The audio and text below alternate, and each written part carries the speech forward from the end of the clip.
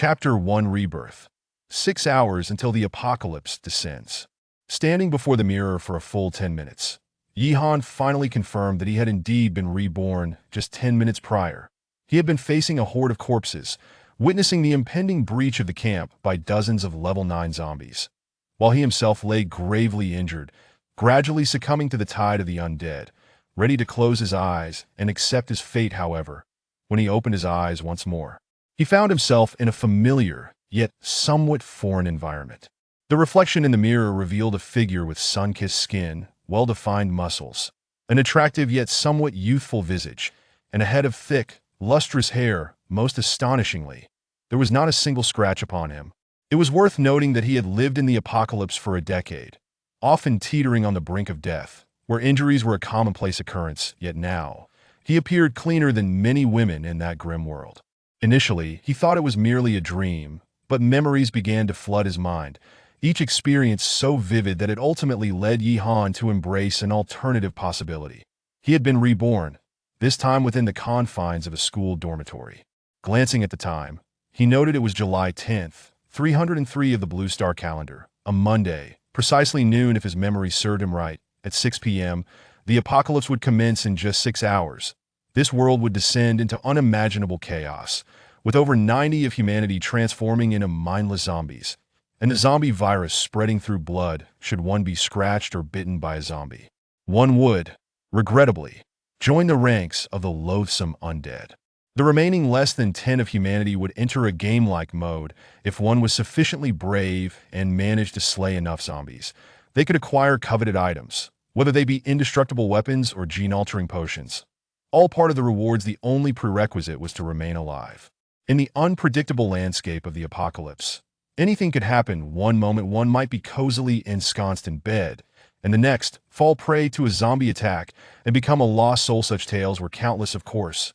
Unlike in online games, here death was final. There was no resurrection. This was precisely why Yihan stood in stunned silence for a full 10 minutes upon realizing he had been reborn in his previous life. Despite successfully stepping into the realm of level 9 evolutionists and standing among the pinnacle of world power, the experiences he endured over the past decade were harrowing. Each evolution was a gamble with his life fortune smiled upon him, allowing him to successfully inject the level 9 evolution serum. However, this did not guarantee he could dominate the apocalypse. He was well aware that 2 years prior, some humans had already evolved to level 10. By the time he reached level 9, there were already triple-digit level 10 evolvers, and the number of level 10 mutated life forms far outnumbered level 10 evolutionists. But all of that was now in the past. Faced with the apocalypse once more, Yihan's eyes held no trace of the fear he once harbored. He had been reborn, and the apocalypse had yet to arrive. Many events had yet to unfold. This meant he could effortlessly alter the future landscape of the entire world. At this moment, a singular thought consumed Yihan's mind. This time, I shall stand atop this world, gazing down upon all. He retrieved a bank card from the drawer, which contained a compensation sum of 200,000 from his parents' tragic car accident, along with his personal savings of 10,000, totaling 210,000. He dared not touch a single penny of it, for it was one of the few legacies left by his parents. However, with the impending apocalypse, currency would soon be replaced by system-generated gold coins, rendering it meaningless to keep. With less than 6 hours remaining, Yihan felt no inclination to delay. Before the apocalypse began, there were many tasks to accomplish. Grabbing his phone and bank card, he departed from the school and hailed a cab to a central outdoor supply store. He procured 3 days' worth of military rations, drinking water, a flashlight, a watch, a lighter, an outdoor machete, a stab-resistant vest, stab-resistant gloves, a backpack, and a series of other outdoor essentials. Once he left, the store owner stared in disbelief at the lengthy bill. Next, he visited a motorcycle dealership where he casually purchased a brand new high-displacement motorcycle, a Yamaha MT-09. Yihan was well aware that riding a motorcycle in the early days of the apocalypse was highly unsafe, yet his previous life as a lone wolf had thoroughly accustomed him to this mode of transportation. What? You say it takes at least a day to process the paperwork? He scoffed. Oh, I don't need any paperwork. Who cares about that in the apocalypse? Just fill it up with gas and let me ride off. He then made a quick stop at a sports goods store to buy a baseball bat, reasoning that a bat would be more durable than a knife, which could dull easily if not for the stringent gun control in Longwa. He would have certainly acquired a firearm. Finally, he visited a hospital, stocking up on a plethora of medications. Stuffing his mountaineering backpack to the brim, these supplies would be scarce once the apocalypse began, and to some extent, they were as valuable as top-tier equipment. Inside were many crucial medicines that would be unobtainable even with gold coins once the calamity struck. Exiting the hospital, it was already past 4 in the afternoon. With only 5,000 remaining in his pocket with preparations nearly complete, he set his sights on Long City, over 100 kilometers away. Yihan chose the luxurious Wanhua Hotel in Long City as his starting point for the apocalypse, not for any trivial reason, but because there were some exceedingly important items that required his personal verification. Boom! At precisely 5 p.m., a deafening roar erupted from the heavens, and the previously clear sky was suddenly engulfed by dense, ominous clouds through the darkened veil. A hint of sunlight remained visible, but gradually, the sun began to emit a crimson glow. Experts explained that the red sun in the sky is a rare natural phenomenon occurring once in a millennium. There is no need for alarm, do not believe or spread rumors. Simply enjoy this beautiful spectacle. Tomorrow's sun will rise as usual. Seated in the parking lot of the Wanhua Hotel, Yihan scrolled through the news on his phone. Unable to suppress a sardonic chuckle upon reading the report, he had deliberately chosen a secluded corner to park his motorcycle before stepping through the hotel doors. Ding! With a gentle chime, the elevator doors slid open as Yihan stepped inside. He took a moment to check the outdoor machete tucked within his backpack. However, the next moment, a somewhat familiar female voice unexpectedly broke the silence in the elevator. Yihan, what brings you here? Weren't you supposed to be in physical training this afternoon? Looking up at the sound, Yihan beheld a strikingly beautiful woman with long hair. Clad in a flowing white sundress, adorning her neck was a brand new diamond pendant, and in one hand, she clutched a trendy handbag from a luxury brand, while her other hand grasped that of a somewhat frail-looking man beside her. Yet upon locking eyes with Yihan, the woman's gaze flickered with evident discomfort, and she repeatedly attempted to withdraw her hand from the man's grip. However, the man's hold was firm, and after several fruitless attempts, she ultimately relinquished her struggle. You must let me explain, she began, but before she could finish, Yihan raised his hand to interrupt her. Who might you be, beautiful? Chapter 2. Activation of the system. Is this it for the novice gift pack? A single sentence left the two individuals before him utterly flabbergasted. They had contemplated countless scenarios for their encounter, but they never anticipated that Yihan would greet them with such a remark. This elicited a fit of laughter from the man, while the woman seethed with embarrassment and anger. Yet, the key point was that Yihan delivered his words with utmost sincerity, devoid of any theatrical pretense. Ah, so you are Wu Mengming's boyfriend, Yihan? You certainly appear to fit the mold, he said, introducing himself as Li Zikai, while deliberately revealing the key to his Ferrari hanging from his waist. His sense of superiority barely sparked before Yihan's next words extinguished it completely. Do I know you? After uttering this, Yihan ignored the self-proclaimed Li Zikai and turned his attention to the rather attractive woman. I do recall you, Wu Mengming. It seems that at this juncture, you are still my girlfriend. Although Wu Mengming possessed striking beauty and an admirable demeanor, for the reborn Yihan, such memories dated back a decade. Did you really think I would remember my ex-girlfriend from 10 years ago? Moreover, this woman had run off with another man after the onset of the apocalypse, reportedly thriving under his protection, having barely ascended to the 9th level of evolution. Oh, right, that man seemed to be Li Zikai. It appeared these two had begun their entanglement prior to the apocalypse, unbeknownst to him. Had it not been for this serendipitous encounter, Yihan might have remained oblivious to the green hat he was wearing for another decade. The atmosphere in the elevator grew awkward, and just then, the doors opened, revealing the 4th floor Yihan intended to reach. He paid no heed to the tumultuous thoughts of the two and promptly exited the elevator. Although his meeting with them was purely coincidental, and he had other matters to attend to the pair, it undoubtedly signified a retreat. Wu Mengming let out a sigh of relief, but Li Zikai was not pleased. He quickly grabbed her and pursued Yihan out of the elevator. He hadn't even had the chance to flaunt himself yet. How could he let this brat escape? He had long intended to teach Yihan a lesson, hoping to intimidate the impoverished youth, but had never found the opportunity. Since they had crossed paths today, he was determined to make Yihan aware of the consequences of vying for a woman with Li Xiao. Stop! He closed the distance in a few strides, seizing Yihan by the collar and preparing to strike. However, upon second thought, He realized this fellow seemed to be an athlete. His own slender arms and legs might not stand a chance. Furthermore, in such a public space, should anyone capture this moment and share it online, Li Xiao's reputation would be in tatters. Fortunately, he had a pure gold spring knife on him, initially meant for showboating. Now proving to be quite useful. Listen here, I won't waste words with you. Check your account balance. Do you honestly think you deserve Wu Mingming? Do you see this? A Ferrari. Something you'll never get your hands on. Understand?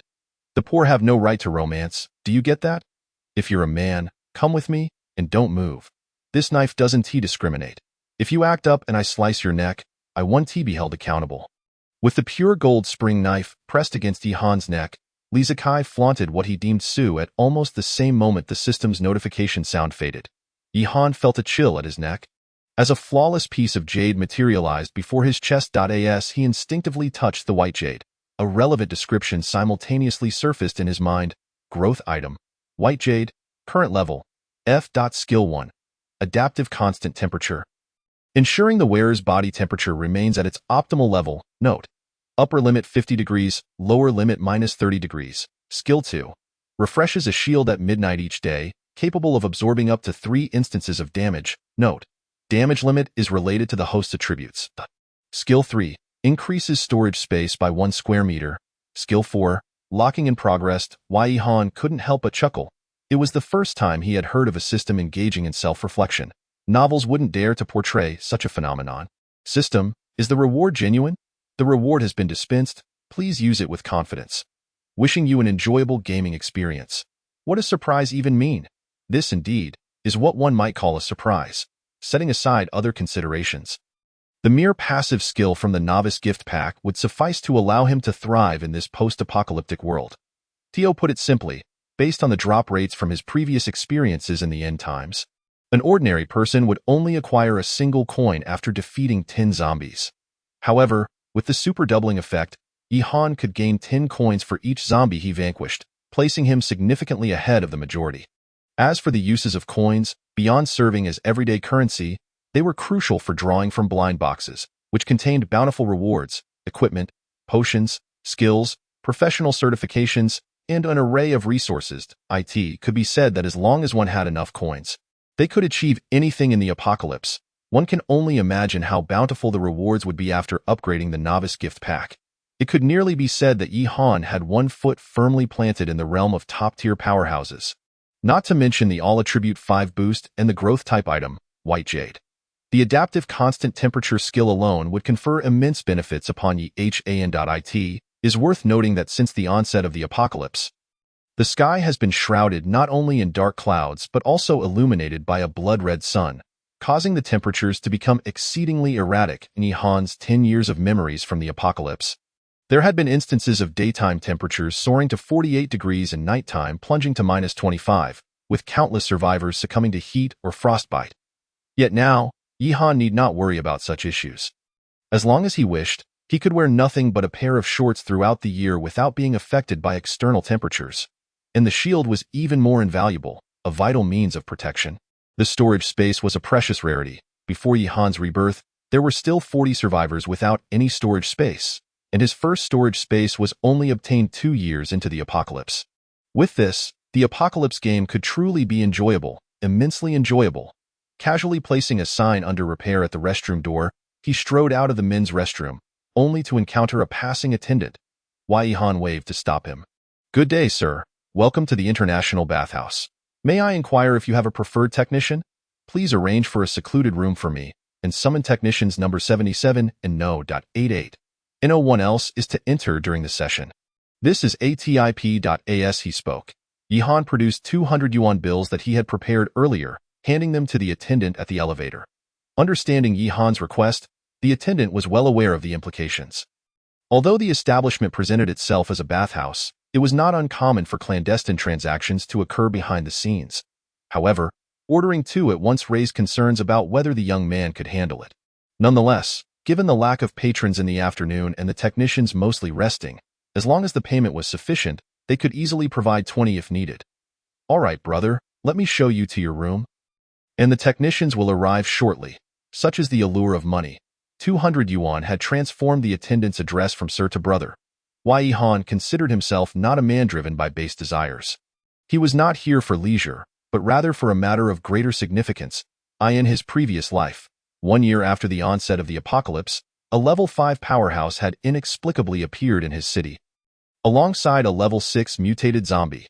The emergence of these two entities had transformed Long City from a third-tier city before the apocalypse into a coveted location thereafter. It was said that both the level 5 Evolver and the level 6 zombie had originated from the International Hotel. And intriguingly, they had once been as close as sisters, both working as technicians at the bathhouse, namely, number 77 and number 88.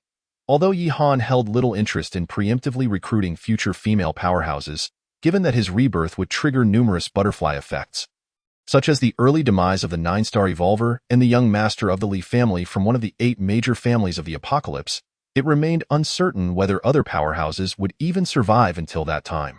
However, the fact that the International Hotel could cultivate both a level 5 Evolver and a level 6 zombie indicated the abundance of resources within. If all went as expected, he might find ample opportunities for growth at the hotel in the period following the apocalypse. Lying on the bed, contemplating the possibilities, he soon heard the sound of high heels approaching from outside the door. "Good day, sir. Technicians number 77 and number 88 are delighted to serve you." The two women spoke almost in unison, their voices dripping with temptation, sending shivers down his spine. Yet, Yihan felt no inclination. He merely responded briefly, barely lifting his eyelids. Although this indifference displeased technician number 88, she noted that this young man, with his somewhat handsome appearance and youthful demeanor, likely hailed from a nearby university. Moreover, the attendant had repeatedly emphasized that he was likely a wealthy guest, urging them to provide excellent service. A bad attitude could be overlooked, as good-looking and affluent clients were rare. Technician number 88 was the first to put down her handbag and began undressing, quickly revealing her alluring physique. "Handsome, shall I help you undress?" Technician number 88 was evidently more forward. After shedding her clothing, she lay beside Yihan, giggling as she attempted to remove his garments, her seductive charm practically radiating from her very being, making it hard to decline. Conversely, technician number 77 appeared more reserved, fidgeting for a while before only removing her dress, still lacking the courage to remove her undergarments. "Not just yet. Please give me a massage first. I've been feeling fatigued from training lately and could use some relaxation." It was now 5:55 p.m., mere minutes before the apocalypse was set to commence, and while showering would be impossible, a massage was still feasible. Notably, both technicians exhibited quite professional skills, yet Yihan's focus remained fixed on his watch, his mind far from enjoying the experience. 5, 56, 5, 57, 5, 58, 5, 59. As the clock struck 6:00, Yihan abruptly sat up, startling both technicians. Before they could react, he seized their wrists, pinning them firmly to the bed. To Yihan's astonishment, the two women exhibited no signs of resistance whatsoever. There was no accompanying notification heralding the beginning of the game. Wait, is this for real? Has the apocalypse been averted? The ominous clouds and blood-red sun outside mirrored the previous life scenario. Even the system had manifested, yet the apocalypse had not arrived. The two technicians were understandably taken aback by Yihan's sudden movement. However, their professionalism quickly resurfaced, as technician number 88 soon regained her composure, her soft gasps echoing beneath him. "So, you enjoy this sort of play, huh? Don't rush. Let me take you to the bath, and we can enjoy ourselves slowly in the shower." Just as technician number 88's words fell, her entire body suddenly tensed, her legs stiffening, and a subtle tremor coursed through her form as her skin began to pale to a grayish hue. This was a precursor to becoming a zombie. Glancing at his watch, it read 6:01. Was his watch a minute fast? Without further contemplation, Yihan retrieved a bloodied machete from his storage space, swiftly severing technician number 88's head. Simultaneously, a semi-transparent notice board appeared before the eyes of every person in the world. The apocalypse game has officially commenced. Perhaps you have already encountered abnormal humans nearby. Do not hesitate, for that is a zombie. Eliminate it swiftly. Survivors, do not allow yourself to be attacked by zombies, lest you become one of them. Cherish your life, as death means irreversible demise. There are numerous types of zombies. Survivors, please explore them on your own. Furthermore, the game harbors unexpected surprises. Strive to survive. Wishing all survivors an enjoyable gaming experience. Chapter 4. The Blind Box Machine. I aimed to empty the rewards after a brief glance. I found that the panel was identical to that of my previous life, showing no signs of change. However, this merely indicated that the apocalypse remained unchanged from my past experiences. Familiar with the process, I summoned the player panel and opened the attribute screen, where a lengthy string of text and numbers appeared before me. Name: Yi-Han Gold Coins, Level 1, 10 Coins Enhancement Level, 1 Physique, 15 Spirit, 25 Strength, 16 Stamina, 15 Agility, 15 Equipment, White Jade F, Growth Type, Skills, Super Doubling. Note: the initial value for a healthy adult male is 10, which can be enhanced to 11 through specialized training. A professional athlete may achieve a specialized attribute of 12, while extraordinarily gifted athletes can reach a maximum of 13. At first, I was somewhat astonished by my attribute panel. These stats already placed me on the threshold of a level 1 evolver. Anyone witnessing this would find it hard to believe that it belonged to a newcomer. However, recalling the 5 to all attributes from the starter pack, I felt reassured. Excluding the 5 points granted by the system, my other attributes mirrored those of my previous life, with the exception of Spirit. 10 for Physique, 20 for Spirit, 11 for Strength, 10 for Stamina, and 10 for Agility. As a student athlete, it was not unusual for my strength to exceed 11, but to have an initial Spirit value of 20 seemed rather excessive. After much contemplation, I concluded that my rebirth must have caused this alteration. Elevating my Spirit to 20. Based on my current attributes, I should be the strongest human before the emergence of level 1 evolvers. After all, the attribute values of professional athletes only reach 12. While my lowest attribute stands at 15, if I were to compete in the Olympic Games now, I could effortlessly shatter the world records across all events. Moreover, I possessed 10 level 1 gold coins. A considerable sum indeed. What a remarkable start. Global announcement. Congratulations to player Yi-Han for successfully slaying the special zombie. Level 1 Chant Caller, achieving the global first kill and receiving an additional reward of 10 level 1 gold coins. Global players have unlocked the Chant Caller Pokédex. The translucent announcement panel reappeared before me, and a faint smile graced my lips. I had succeeded. In my previous life, there were rumors of an 8th level Chant Caller that had emerged from Long City, causing considerable distress among survivors. After all, Chant Callers are among the rare zombies capable of casting spell attacks, and that 8th level Chant Caller could even manipulate elemental magic, despite ultimately being vanquished by dozens of 7th level evolvers. That battle had inflicted significant losses on the human faction.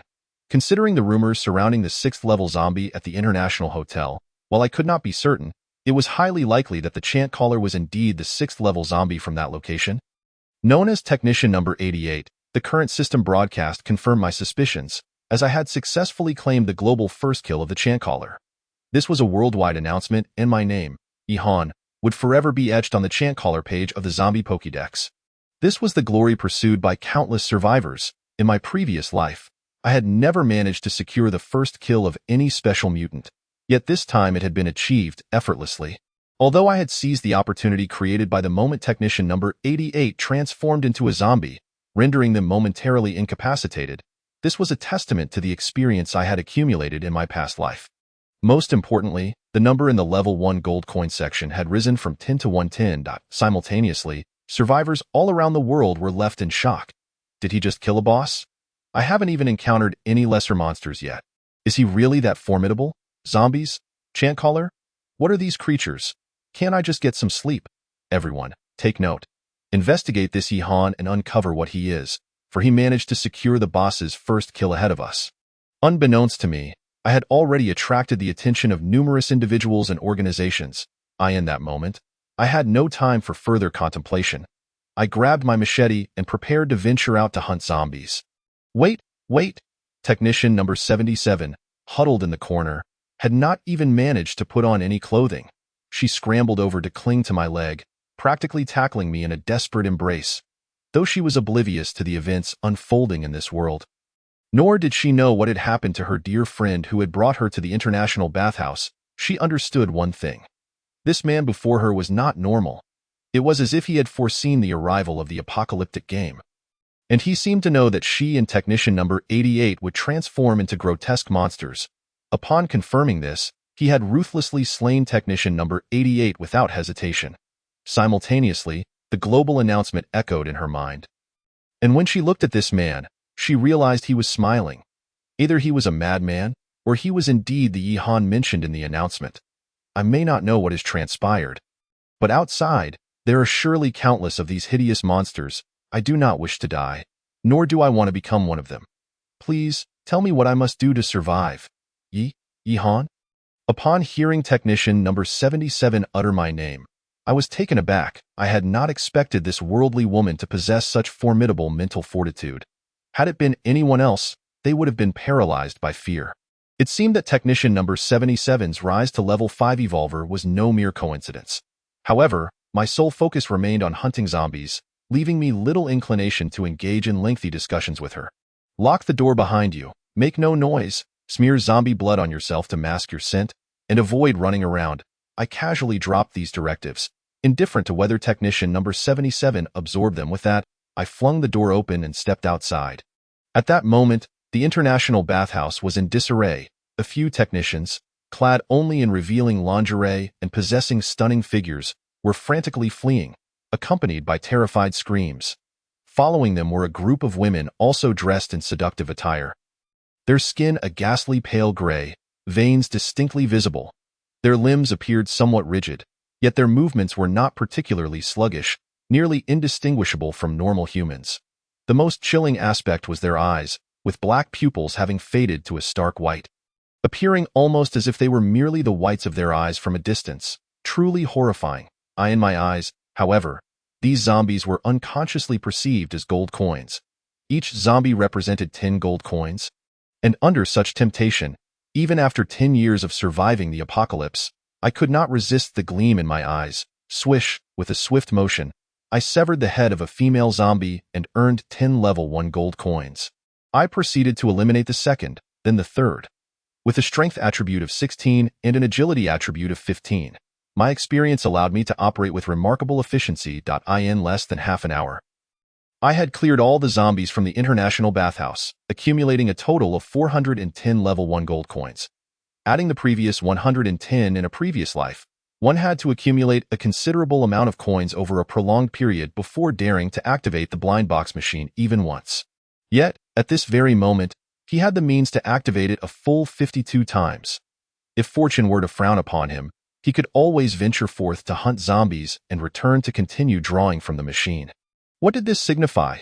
It indicated that Yi-Han could entirely deplete the rewards contained within that blind box machine. A smile spread across his face as he stood before the machine. His hand pressed to his forehead in unrestrained laughter. Chapter 5. The blind box machine surely does not have a mechanism that deducts lifespan to enhance probabilities, does it? The machine featured 2 buttons, one for a single draw and the other for 5 draws. The placement of these buttons was decidedly inhumane. The single draw button was positioned at the bottom, necessitating a crouch to reach it, while the 5 draws button was placed above, easily accessible with a mere lift of the hand. This design had given rise to a saying in the previous life: those who crouch to draw from the blind box are akin to dogs.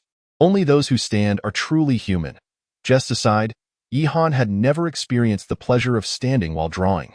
Thus, reborn, he naturally opted for the upper button. He would no longer be a dog crouching for rewards in this life. Upon pressing the button for 5 draws, his level 1 coins diminished by 50, yet in exchange, the blind box machine erupted with radiant light. Ding! A crisp sound resonated from within the machine, which then dispensed 5 items: bread, canned meat, purified water, and bread. Such was the nature of the blind box machine. All rewards were contingent upon chance, with rarer items bearing lower probabilities. In the previous life, experts had conducted experiments revealing that the chances of drawing an E-level item were 20, a D-level 10, a C-level 5, a B-level 2, and an A-level 1, while items of S-level or above hovered around a mere 0.1. Countless individuals toiled for days to amass enough coins for a single draw, only to find their efforts wasted should the machine yield low-tier supplies like bread. Even so, all still fought fervently for a chance to draw, driven by that elusive probability. Thus, the outcome of this 5-draw attempt yielding only basic supplies was hardly surprising to Yi-Han. After all, he had set a record in his previous life by drawing bread 20 times consecutively, a record that stood unbroken for 5 years. He pressed on. Ding, bread, purified water, pistol ammunition, purified water, green potion. When the green potion emerged from the machine, Yihan's brows involuntarily twitched. Following the apocalypse, the blind box machine produced numerous potions, yet only two were in high demand: the blue evolution potion and the green immunity potion. The former granted the user enhanced strength, while the latter conferred immunity to the zombie virus. This characteristic caused the immunity potion to command a price even higher than the evolution potion during the initial year of the apocalypse. After all, lacking an evolution potion merely made hunting zombies slightly more challenging, but without an immunity potion, a single touch from a zombie could transform one into part of a horde.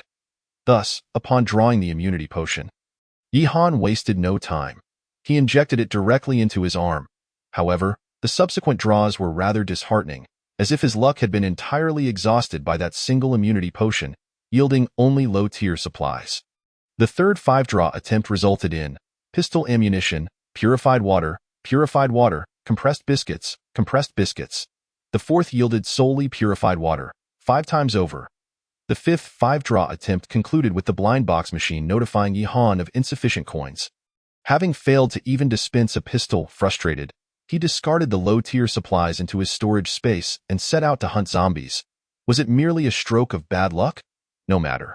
He had an abundance of coins, and if 10 attempts yielded nothing, he would simply try again. 10 times, 20 times, until he drew something worthwhile.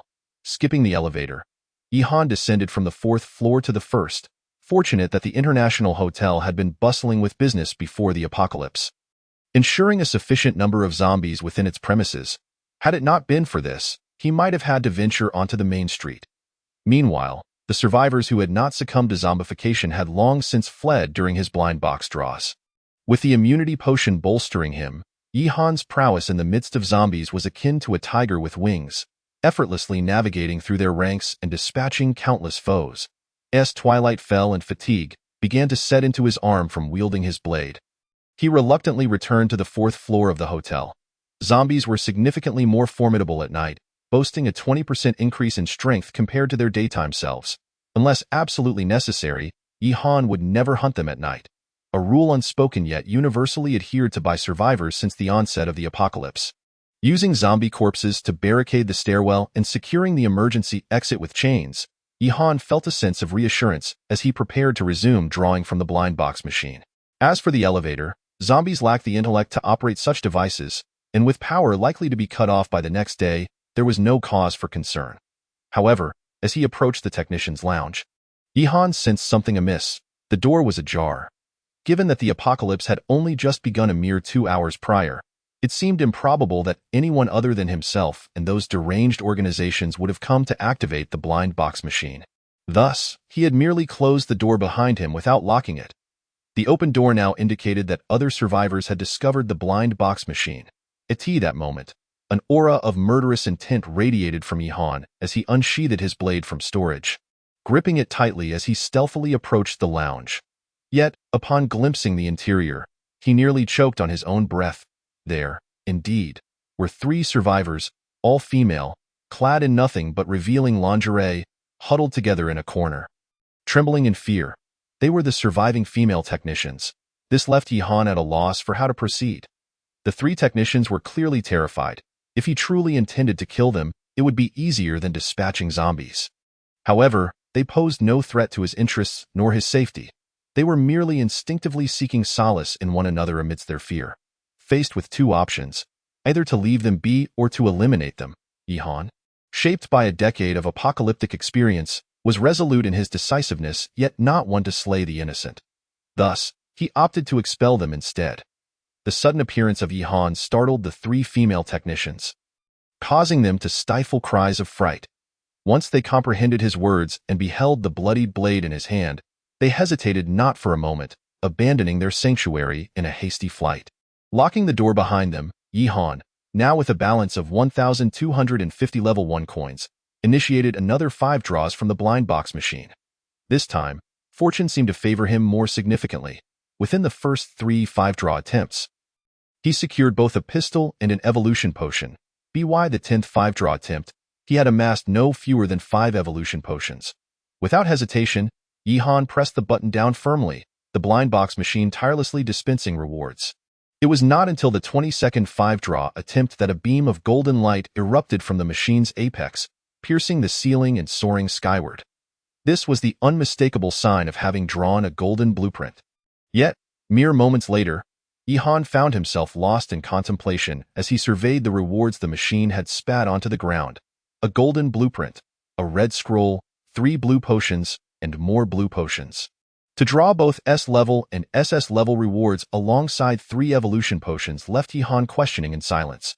Surely, the blind box machine could not have a mechanism that deducted lifespan to enhance probabilities. Could it? Chapter 6. Unlocking Professions, boldly cheating the system at times. The blind box machine seemed intent on manipulating one's psyche.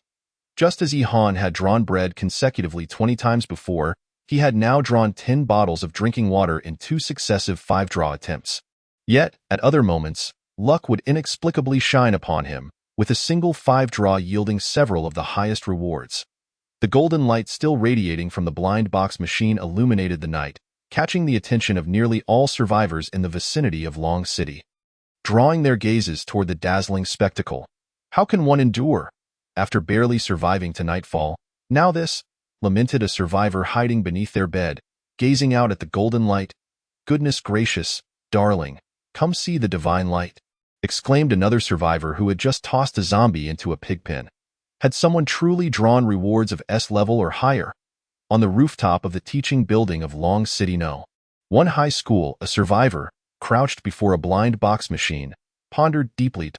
To avoid unnecessary complications, Yihan hastily stowed away all the rewards on the ground into his storage space, leaving only an evolution potion behind. He then retrieved several potions purchased previously from the hospital and began to refine the evolution potion. In his past life, the formula for refining evolution potions was no longer a secret.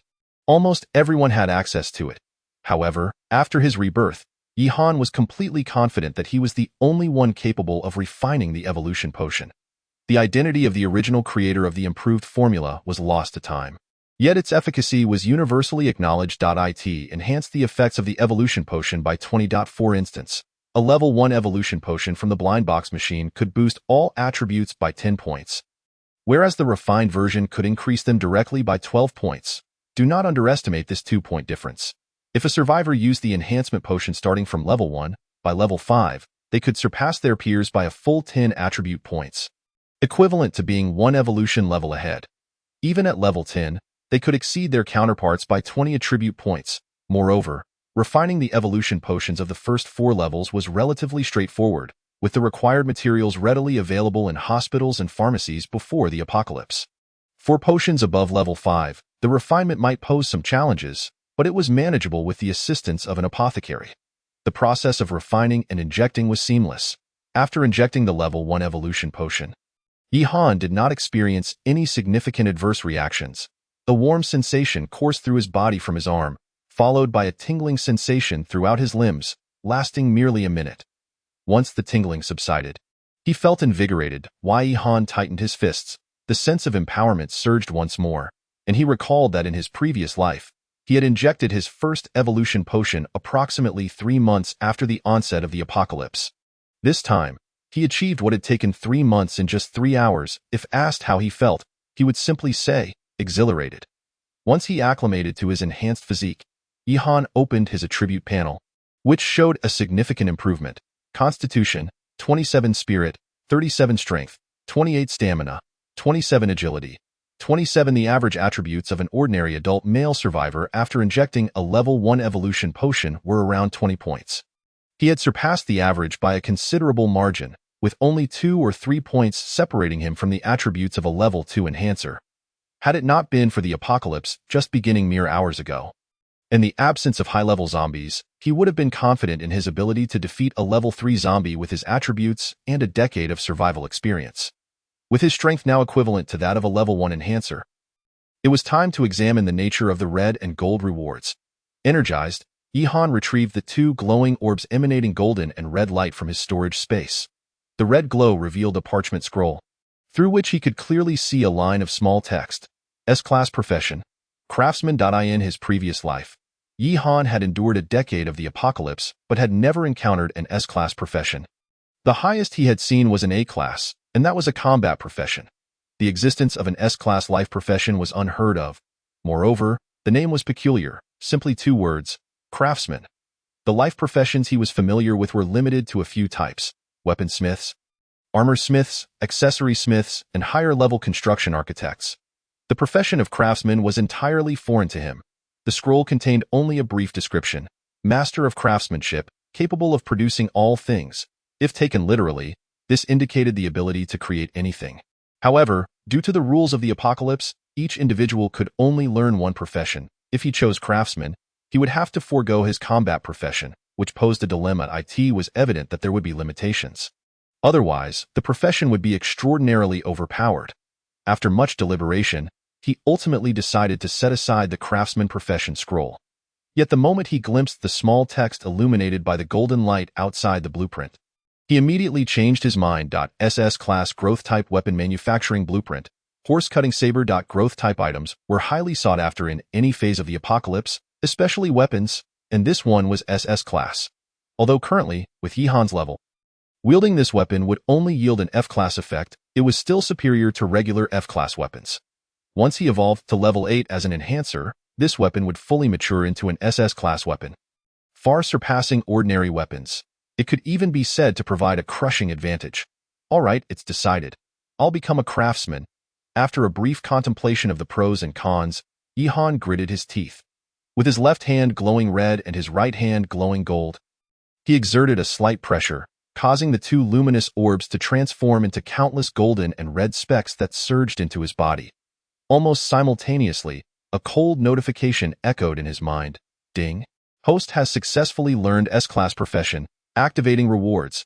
Activation successful. Obtained SSS Class passive skill. Learn as you live. Learn as you live. For each level of enhancement gained, the host can unlock 1 profession.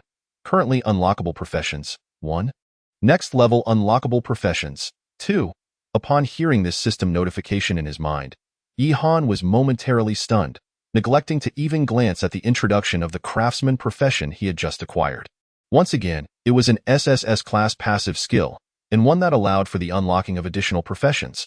Although he could only unlock 1 profession for now, as he enhanced to higher levels, he would be able to unlock even more. 1 at level 1, 2 at level 2, 3 at level 3. If he reached level 10, he could unlock as many as 10. Goodness, this was no mere system. It was blatantly overpowered. From this moment onward, Yihan would no longer have to worry about which profession to learn. If he wished, he could master several of the most popular professions in the apocalypse. Of course, this was merely a casual remark. Even if he could learn numerous professions, careful consideration was necessary. After all, the professions produced by blind box machines numbered in the hundreds, and even if Yihan advanced to level 100, it would be impossible to learn them all. The craftsman profession introduction.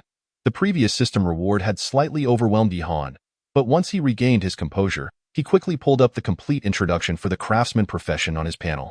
S-Class profession, craftsman, requires leveling up, current level, beginner current level production capabilities, homogeneous enhancement, basic materials, weapons, weapon repair current proficiency, 0-100, full proficiency allows for leveling up, level up requirements, 5 profession badges next level production capabilities, intermediate materials, armor repair. Even having witnessed countless professions, Yihan could not help but draw in a sharp breath upon reading the introduction. And my goodness, 5 profession badges. Standard professions typically required only 1 badge for leveling up. Even the highest A-class professions he had encountered in his previous life only needed 2, yet here it required 5. The drop rate of profession badges was substantially lower than that of evolution potions. First, he would need to find a blind box machine containing profession badges. Roughly 1 in 10 would yield 1. Secondly, he would need to gamble a significant amount of gold to seize that elusive probability. In his previous life, Yihan had acquired only 3 profession badges before his rebirth, while leveling up the craftsman required 5. Truly deserving of its S-class status, not only were its skills extraordinarily powerful, but even the leveling requirements were daunting. Fortunately, Yihan had far easier access to gold than the average survivor. Had anyone else obtained the craftsman profession, they would likely be stuck at level 1 even upon reaching level 10 as enhancers. Moreover, it was fortunate that as a beginner craftsman, he could create weapons, ensuring the scroll was not wasted. Next, Yihan pulled up the relevant introduction for the horse-cutting saber blueprint. SS Class Growth Type Weapon Manufacturing Blueprint. Horse-cutting saber materials required for manufacture. Primary steel X2.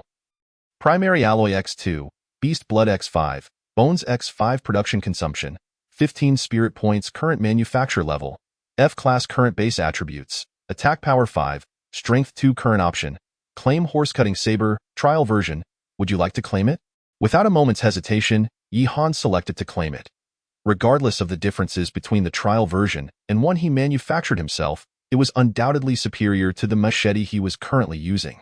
A flash of golden light passed over his hand, and in an instant, a long sword, approximately 1 meter in length, wide at the top and narrow at the bottom, with a straight blade, materialized in his grasp.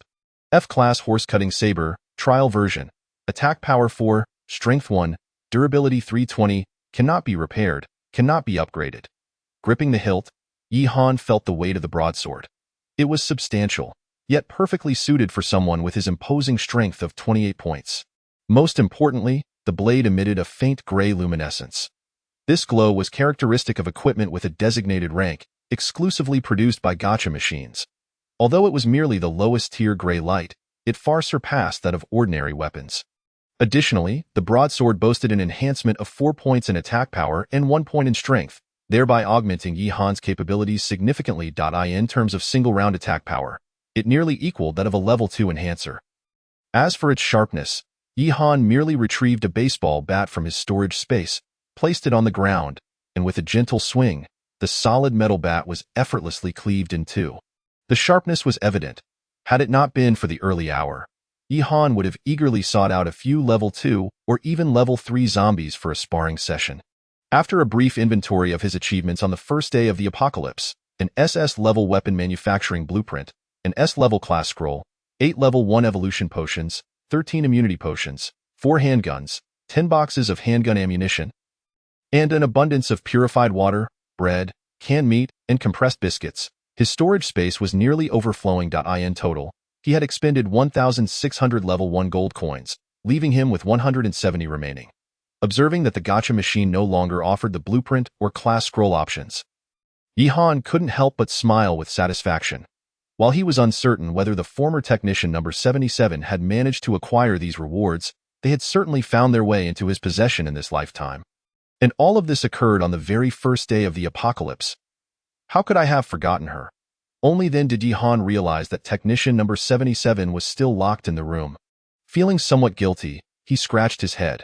Strictly speaking, he had appropriated resources that originally belonged to technician number 77 and had kept her confined for quite some time, which weighed on his conscience. He softly knocked on the door where technician No. 77 was located, but received no response. After a moment's contemplation, Yi Han decided to take a more direct approach. Bang! With 28 points of strength, his kick shattered the door with little effort. In the instant the door crumbled, a faint gasp escaped from the pitch-black room, but it was fleeting, quickly dissipating into the air. Switching on the light and stepping inside, Yi Han was met with the sight of technician No. 77, huddled in the corner, shivering in a most pitiable state. Her body was smeared with dark zombie blood, rendering her a shadowy figure from a distance, grasping a small eyebrow razor tightly in her hands. She stared wide-eyed at the door, with transparent tape stuck to her mouth from an unknown source. Although the scene was somewhat comical, Yi Han couldn't help but find it puzzling. The amount of blood was rather excessive.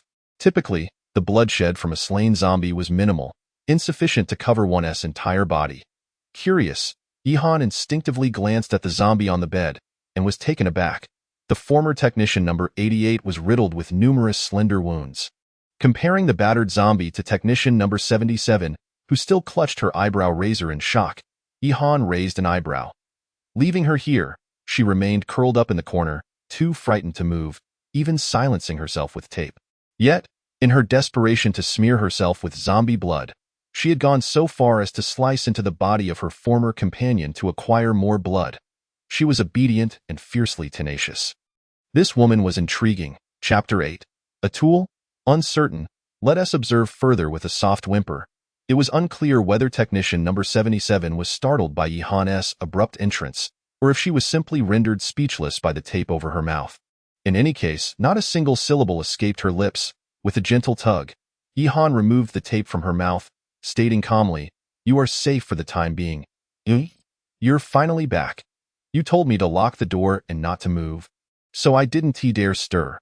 You told me to remain silent, so I found tape to seal my mouth. You told me to smear blood, but there wasn't enough, so I could only scrape a little from her. Fearing it would flow into my mouth and change me too, it terrified me. Technician number 77, whose nerves had been frayed for hours, could no longer contain herself upon seeing Yi-Han. She discarded the useless eyebrow razor and, with her fingers buried in her hair, burst into tears. Fortunately, the zombies on the floor had been cleared by Yi-Han, and the soundproofing of the bathhouse rooms was quite effective. Otherwise, her cries would have undoubtedly attracted a horde of zombies. All right, settle down. If you keep crying, you'll draw the zombies over, and I won't be responsible. It was evident that technician number 77 had yet to regain her composure. Upon hearing Yi-Han's words, she immediately forced herself to quiet down. Though still sniffling, she managed to stifle any further sound. Perhaps feeling guilty for having appropriated resources that rightfully belonged to technician number 77, Yi-Han pondered for a moment before retrieving an immunity potion from his storage space and tossing it to her. If you want to avoid turning into a zombie, inject this. Then, while the water and electricity are still running, make sure to take a shower. Afterward, come find me in the Technician's lounge. Without waiting to see if Technician No. 77 had absorbed his instructions, Yi-Han returned to the Technician's lounge, laid down on the bed to recuperate, and began to study the skills associated with his craftsman profession. First, he focused on weapon repair. And fortuitously, he had a baseball bat that had been cleaved in two. Grasping each segment of the bat with both hands, he slowly brought them together, and soon, the bat radiated a warm glow. In the next moment, it miraculously restored itself to its original state, showing no signs of having been severed. Repairing one bat consumed merely 1 point of mental energy, likely due to its ordinariness, lacking any rank, thus making it relatively simple to mend. Next was a more complex function, homogeneous enhancement, combining two weapons of the same material to enhance their properties based on the materials used. The description seemed intricate, yet the execution was straightforward. Yi-Han grasped the outdoor machete in his left hand and the baseball bat in his right, silently activating the homogeneous enhancement. This time, the two weapons glowed with white light, and the light from the bat gradually fused into the machete. In the blink of an eye, a brand new machete was formed. Compared to the previous machete, this new one was slightly longer, measuring approximately 60 centimeters, and its weight had also shifted. Most importantly, this machete now boasted an additional point in attack power. Indeed, an ordinary machete, once enhanced through homogeneous enhancement, had acquired an attack boost. Notably, Yi-Han's broadsword only offered a 4-point increase in attack power. While there was a 3-point difference, the broadsword was an SS-level weapon. If he could acquire a few more such blades, the added attack power would undoubtedly increase even further. However, materials were currently limited, and each instance of homogeneous enhancement consumed a significant 5 points of mental energy. With the broadsword in his possession, utilizing these ordinary weapons felt somewhat indulgent. Just as Yi-Han was engrossed in his endeavors, a graceful figure glided into the Technician's lounge, her soft footsteps barely making a sound. Under the light, droplets of water glistened upon her form. Why are you not dressed again? Is this a professional habit? A mere cursory glance was enough for Yi-Han to fixate on Technician number 77's almond-shaped eyes, unwavering in his gaze, resolute and pure. Though she possessed a certain allure, Yi-Han felt no inclination to indulge in her beauty, especially given her status as a technician at the International Bathhouse. Technician number 77 nodded slightly, appearing significantly more radiant than before, the remnants of zombie blood washed away, and a blush blossoming on her cheeks. My clothes got dirty, and I feared the towel might not be clean. Besides, I thought you wanted me to shower as a form of repayment. Her voice trailed off, growing softer until she eventually bowed her head, burying her face in the softness of her hair. In response, Yi-Han said nothing further, merely gesturing toward the nearby wardrobe. Go find something to wear. Additionally, I have a few questions that require your answers. Your name, age, and areas of expertise. Dressed in her casual attire, Technician number 77 swiftly approached Yi-Han. As she stood before him, she dared not take a seat without his permission, answering his inquiries with utmost honesty. My name is Fu Xiao, and I have just turned 20 this year. I don't possess any particular skills. I was lured here for work by a friend who claimed it was a quick way to earn money. Having just graduated from vocational school and without employment, I decided to give it a try. However, once I arrived, they wouldn't let me leave and insisted I stay to work. If I disobeyed, they would hit me. After enduring half a month of grueling training, who would have thought that on my very first day of work, I would encounter such a situation? Woe is me. Perhaps this confession opened the floodgates of Fu Xiaoxiao's heart. For her eyes began to glisten with unshed tears, the urge to cry almost overwhelming. Yet, in the next moment, Yihan cast a glance her way, prompting her to quickly close her mouth, though tears still trickled from the corners of her eyes. Mercifully silent, Yihan found it puzzling. After all, in his past life, he had been a renowned 5-star powerhouse. How was it that he now resembled a mere weeping child, having cried several times in such a short span? Surviving is not impossible, but I have 3 conditions. First, obedience. Do as I say. Second, do not hinder me. If you obstruct my plans, I will not hesitate to abandon you. Third, loyalty. Should I discover your betrayal, believe me, your suffering will be greater than death itself. If you adhere to these 3 stipulations, I can assure you of your well-being, at least until I depart from the International Hotel. You will live better than most in this apocalyptic world. Yihan harbored no genuine interest in women, at least not at this stage. They would merely serve as stumbling blocks on his path to evolution. However, a tool was a different matter, one that would not become a burden and could be utilized when necessary. Discarded thereafter, Fu Xiaoxiao had displayed commendable traits, yet it remained uncertain whether she could truly serve as a tool. Uncertain, he decided to observe further. Chapter 9. Level 3 Special Zombie. The glutton the first night after the apocalypse descended was a struggle for most survivors to endure. The screams outside were relentless, occasionally accompanied by the unsettling sound of tearing flesh. Yet, these noises seemingly did not disturb Yihan, who lay in bed with his eyes tightly shut, breathing steadily. Apart from his hands firmly gripping his machete, he appeared unchanged from the time before the apocalypse. In stark contrast, Fu Xiaoxiao, who lay on the sofa beside him, tossed and turned, unable to find rest. Each time a scream echoed from outside, she couldn't help but glance at the man on the bed. Just seeing him there dissipated all her fears. The night passed in silence. The following day, Yihan rose early, and after a brief wash, he roused Fu Xiaoxiao from her slumber. I will be going out shortly and will return before dark. Here is your food and water for today, and I am leaving you this knife for self-defense. Should you encounter any stray zombies, aim for their heads. He retrieved the mentioned items from his storage space, placing them before her, oblivious to her wide-eyed gaze. You must understand this. My ability to entrust you with this knife indicates I could easily dispatch you should you act foolishly. For your own sake, refrain from making any regrettable decisions and simply keep watch over that machine for me. Yihan's words bore a clear undertone of threat. Surprisingly, Fu Xiaoxiao showed no signs of discontent, nodding vigorously like a little chick pecking at grains. Although this man was younger than her, he exuded an impressive aura. She had gone an entire night without food, and here he was, sharing provisions and even providing her with a knife. Moreover, he was somewhat handsome.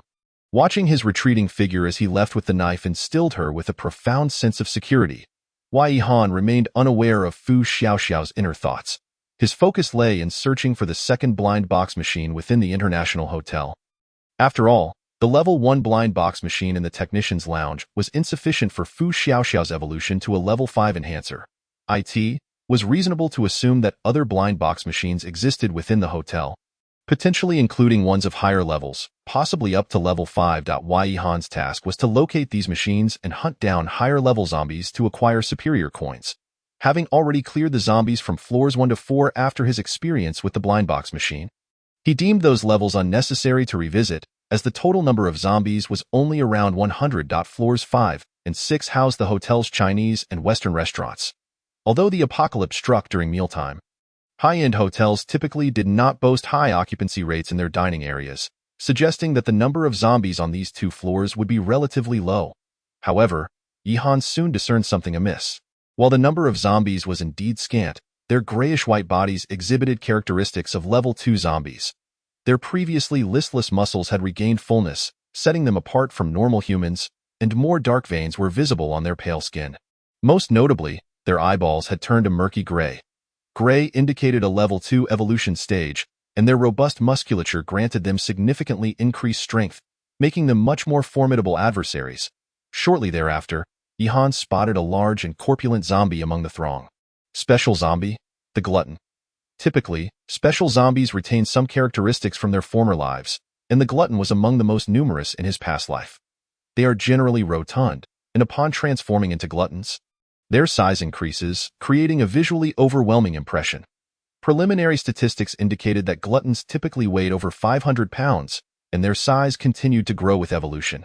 Their evolution method was simple and brutal: consumption. This led gluttons to become the fastest evolving special zombies in the early apocalypse. What drew all survivors to them were the two knives they wielded, the blades of gluttony. These were the easiest evolution weapons to acquire in the apocalypse. With an evolution limit of grade S, regrettably, in his past life, even after 10 years, the highest grade achieved by survivors was only grade B, rendering the blades of gluttony merely a beginner's artifact. Additionally, the appearance of the blades of gluttony was random. Yihan had encountered various forms in his previous life, from cleavers to Chinese-style kitchen knives, and even Western dining knives, none of them particularly appealing. The glutton he faced now wielded a watermelon knife, and should Yihan slay this glutton, he would receive a watermelon knife as his reward. Nevertheless, each blade of gluttony possessed identical initial attributes, while the upgraded attributes depended on the materials used for enhancement. Although Yihan already possessed the blueprint for a machete, he was unwilling to miss out on this blade of gluttony, especially with the opportunity for a global first kill, which would yield a significant bounty of level 3 coins. However, the danger posed by a level 3 glutton was considerable, compounded by the presence of a certain number of level 2 zombies, presenting a formidable challenge. The glutton moved much slower than ordinary zombies, and its activity was largely confined to the kitchen, granting Yihan some time to eliminate the level 2 zombies in the restaurant. What followed was a waiting game, patiently biding his time until the glutton ventured deeper into the kitchen. Before long, Yihan made his move. Armed with the machete, he stepped out of the corridor. With the machete's enhancement, his strength soared to 29 points, supplemented by an additional 4 points of attack power. At this moment, he could easily rival a level 2 enhancer in terms of sheer power. Although level 2 zombies possessed greater speed and strength than their level 1 counterparts, in Yihan's eyes, they were merely a pile of coins. One level 2 zombie caught the scent of the survivor, instinctively moving towards his direction, with several other level 2 zombies following suit. If zombies possessed cognition, this one would surely be thinking that it was finally about to enjoy a hearty meal. Yet, just as it reached the stairway and was about to step forward, a flash of white light caught its eye in the next moment. The level 2 zombie's vision lowered until it beheld its own body lying aside, and consciousness faded into oblivion. This scene transpired in the blink of an eye. After dispatching one level 2 zombie, Yihan's focus shifted to the others. Almost simultaneously, a notification echoed in his ears. Successfully killed a level 2 zombie, earning 10 level 2 coins. Chapter 10. The first kill revisited the challenge of vanquishing a level 2 zombie with a level 3 devourer is significantly greater than that of a level 1 zombie. Had Yihan not injected the evolution serum yesterday, he would likely have been overwhelmed by the horde of undead at this very moment. However, fortune favored him. He had indeed injected the evolution serum and acquired a machete, even though it was merely a complimentary trial version. With his 29 points in strength and an additional 4 points of attack power, confronting a level 2 zombie was an effortless endeavor for Yihan. With a swift stroke, he severed the head of the first level 2 zombie, then quickly pivoted the blade to target the neck of the second. Yihan had already observed the devourer for nearly half an hour and discerned a predictable pattern in its movements. Typically, the devourer roamed the kitchen, spending approximately 10 minutes on each circuit, which meant it took about 5 minutes to traverse one way. This indicated that Yihan had a mere 5 minutes to eliminate the surrounding level 2 zombies. If he failed to clear the area completely, he would have to divert his attention to the devourer once it emerged, at which point the nearby level 2 zombies would pose a significant threat. Fortunately, the number of zombies was as Yihan had anticipated, not overly abundant. Within a mere 3 minutes, he had dispatched all 13 level 2 zombies in the restaurant, successfully acquiring 130 level 2 coins. Yet, upon entering the kitchen, he realized he had only surmised half of the situation. While the restaurant was devoid of zombies, the kitchen harbored over 20 level 2 zombies, along with the level 3 devourer. Unless Yihan injected a level 2 evolution serum immediately, the ensuing battle would be dire. Nonetheless, it was not an insurmountable problem. The The city's basic supplies had yet to be severed, and after scrutinizing the kitchen's layout, Yihan felt the upcoming encounter was not beyond his capabilities.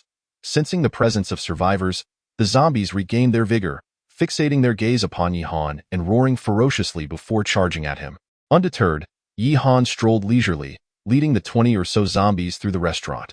His agility points had reached 28, exceeding those of a typical level 1 enhancer by a full 8 points. In contrast, the level 2 zombies moved at a sluggish pace. In quick succession, Yihan evaded the level 2 zombies and darted into the kitchen, locking eyes with the lethargic level 3 devourer. Startled by the sight before it, the devourer pondered that this was the first survivor bold enough to confront it since the previous night.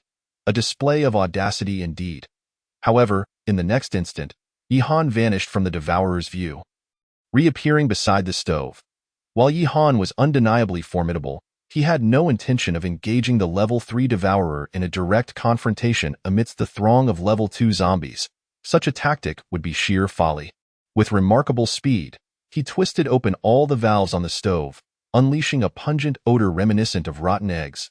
By the time the level 2 zombies surged into the kitchen, the gas had permeated the entire area, and Yihan crouched in a corner, holding his breath and biding his time for the opportune moment to break free from the encirclement.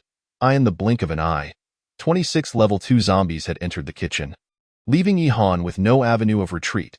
He reached for the white jade pendant within this blind box machine. There are a total of merely 5 prizes: a full box of purified water, a complete case of self-heating rice, an entire carton of canned meat, a level 2 evolution potion, and a long knife that emanates a grayish glow.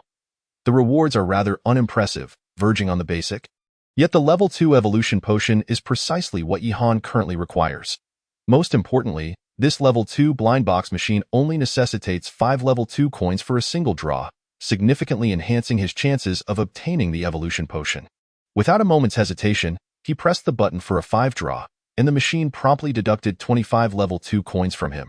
The results were a full box of purified water, another full box of purified water, a complete case of self-heating rice, another complete case of self-heating rice, and a full carton of canned meat. The first 5 draw yielded rather poor luck. Fortunately, Yihan had already prepared himself to exhaust his remaining 390 level 2 coins. Convinced that it was impossible for him to be so unfortunate as to spend all his coins without drawing anything worthwhile. Then came the exhilarating phase of consecutive 5 draws. Ultimately, during the 13th 5 draw, having expended a total of 325 level 2 coins, Yihan finally procured 2 level 2 evolution potions along with that F-grade weapon. However, this time he chose not to directly inject the evolution potions after modifying them. Instead, he began to examine the F-grade weapon produced by the blind box machine. F-grade weapon. Long knife, attack power 2, agility 1. Compared to a machete, the attributes of this long knife are indeed somewhat lacking, with only a 2-point increase in attack power. Yet Yihan is acutely aware that this is precisely the kind of attribute one would expect from a weapon generated by a blind box machine. Weapons like the machete or the blade of gluttony, which exhibit growth potential, are nearly impossible to come by. Even in his past life, those renowned level 9 enhancers did not possess a growth-type weapon for each individual. Despite the low attributes of the long knife, Yihan is captivated by its design. The blade measures approximately 1.5 meters in length, longer than a machete by a few inches, with a slender blade that is almost as thin as 2 fingers, allowing for effortless wielding, making it considerably easier to handle compared to a machete. How wonderful it would be if the blade of gluttony possessed the form of this long knife. With this thought in mind, Yihan recalled that he had a skill called homogeneous enhancement and promptly sat down to delve into it. Detecting enhancement materials, including growth-type equipment. Please confirm if enhancement will proceed. As Yihan applied homogeneous enhancement to both knives, a prompt sound echoed in his mind. After much contemplation, he finally gritted his teeth and made a decision. Confirm enhancement. If it fails, I can always seek another gluttonous beast. Homogeneous enhancement in progress. Please wait. Enhancement successful. Obtained growth-type weapon. Blade of gluttony, F. A flash of light danced in his hands, and when it dissipated, Yihan was left holding a 1.5 meter long knife. Though the enhanced weapon retained the name Blade of Gluttony, he was uncertain of the specific attributes it now possessed, and he could only approach with a sense of trepidation to check its properties. Growth-type weapon. Blade of Gluttony, F, Attack Power 5. Strength 1, Constitution 2, Agility 1. Active Skill, Gluttony, Beginner, Gluttony. The first attack following the skill's release can deal 200 critical damage, inflicting severe injury and restoring the user's health up to 20 of the damage dealt. After confirming the attributes, Yi-Han was overjoyed. Initially, he had merely hoped for the Blade of Gluttony to embody the form of the long knife. Unexpectedly, not only did he achieve that, but he also gained an additional point in agility. Even if it is merely a single point, one must not forget that the Blade of Gluttony possesses growth-type attributes, and that single point of agility could potentially evolve into much more. Gripping the newly acquired Blade of Gluttony in his left hand and firmly holding the machete in his right, he attempted to swing them a few times. The feel was quite satisfactory. His left hand could easily bear the weight of the Blade of Gluttony. Although he couldn't simultaneously benefit from the attributes of both weapons, this was already sufficient. Furthermore, in his past life, he had encountered a dual-wielding profession. As long as he could find a profession scroll later, the advantages of dual-wielding might very well be attainable. Stowing the dual knives and all rewards back into his storage space, Yi-Han suddenly realized that his storage space was surprisingly insufficient. This was merely the beginning. It seemed he would need to devise a method to enhance the capacity of his storage space. After ensuring that no other zombies were present in the vicinity, Yi-Han retrieved the modified level 2 evolution potion and injected it into his ARM.AT. This moment. Only a mere 14 hours had passed since the apocalypse began.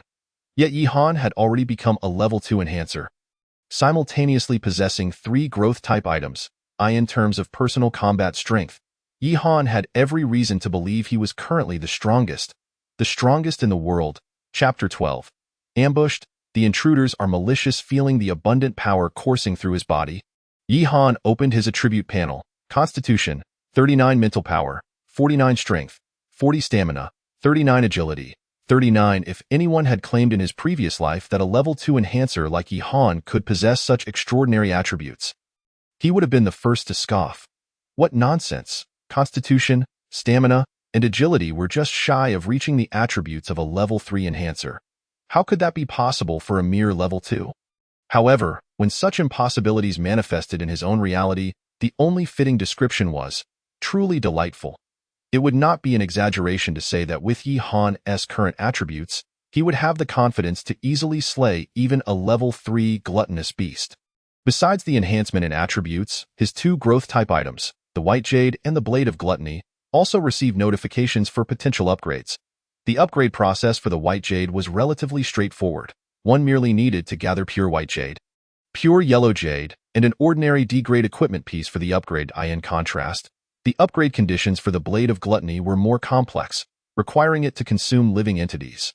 The stronger the living entity consumed, the more progress the Blade of Gluttony would accumulate on its progress bar, which would fill to 100 points before it could successfully evolve into a D-grade weapon.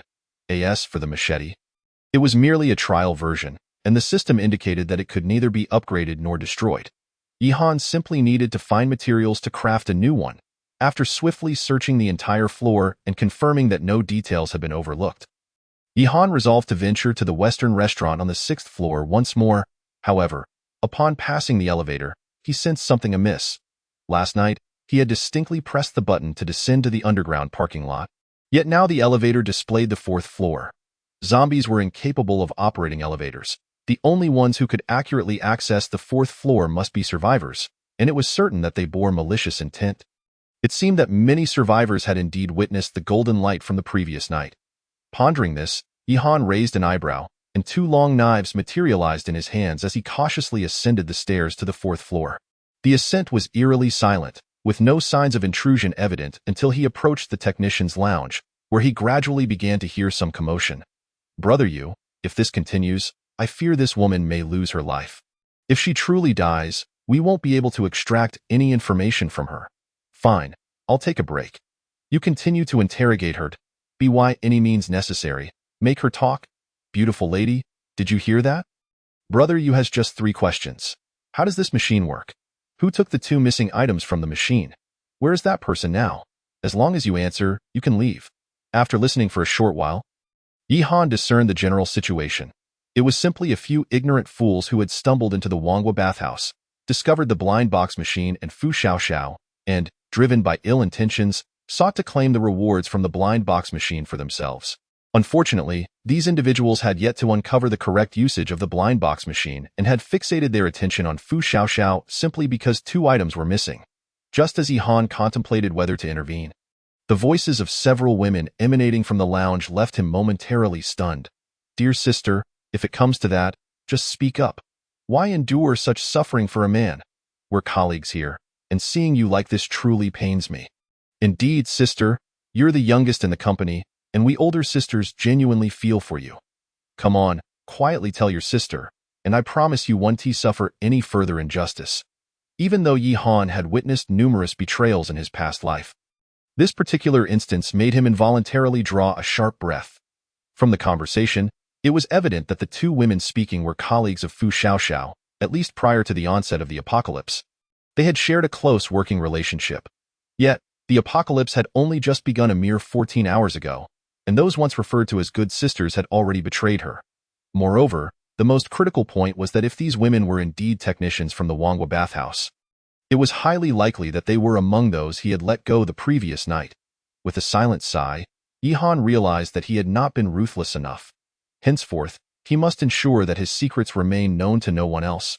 Absolutely not. In the technician's lounge, Fu Xiaoxiao lay helplessly on the ground, her body drained of strength.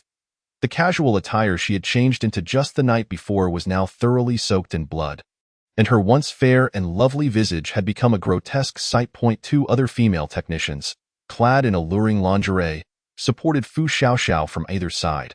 Without their assistance, she would have surely collapsed entirely. "This is unacceptable, Yu Gu. Her face is swollen beyond recognition. This woman is utterly unyielding."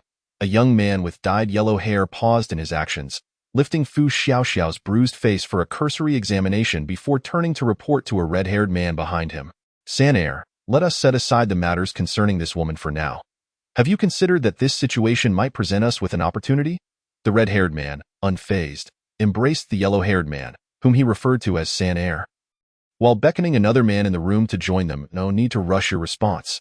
You and Biaozi should ponder this. When have we ever lost a fight? Take, for instance, our last encounter with Chan Tao from the Southern District. Did we not manage to take him down? The world has descended into chaos, filled with zombies, and my grandfather often told me that heroes emerge in tumultuous times. With our skills, taking down a few zombies should be a mere trifle." "Yu Gu is right," Sanair and Biaozi exclaimed in unison, nodding fervently in agreement. "Then why the hell aren't you figuring out how to get that gun for us? Yesterday, after hacking at zombies all day, my blade is dull, and I barely managed to kill a few. Hurry and get a gun. I want nothing to do with this wretched tool." Yu Gu scoffed at the makeshift weapon in his hand, a thick steel rod with a shovel blade welded onto its end. Although its length was sufficient, the shovel head hardly resembled a weapon. Upon entering the technician's lounge, however, his eyes gleamed with determination when he spotted a handgun within the machine. He resolved to acquire that firearm at all costs. Despite the gun still being affixed to the machine, Yu Gu could hardly contain his excitement as he envisioned himself exuding power and prowess once armed. He mimicked aiming with his fingers, holding one hand beneath the other as if cradling a gun, playing gleefully within the room. He even pointed his finger gun at Fu Xiaoxiao's head, providing sound effects for his imaginary shooting. Bang!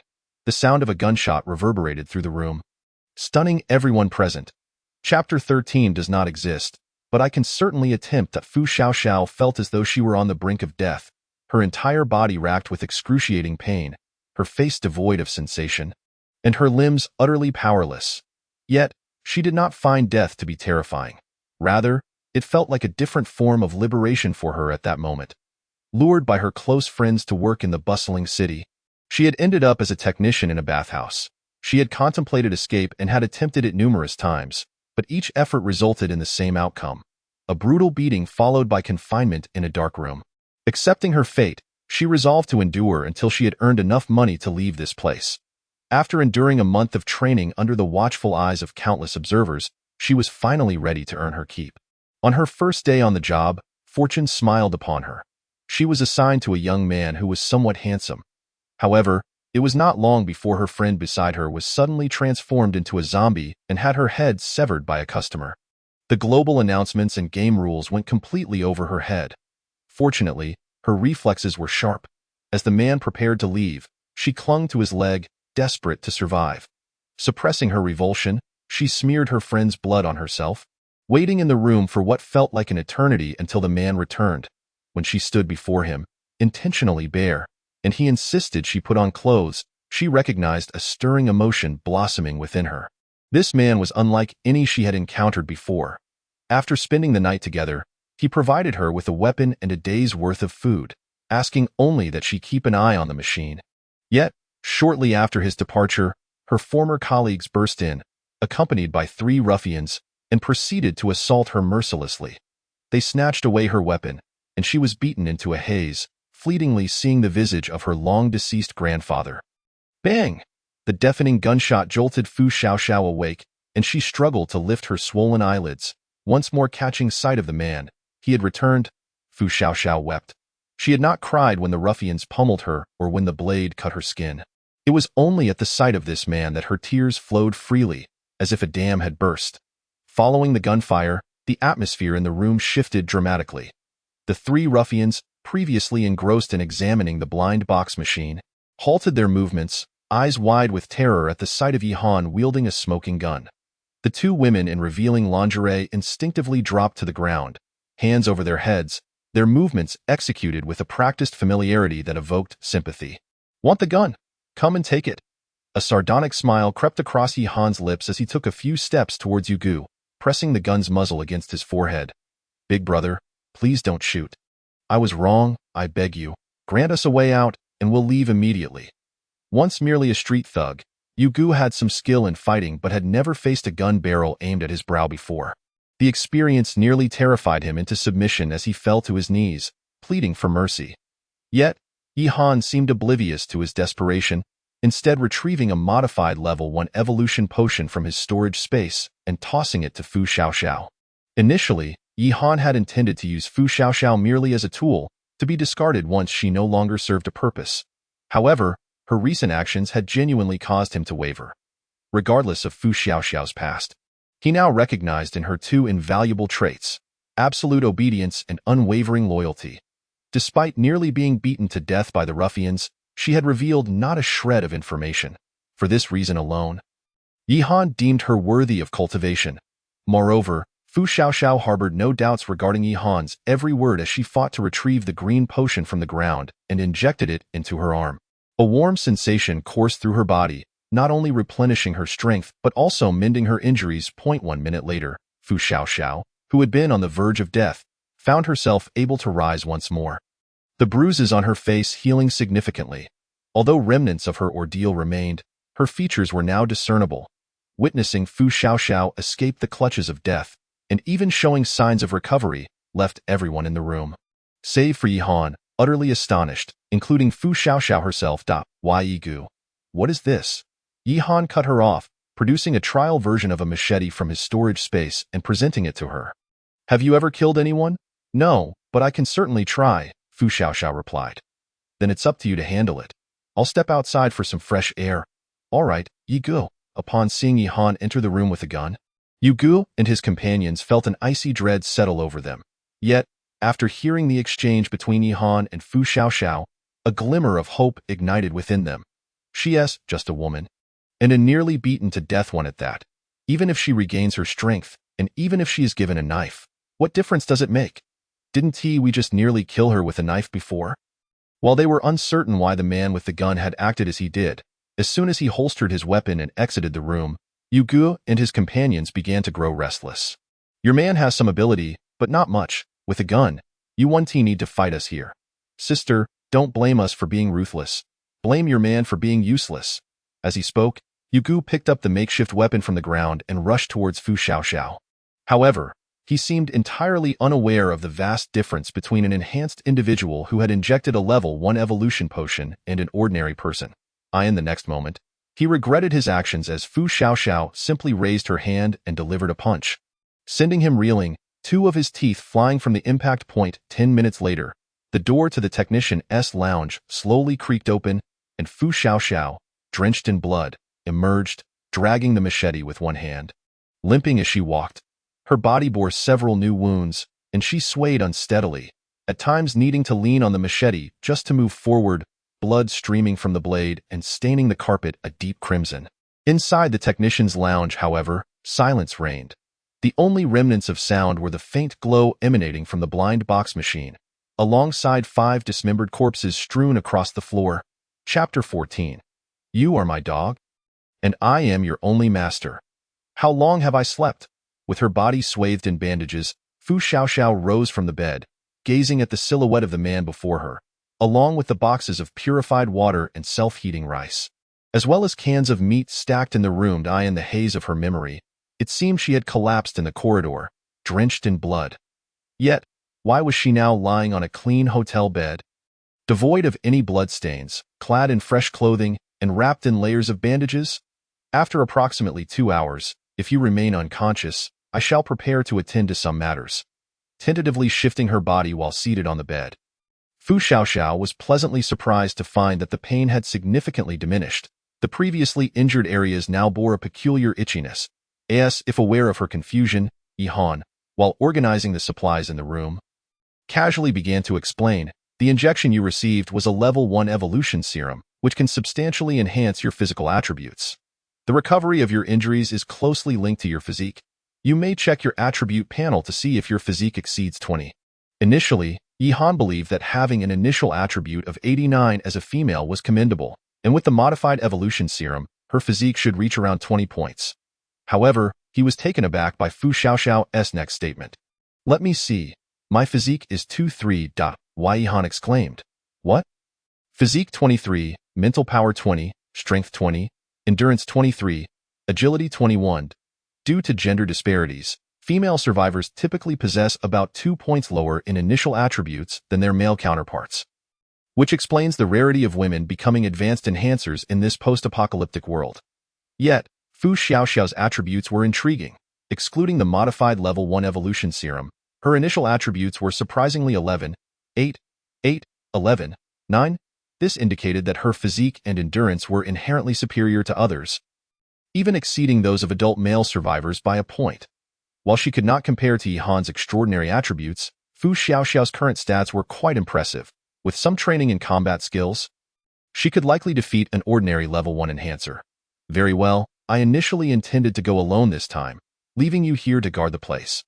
Before Yi Han could finish his sentence, the mere mention of leaving her behind ignited a spark within Fu Xiaoxiao, prompting her to spring from the bed and eagerly retort, I want to go too. Perhaps realizing her previous words were somewhat inappropriate, having promised this man to be obedient, she quickly lowered her raised hand in dejection. It's all right. Even without your insistence, I intend to bring you along. However, you must understand one thing. While speaking, Yi Han retrieved the blade of gluttony from his storage space and silently placed it against Fu Xiaoxiao's delicate neck. Your life was saved by me, and the evolution serum was also provided by me. From this moment forth, I require your absolute obedience to my commands and unwavering loyalty. In simple terms, you are now my dog, and I am your sole master. As long as you perform well, resources, equipment, and evolution serums will not be an issue. However, should you fail to comply, or if I discover any betrayal, believe me, I possess numerous methods to make your existence a living hell. Fu Xiaoxiao was not overly surprised by Yi Han's sudden display of the long knife. Rather, it felt almost routine, as this was not the first time he had threatened despite her limited understanding of the term as uttered by Yi Han. Fu Xiaoxiao obediently nodded and began her frantic search for mutated animals while wielding a knife. Meanwhile, Yi Han followed the signs and arrived near a quaint wooden cabin in his previous life. Many mutated creatures were favored by survivors, including social insects such as bees, mosquitoes, and cockroaches.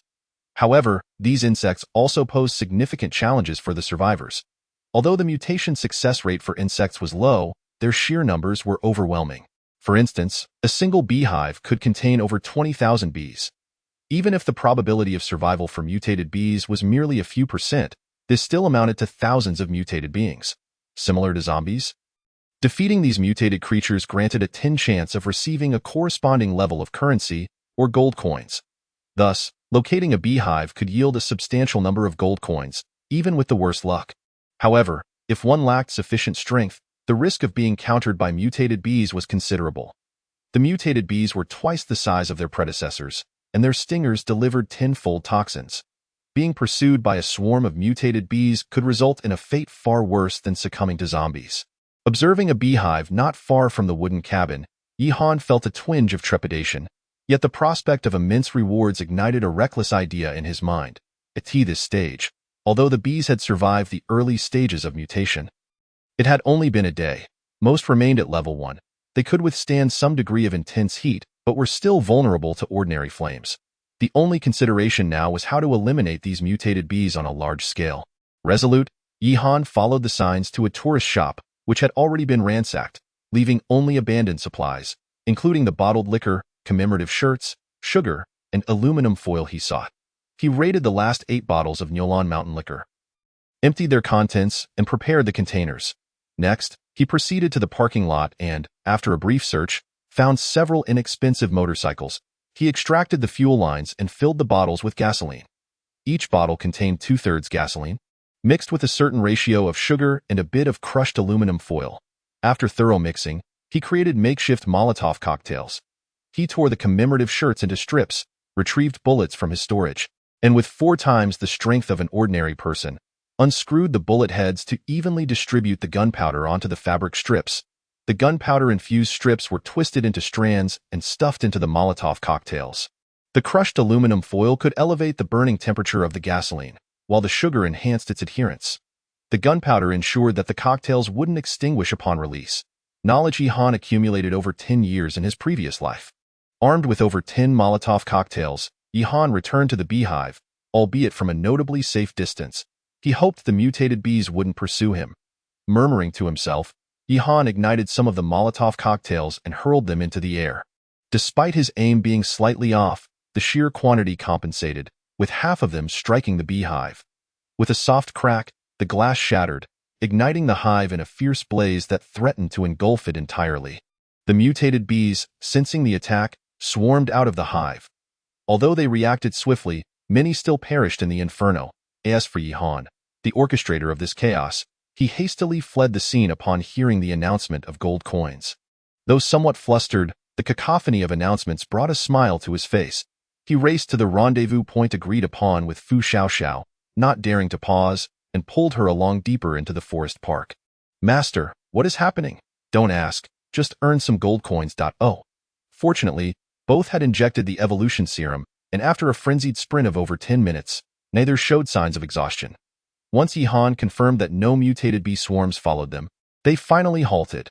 The moment they stopped, Yi-Han opened his attribute panel, and to his astonishment, he was nearly taken aback. He had killed a total of 231 level 1 mutated bees, earning 2,310 level 1 gold coins. His total gold coins amounted to 2480. It was no exaggeration. Even a decade into the apocalypse, 2480 level 1 gold coins represented a fortune. Moreover, in the early days of the apocalypse, most people's enhancement levels were still below level 1, making level 1 gold coins highly sought after and valuable.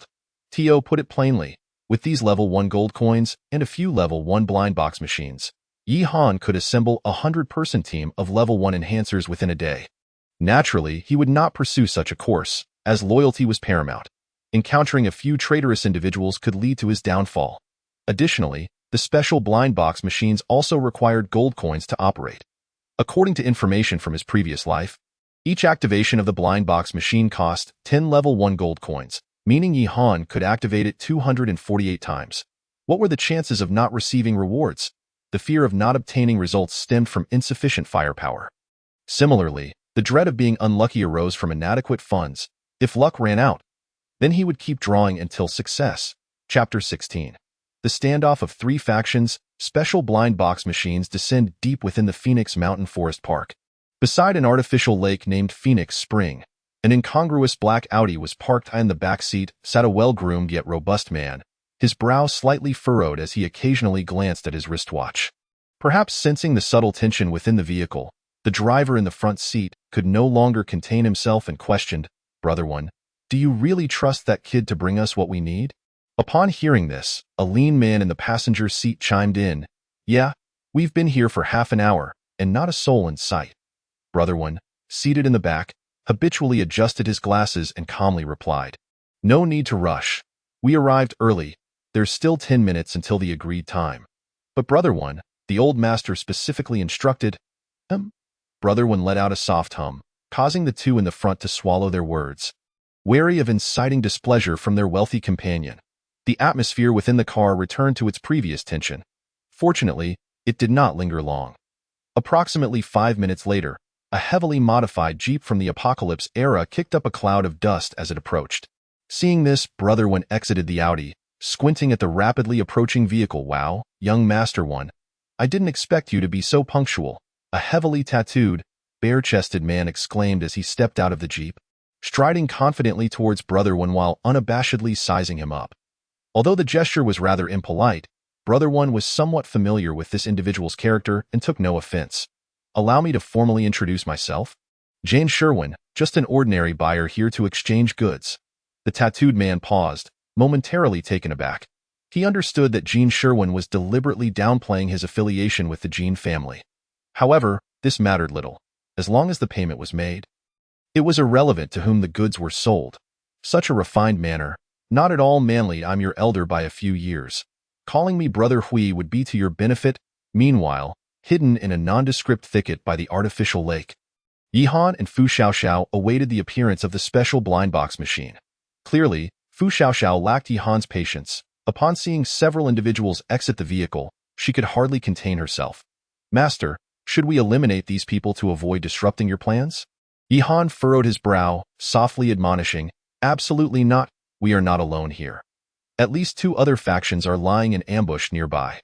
Revealing ourselves now would be foolish, we must wait. After all, the legendary golden seeds of conflict among factions in his previous life were not something these 4 petty thugs could instigate. With the certainty of the information intact, only one possibility remained. Other factions were indeed lurking in the vicinity, though Fu Xiaoxiao was unaware of how Yihan deduced the presence of ambushes. She had fully submitted to his command, remaining dutifully by his side even if she did not fully comprehend the situation. Yet when one has too much idle time, thoughts can spiral out of control. Although Fu Xiaoxiao's gaze remained fixed ahead, her mind wandered back to the events following her injury that morning. Master, thank you for your help this morning. It was nothing. Just cleaning your wounds, changing your clothes, and bandaging you up. Your recovery is solely due to your own resilience. Then you saw my entire body, Master? Indeed, you have a commendable physique. Keep it up. With a face flushed crimson, Fu Xiaoxiao found herself devoid of the courage to continue the conversation. She cast aside all distractions, patiently observing the unfolding events before her. Just as she witnessed the bespectacled man produce 2 vials of green liquid, exchanging them for 4 AK rifles from the brawny man. A sudden barrage of gunfire reverberated around the desolate lakeside. Police! Don't move! The gunfire momentarily stunned everyone present, and as they regained their composure, Jin Sherwin and Brother Hui exchanged incredulous glances. Jin Sherwin, you've got some nerve. Playing black against us in the web? Don't you see the world we're in now? Can the cops control me? With that, Brother Hui placed his finger in his mouth and let out a piercing whistle. In the next instant, several shadowy figures emerged from the artificial lake. When Yihan discerned their appearance, he couldn't help but gasp in astonishment. Each of these individuals was clad in identical diving suits, wielding standardized rifles, and most importantly, they were all level 1 enhancers. Goodness, this organization known as the Web possesses quite the capabilities in his previous life. Yihan had heard whispers of the Web, yet due to his limited enhancement level, he never had the chance to truly engage with them. He only knew that the Web was formidable and shrouded in mystery. This organization primarily dealt in various items, resources, and intelligence, anything that could be sold, and occasionally accepted mercenary contracts. Their reputation was impeccable. As long as you could provide adequate compensation, they could almost meet any of your demands. To his astonishment, less than 24 hours into the apocalypse, the Web had already mustered 5 level 1 enhancers. And surely, these were not all of their enhancers. Meanwhile, Gene Sherwin, startled by the sudden appearance of the figures, managed to keep his composure, instinctively adjusting his glasses, a faint smile gracing his lips. Believe it or not, the cops aren't my doing. Our Gene family would never stoop to consorting with them. I arranged to trade guns without my family's knowledge, but based on what I know about my father. He must have already dispatched personnel here. As he spoke, 2 nearly decrepit Jinbei vans parked roadside suddenly opened their doors, and over a dozen suited figures emerged, each brandishing a handgun, with the leading duo even wielding Uzi submachine guns. "Young master, the old master was concerned you might be caught in a black market deal, so he sent me to assist you. Thank you for your hard work, but who exactly leaked my whereabouts to my father?" Compared to the 5 level 1 enhancers from the web, the 2 from the Jean family seemed somewhat lacking. Yet, this revelation was enough to astonish Yihan. What kind of background does the Jean family possess? Having 2 level 1 enhancers at this stage, and how could they acquire such an arsenal in a country like Longhua, where gun control is so stringent? Why had he never heard of this in his previous life? Could it be that this battle had severely weakened the Jean family, or that they were being hunted by the web, leading to their downfall? Nevertheless, these considerations were trivial, as at that moment of confrontation, a beam of golden light descended from the clouds, piercing into a pavilion on the artificial lake. Almost simultaneously with the arrival of the golden light, a gunshot rang out. Bang! Chapter 17. The radiance of gold shines brightly. Seizing the opportunity, the shot was fired by a member of the Jean family. Perhaps in a state of heightened tension, he inadvertently twitched at the sight of the golden light, causing his weapon to discharge. This misfire set off a chain reaction, and the other 2 factions were thrown into disarray. "Well, this is truly escalating into a firefight," Brother Hui, not daring to hesitate, swiftly retreated behind a jeep, brandishing an AK rifle and unleashing a torrent of fire toward the Jean family's position.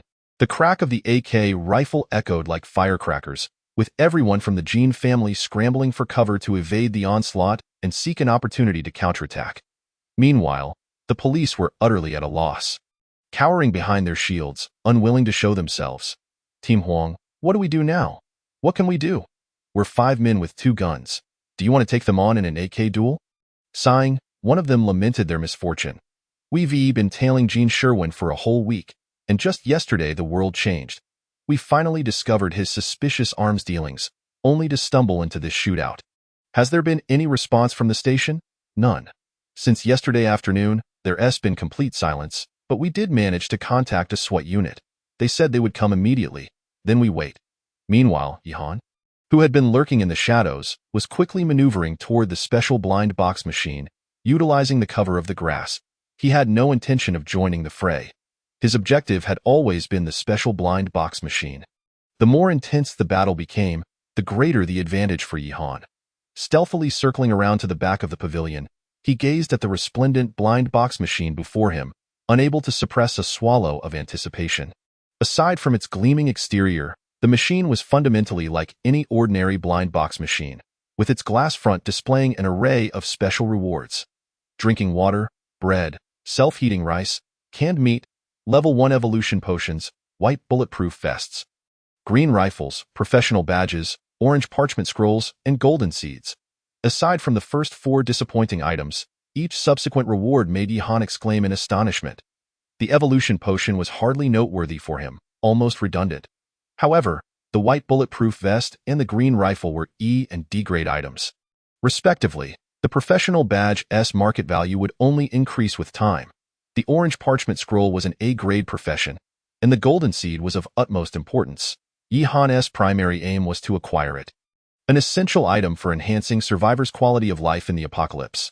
Using the large blind box machine to shield himself from Fu Xiaoxiao, Yihan confirmed that the combatants were oblivious to his presence before pressing the 5-draw button. This time, however, Yihan had no energy to contemplate what rewards he might receive. As soon as the blind box machine dispensed an item, he swiftly stowed it away in his storage space. His goal was solely the golden seed. He needed only to extract it. Yihan's coins dwindled rapidly, and during the 23rd 5-draw attempt, he thought he glimpsed an orange light flash by. Yet, by the 30th attempt, an unexpected turn of events unfolded. At this point, the Jean family had suffered heavy losses, with both level 1 enhancers sustaining multiple gunshot wounds. While they had not succumbed, they were rendered temporarily incapacitated.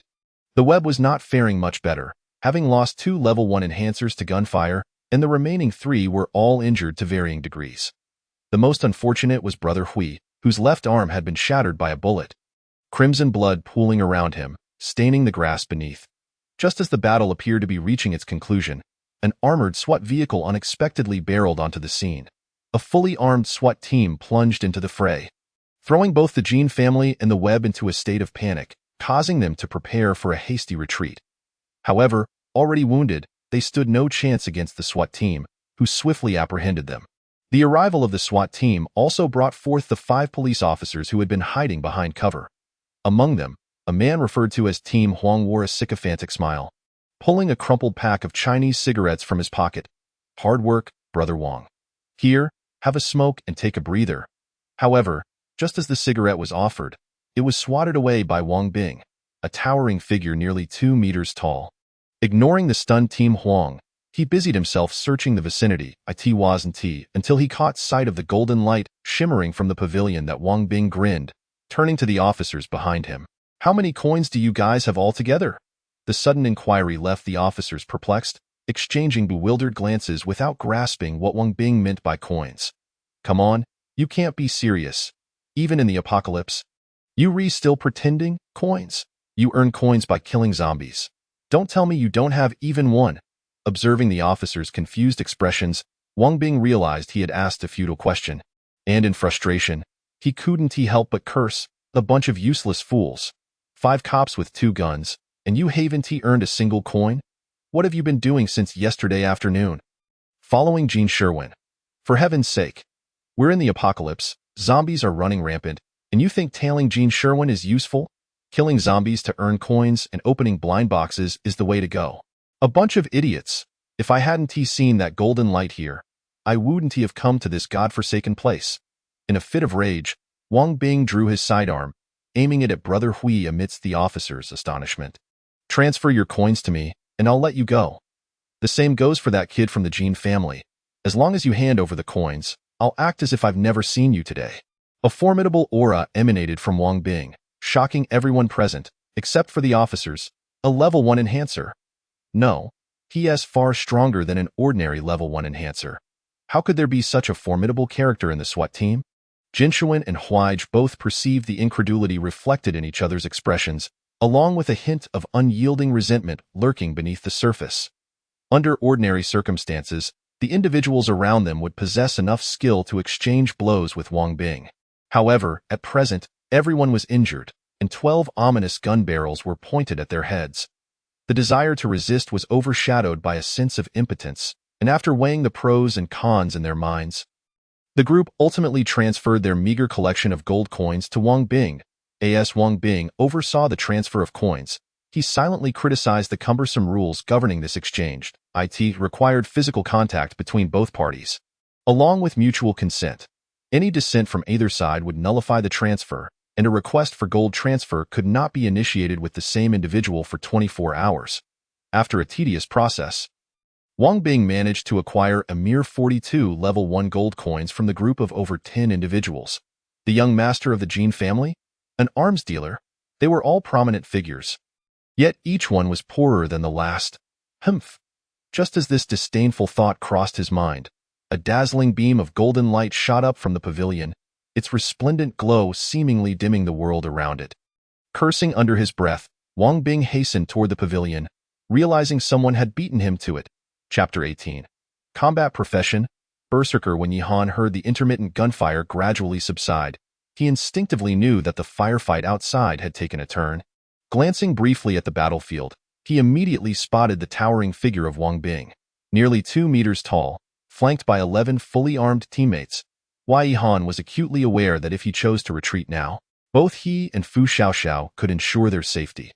Yet, having spent nearly 2,000 level 1 gold coins without any sign of the golden seeds bearing fruit, how could he swallow that bitter pill? Gritting his teeth, he retrieved 2 sets of E-grade bulletproof vests from his storage space, handing one to Fu Xiaoxiao and donning the other himself. "We will be facing firearms, which is perilous, but remember, you are a level 1 enhancer, vastly different from ordinary people. As long as your speed surpasses that of a normal person's reaction time, it will be exceedingly difficult for bullets to find their mark. Do you understand?" Fu Xiaoxiao nodded vigorously, gripping her machete tightly. Though fear coursed through her veins, she was determined to execute her master's orders to the fullest. Throughout this period, Yihan did not forget to press the button for the 5 consecutive draws on the lottery machine. Finally, on the 46th attempt, a golden light erupted from the special blind box machine. Soaring skyward, it worked. Unfortunately, The golden light also revealed his position. The moment the golden seed was ejected from the machine, Yihan swiftly stored it away. Retreat. The two bolted, but alas, as they emerged from the narrow path, they found themselves face to face with Wang Bing. You clever little brat, seizing the opportunity to draw from the blind box while we were distracted. Hand over what you obtained, and I might let you leave alive. Wang Bing's 11 teammates closed in at that moment, their dark gun barrels trained on Yihan and Fu Xiaoxiao, prepared to turn the two into Swiss cheese. This tall fellow is likely a level 1 enhancer. You hold him off while I eliminate the other threats, Wang Bing commanded, drawing a dagger from his waist, while simultaneously issuing orders.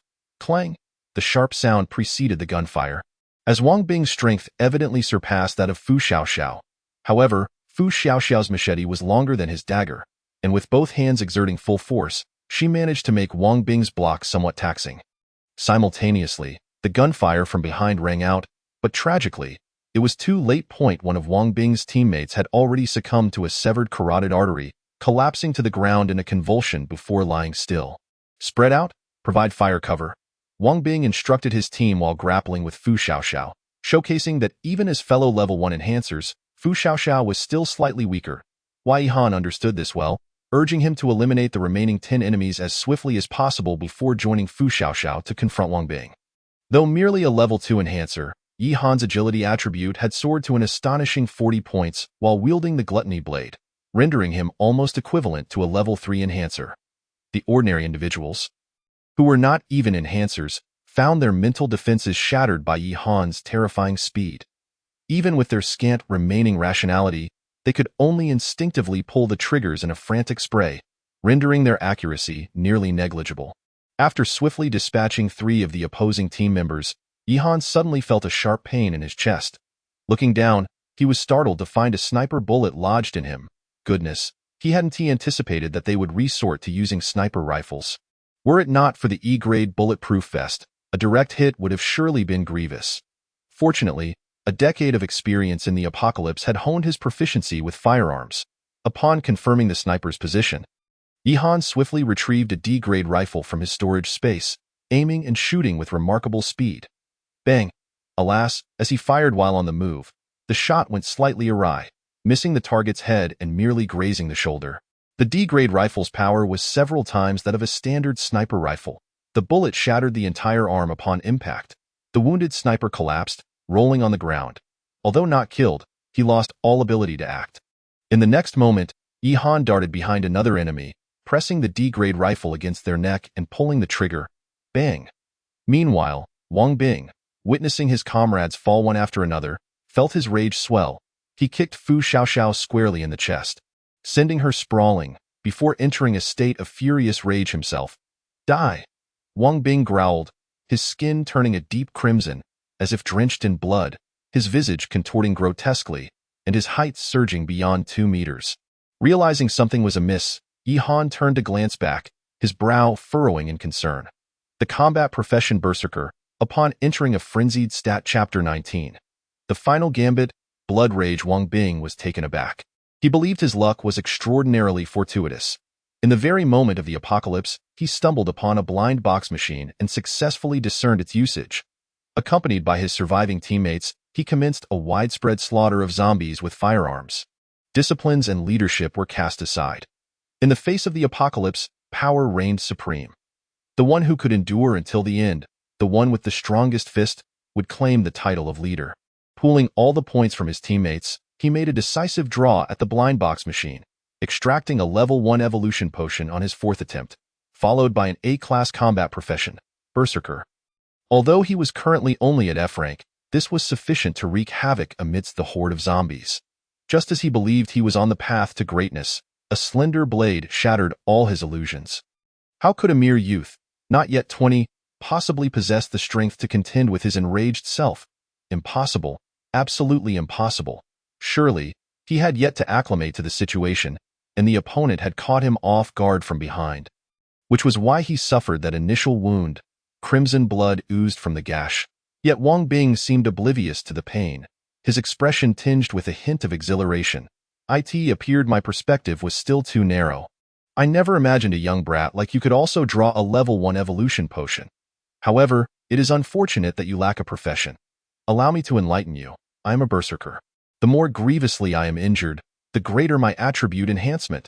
With a furious roar directed towards the heavens, Wang Bing suddenly surged forward, his speed surpassing what it had been before, as he lunged at Yi Han with a dagger aimed straight for his face.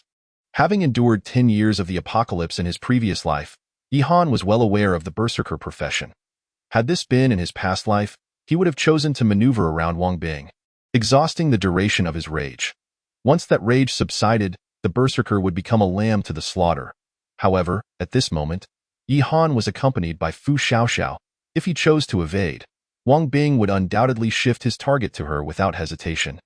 To be frank, the berserker's rage state was quite troublesome, especially when both parties were evenly matched. As the battle progressed, one side's combat power would suddenly surge, becoming increasingly ferocious, a situation that would be unbearable for anyone. Thus, engaging a raging berserker head-on was certainly not the action of a sane individual. Yet, there was another possibility. If one's level significantly surpassed that of the berserker, they could achieve a comprehensive attribute advantage. For instance, at present, Yi Han possessed attributes nearly equivalent to a level 3 enhancer, while even in a state of rage, Wang Bing's attributes barely exceeded 20 points. This created a rather ludicrous combat scenario. Wang Bing's wounds multiplied with each exchange, his assault growing fiercer and his speed increasing. Yet no matter how much he escalated, Yi Han met him with the calmness of a leisurely stroll. Each time Wang Bing's dagger appeared poised to pierce Yi Han, the latter would evade with an astonishing maneuver, countering with deadly strikes that repeatedly threatened Wang Bing's life. Had it not been for the fact that Wang Bing's speed had also improved, he might have been slain outright after a few exchanges. After several rounds, Yi Han remained composed, his breathing steady, his attire unblemished, in stark contrast to Wang Bing, who was a patchwork of wounds, bloodied from head to toe. You re not merely a level 1 enhancer? Wang Bing finally grasped the situation, his eyes widening in disbelief. At this moment, his rage had reached its zenith, boosting his attributes by 50 points. This meant that all his attributes had now entered the realm of 30 points, giving him the potential to rival a level 2 enhancer. Yet, he found himself incapable of inflicting even the slightest harm upon the young man before him. Realizing this, Wang Bing's pupils constricted sharply, an improbable thought surfacing in his mind. Of course, I'm a level 2 enhancer. It's you who mistakenly believes I'm a level 1. Upon hearing Yi Han's nonchalant words, Wang Bing felt an immense relief wash over him. A level 2 was already formidable. If this person were truly a level 3, Wang Bing would have no choice but to take his own life on the spot. As long as he was at level 3, things could be managed. Wang Bing muttered to himself, yet his next actions left everyone astounded. He audaciously severed the artery in his wrist with the dagger. Then, in full view of the onlookers, he brought his wrist to his mouth, greedily drinking the blood that gushed forth. This sight rendered the few police officers who had intended to assist utterly paralyzed, even causing Yi Han, who had endured a decade of apocalypse, to furrow his brow. Aside from the rage state, the berserker possessed an even more terrifying condition known as blood rage. However, Yi Han had only heard of this technique. He had never witnessed anyone utilize it. Once invoked, the outcome for the user was invariably death due to excessive blood loss. A typical person would enter shock after losing 20 units of blood, while a berserker, due to the peculiarities of their profession, would not suck. Wang Bing felt a sense of perplexity as he pondered the impressive array of items possessed by this young man: a gray knife, a white bulletproof vest, and a blue rifle. All these were high-grade equipment produced by blind box machines. It seemed evident that this young fellow had reaped considerable benefits from the golden blind box machine. Today, he must ensure the young man's demise. If he could not have these treasures, neither should anyone else. Wang Bing understood that the ensuing battle must be swift, for in his blood rage state, he had complete faith in his strength. However, should he waste too much time, his own demise would serve no purpose. Without a moment's hesitation, he propelled himself forward, rushing toward Yi Han with such speed that even Fu Xiaoxiao found it difficult to discern his movements. Having previously engaged in direct combat with Wang Bing, Yi Han was not one to confront him head-on recklessly. He too retreated rapidly, although his right hand, clutching the knife, maintained a specific posture. Wang Bing's speed was formidable, yet Yi Han was equally swift. In the span of mere breaths, Wang Bing found himself unable to even graze Yi Han's clothing, all of his attempts effortlessly evaded. This infuriated him. Upon spotting Fu Xiaoxiao, who had just finished her battle, a thought crossed his mind, and he redirected his charge toward her. I will eliminate your woman first. As soon as the words left his lips, Yi Han abruptly halted, ceasing his retreat. Instead, he transformed from a defensive posture into an offensive one, spinning the blade of gluttony in his hands, causing the entire blade to radiate with a vibrant hue, as if painted in crimson. Gluttony, he uttered softly, then raised the weapon high above his head, bringing it down directly toward Wang Bing. Realizing the imminent danger, Wang Bing quickly halted, lifting his left arm, now bloodied from a prior injury, to brace himself, while channeling all his strength into his right fist. Wang Bing was acutely aware that his survival was unlikely, yet as long as he retained the ability to act within this fleeting minute, he could continue to fight. The gray long knife wielded by Yi Han was undoubtedly sharp. Yet Wang Bing believed that with his reflexes, he could deflect the blade at the moment of impact, even at the cost of his left hand. As long as he remained standing, he could still deliver a devastating blow to Yi Han's head. With a fierce roar, he unleashed a full-force strike, yet the expected sensation of impact eluded him.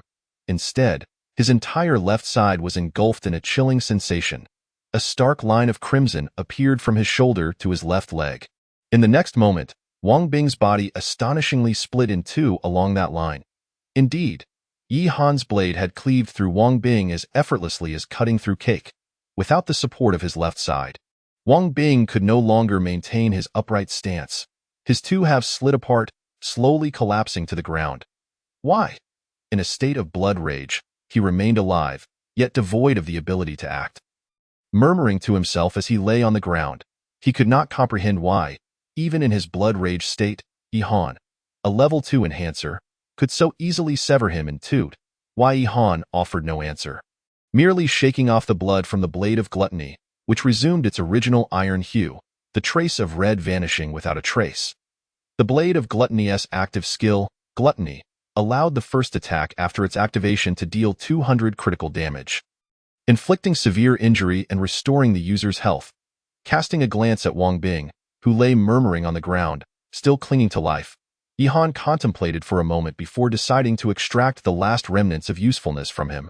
Devour Wang Bing. As the words left his lips, a cloud of black mist emanated from the blade of gluttony, enveloping the two halves of Wang Bing's body, which soon vanished into the mist. Along with the fog, Wang Bing's severed parts dissipated. Simultaneously, the progress bar for the blade of gluttony indicated a change. Upgrade progress. 10100 Chapter 21. Basic recovery potion. Watching the blade of gluttony absorb Wang Bing, Yi Han found himself momentarily hesitant. He pondered whether, had he not been reborn, Wang Bing might have become a formidable warlord in some corner of the world. Within less than 24 hours of the apocalypse's onset, Wang Bing had already discerned some of its rules and recognized the correct usage of the blind box machine. He had even consolidated all available resources, transferring his teammates' coins into his own possession. And his luck had proven fortuitous, as he had drawn a level 1 enhancement potion in the Berserker class almost immediately. Given his current combat prowess, had he faced anyone other than Yi Han, he would likely have been considered nearly invincible among his peers. After all, at this juncture, those stronger than Wang Bing were typically backed by powerful factions, making it unlikely they would encounter one another in such desolate areas. Reflecting on this, it was difficult to ascertain whether Wang Bing's luck was indeed fortunate or unfortunate. Once Yi Han returned the blade of gluttony to his storage space and confirmed that no threats lingered nearby, he hurried to Fu Xiaoxiao, whose body was drenched in blood, to assess her injuries. You, having endured 2 battles, are now drenched in blood both times. How will you protect me in a crisis like this? He chided her, though his hands were already retrieving all available supplies for staunching blood flow: gauze, bandages, alcohol, and Yunnan Baiyao. Under the current circumstances, Yi Han could only provide her with basic disinfection and bandaging. Some bullets were embedded in her flesh, necessitating their removal for healing to commence. Just as Yi Han prepared to apply the medicine, Fu Xiaoxiao raised her uninjured right hand and took the supplies from him. Master, please allow me to handle this myself. You should go deal with that person over there.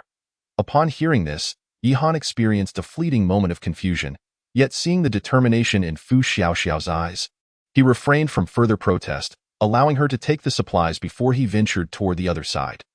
The members of the spider web, the Jean family, and the 5 completely petrified police officers, handcuffed together, were all filled with dread upon witnessing Yi Han's approach. They had all clearly observed the scene of Wang Bing being cleaved in two, an image that would forever be etched in their minds. Consequently, nearly everyone present equated Yi Han with a devil. As this devil approached them after dispatching Wang Bing, a chill ran down their spines. Team Huang, should we make a run for it? Run? Don't forget you're a police officer. In this world, what good is being a police officer? There are monsters that devour people everywhere. Indeed, I may not fear death, but I dread becoming one of those monsters. Let us retreat. It was uncertain who initiated the suggestion, but several officers had already retreated to their vehicles prior to Yi Han's arrival, flooring the gas pedal and speeding down the mountain. As for the remaining individuals, they could only plead for mercy while handcuffed together. However, before Yi Han could reach them, a black Rolls-Royce, billowing smoke, roared onto the scene, halting beside Jean Shaiwen. Son, how did you end up handcuffed? Who did this? Show yourself. Before the car had even come to a complete stop, a middle-aged man clad in a white polo shirt, adorned with gold chains, rings, and a watch, leaped out of the back seat in haste. Dad, you're here again. Jean Shaiwen, squatting on the ground due to the handcuffs, could not rise but managed to relay a succinct account of the recent events to his father before Yi Han arrived. It was unclear what exchange transpired between the two, but by the time Yi Han approached, the middle-aged man's expression had shifted from terror to elation. Little brother, you are a great benefactor to the Jean family. Without you, we might have faced extinction. I, Jean Dazhong, declare that from this day forth, the Jean family shall forever be your ally. Should you require anything, the Jean family will spare no effort to assist you. May I inquire about your name, little brother? Observing the remarkable change in Jean Dazhong's demeanor, Yi Han nearly succumbed to laughter. Why Yi Han? Upon hearing the name Yi Han, Jean Dazhong's mouth twitched momentarily, but he quickly regained his composure, grasping Yi Han's hand with palpable excitement. Little Yi, I am truly grateful for your rescue of my son. You and Wenwen seem to be of similar age.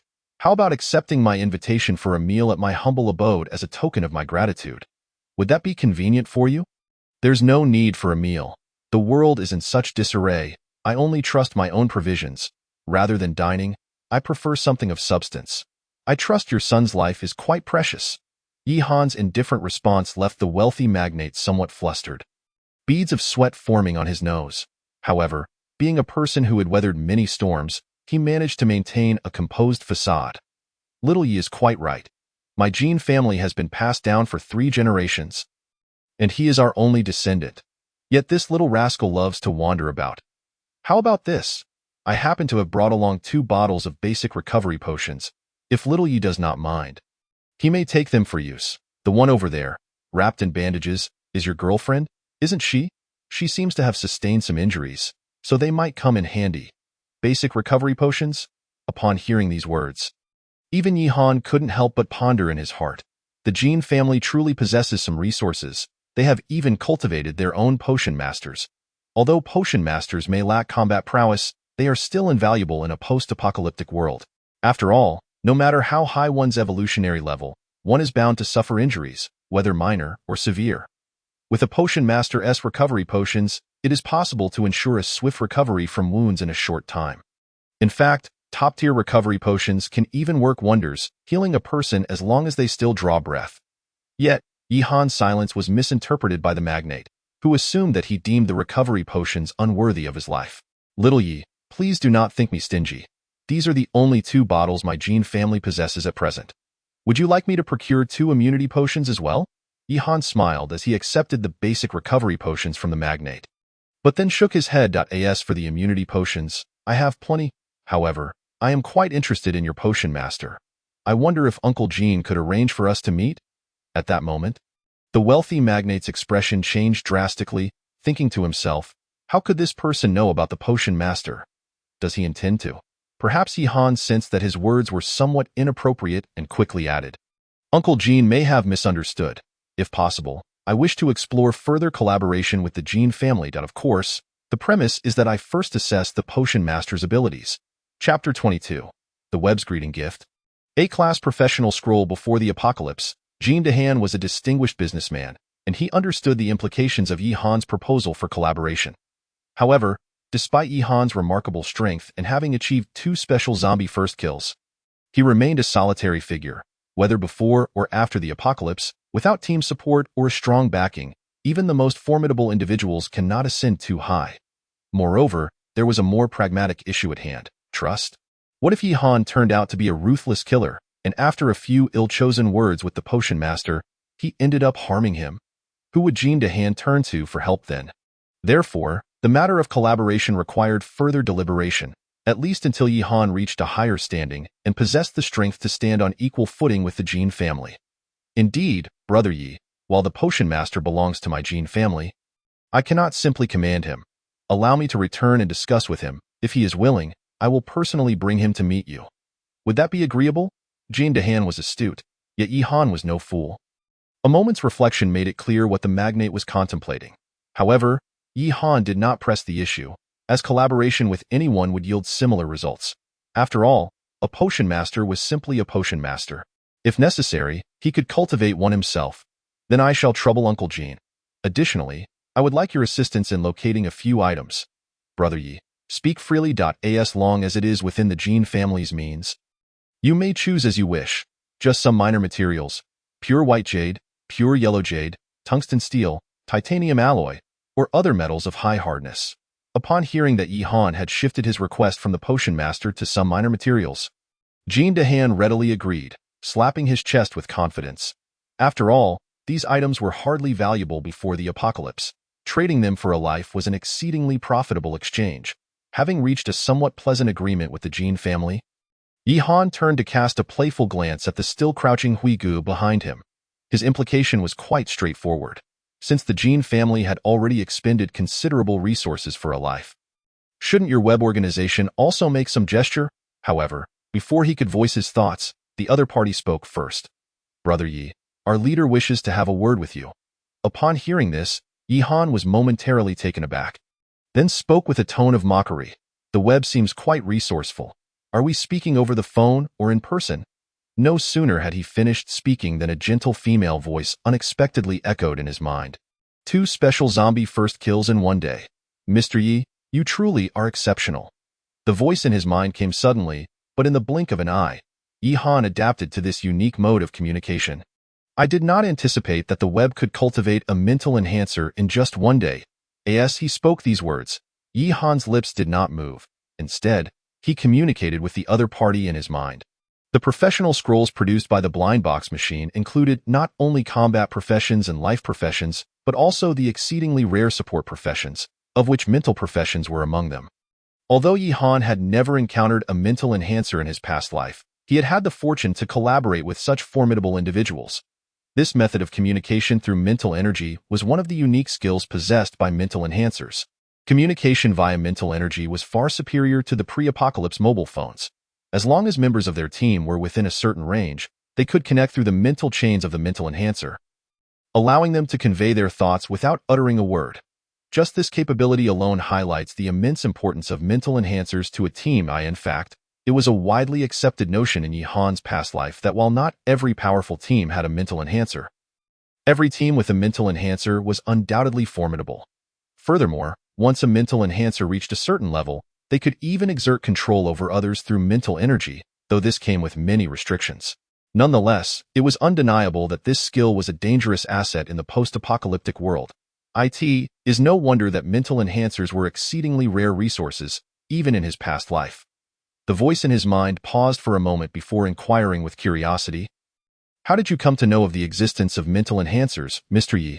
Additionally, I am curious how you learned to communicate through mental energy.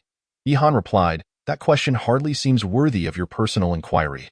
The voice paused again before responding with a light chuckle. My apologies for being presumptuous. Allow me to introduce myself. I am Zhao Haiyun, the Vice President of the Web's Southeast Region.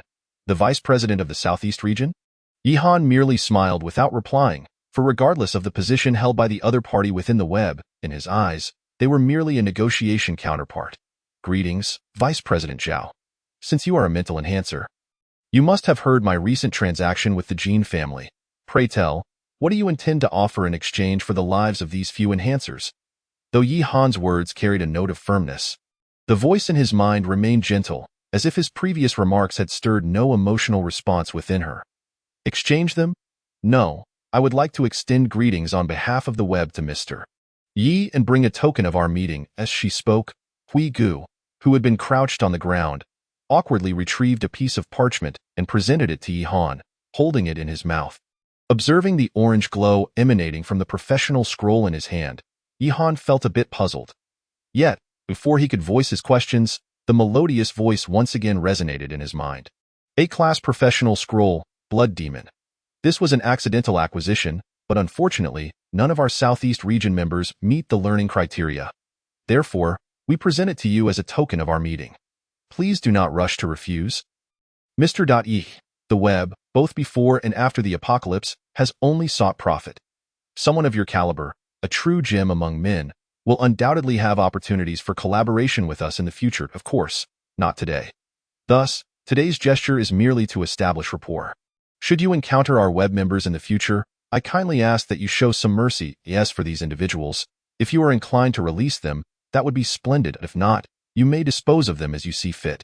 They are merely a few level 1 evolution potions. After all, the web can certainly afford to bear the cost. Zhao Haiyun's words were exceedingly courteous, yet Yi Han was not naive enough to believe that he could simply eliminate these individuals. Given his current strength, dealing with the Jin family was already quite challenging, let alone the far more formidable web organization. If he were to take action today, it would surely create enmity with the web, potentially making him a target for the entire organization in the future. At that point, the losses would far outweigh any gains. Moreover, the web had indeed demonstrated considerable sincerity. An A-class professional scroll offered in exchange for a life was far superior to what the Jin family had presented. After a brief contemplation of the pros and cons, Yi Han once again drew a machete from his storage space and swung it towards Hui Gu. Clang. The metallic interlacing produced a brittle crack, and the handcuffs shattered with a resounding snap. At this moment, Hui Gu, his face ashen, finally breathed a sigh of relief.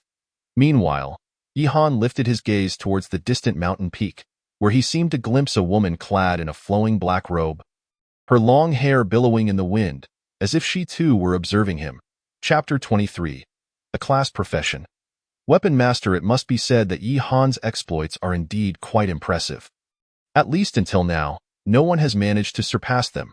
He achieved 2 consecutive first kills of special mutated beings, reached level 2 enhancement, and his entire ensemble radiated a brilliant glow. Merely 10 minutes prior, he had cleaved a level 1 enhanced berserker in half with a single stroke.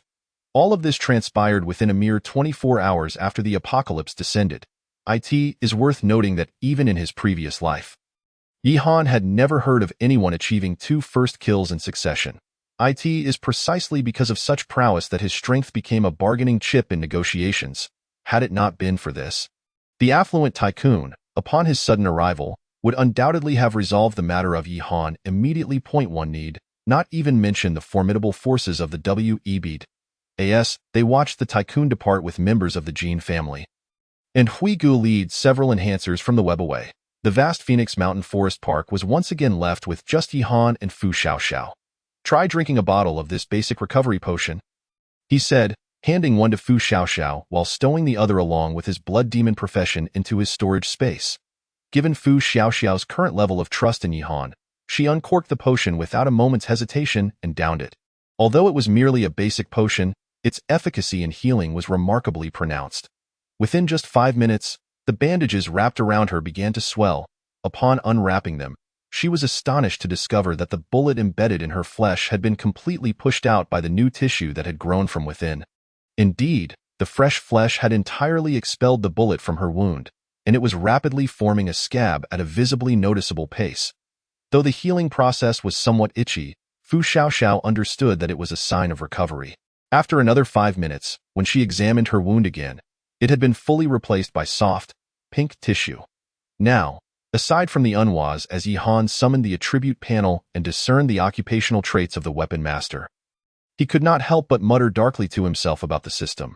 The professional skills felt rather lackluster, especially for Yi Han at this stage, as he could barely activate the dual-wield combat mode.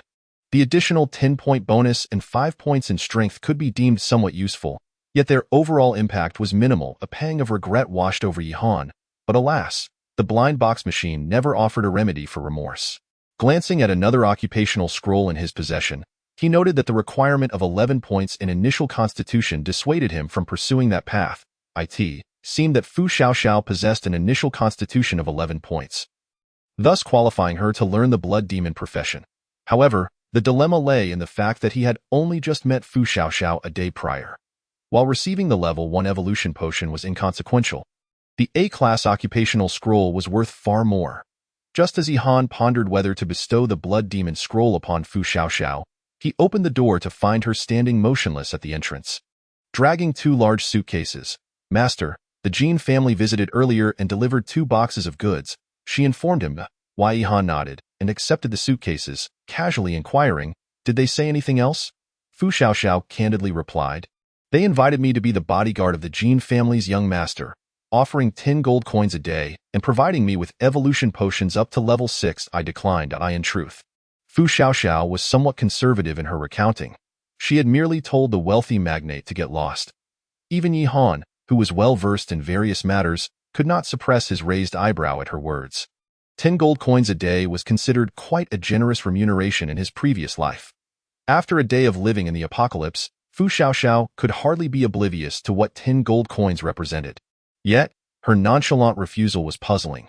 Was her loyalty truly that steadfast? Ding. The system detected that the host had successfully cultivated his first trusted aid and was activating a reward. Activation successful. Thesis level active skill. Mental scan, mental scan. Scan nearby life forms or specified life forms for detailed information. The scanning effect will improve with the host's strength, currently with a radius of 500 meters, consuming 5 mental points. With a cooldown of 2 hours, the sudden system reward left Yihan somewhat bewildered. Thus far, the system had issued rewards on 3 occasions, once for the novice gift pack and twice for achieving certain milestones for the first time. This felt akin to achievement rewards in a game, with each reward being a skill relevant to the accomplishment. For instance, the passive skill awarded upon learning a profession for the first time. And now this active skill for cultivating a trusted aid appeared that every time he accomplished something for the first time in the future, he would receive a corresponding skill reward. This suggested that his system might indeed be somewhat overpowered. Although it remained uncertain what specific actions would yield rewards, it was clear that the skills granted would not be limited to just these few. Moreover, the mental scan skill allowed him to discern all life forms within a 500-meter radius, meaning he could clearly identify both zombies and survivors nearby. Additionally, he could retrieve detailed information about specified life forms. Though the specifics of the information remained unclear, having advanced knowledge of an opponent's details would undoubtedly be advantageous in combat. Scan Fu Xiaoxiao. He silently issued the scanning command, and Fu Xiaoxiao's overall image materialized in his mind. Albeit with a rather awkward detail, perhaps it was due to having seen Fu Xiaoxiao's figure, but in his mind's eye, she appeared completely unclothed, with every detail vividly clear. Name. Fu Xiaoxiao enhancement level. Level 1 profession. None threat level. 0 loyalty. 60 favorability. 60 sexual experience. 0 ahem. Following the unadorned image in his mind, the system scan unexpectedly revealed a measure of sexual experience, which caused the usually composed Yihan to feel a flush of embarrassment, making him avert his gaze from Fu Xiaoxiao. Setting aside those peculiar attribute values, the mental scan could only serve as a reference, at least critical in forma, perhaps overwhelmed by emotion, or perhaps seeking to retaliate against Yihan for his earlier jest. Fu Xiaoxiao boldly planted a kiss on Yihan's handsome face after rising from the bed. Then, as if nothing had transpired, she casually walked out of the room under Yihan's gaze. This unexpected maneuver left Yihan utterly bewildered. As he watched the door slowly close, he felt a mild buzzing in his head. Though he remained uncertain about the changes that the blood demon profession had bestowed upon Fu Xiaoxiao. One thing was clear. The power of this profession was certainly formidable, undoubtedly surpassing that of a weapon master. Setting aside thoughts of the blood demon, Yihan began to focus on another endeavor, the crafting of a saber. Indeed, the prototype saber he currently possessed no longer sufficed to meet his needs. According to the conventional rules governing weapon evolution, he was now capable of upgrading the saber to E rank. However, the issue lay in the fact that the prototype saber could not be upgraded. necessitating the creation of an entirely new saber for the enhancement. Materials required for saber construction: 2 units of primary steel, 2 units of primary alloy, 5 portions of beast blood, and 5 bones. While Yi Han had already gathered the bones and beast blood, he needed to fabricate the primary steel and primary alloy himself. This was precisely why he had extorted a rare metal from Jin Daidai. He hoped to utilize this rare metal in the saber's creation to enhance its attributes. Unfortunately, when he attempted to combine tungsten steel and titanium alloy, he was met with an error message indicating that synthesis was impossible. After several attempts, Yi Han successfully produced 2 units of primary steel, albeit the process revealed his lack of ingenuity. Who could have possibly anticipated that 2 ordinary iron ingots could yield primary steel? Following this line of reasoning, it was likely that primary alloy required 2 different metal types for synthesis. Sure enough, Yi Han took 2 iron woks and 2 stainless steel knives from the kitchen on the 5th floor, successfully creating 2 units of primary alloy. After combining the remaining beast blood and bones, the materials coalesced into a brilliant light, and after expending 20 points of mental energy, Yi Han crafted a self-made F-rank saber. Saber, F-Attack 5, Strength 2, Durability 500, Upgradable. Upgrade conditions: any metal, any F-rank equipment combined with the saber can elevate it to E-rank. The basic attributes of this saber bore little difference from the prototype. Thus, upon its creation, Yi Han prepared to upgrade it directly to E-rank. Fortunately, the metal required for the upgrade was merely standard metal, sparing Yi Han from further fabrication. Thus, he selected the highest hardness tungsten steel from his available materials. As for any F-rank equipment, Yi Han had none left, save for the prototype saber. Upgrade materials for saber: tungsten steel, prototype saber, consumes 10 points of mental energy. Please confirm whether to proceed with the upgrade. Confirm upgrade. Once again, a familiar white light enveloped all the upgrade materials, which then gradually fused into the F-rank saber, causing it to emanate a radiant glow. When the light finally dissipated, Yi Han beheld an E-rank saber glowing faintly with a white aura. Saber, E-Attack 10, Strength 5, Armor-Piercing Effect 20, Durability 1000. Gazing at the new saber's attributes, Yi Han found it hard to believe. The blueprints indicated that the E-rank saber possessed only 8 attack, 4 strength, and a mere 600 durability, lacking any armor-piercing effect. After considerable contemplation, he concluded that the surplus attributes were likely due to the tungsten steel, particularly regarding durability, as it is the hardest known metal, thus more resilient than ordinary materials. Having reached this conclusion, Yi Han retrieved the Blade of Gluttony from his storage space and gripped both blades tightly, subsequently opening the attribute panel.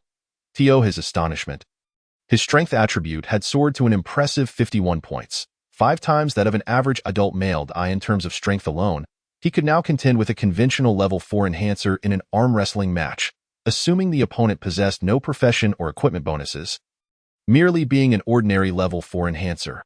Nonetheless, this was an extraordinary feat. Even typical level 5 zombies posed little threat to Yi Han, easily dispatched with a single strike. Feeling the surge of power coursing through him, Yi Han's thoughts began to wander, pondering whether there might be other avenues to further augment his strength. Simply put, Yi Han had become somewhat obsessed with stacking attributes. It seemed there might indeed be a solution. Advancing his profession. He recalled the Weapon Master profession, which, though only F-rank, granted a bonus of 5 points to strength. Should he elevate it to E-rank, he could gain a 10-point strength boost, alongside an increase in weapon proficiency to 125. With this thought in mind, Yi Han unhesitatingly retrieved 2 profession medals from his storage space, crushing them in his hand. Advancing Weapon Master profession. Profession is upgrading. Please wait. Profession upgrade successful. Weapon Master profession level has increased. Current profession level, E-rank. Current attributes, 10 strength, weapon mastery 125. Upon reviewing his attribute panel, Yi Han discovered that his strength had escalated to a staggering 57 points. Simultaneously, a translucent announcement board forcibly appeared before all survivors worldwide. Global announcement. Congratulations to Yi Han for surpassing the current threshold of strength, becoming the highest strength value globally, and unlocking the survivor leaderboard. Strength leaderboard. First place, Yi Han. The sudden announcement momentarily left Yi Han in a state of shock, as he struggled to discern whether this moment belonged to his past life or the present. The Apocalypse leaderboard was no novelty.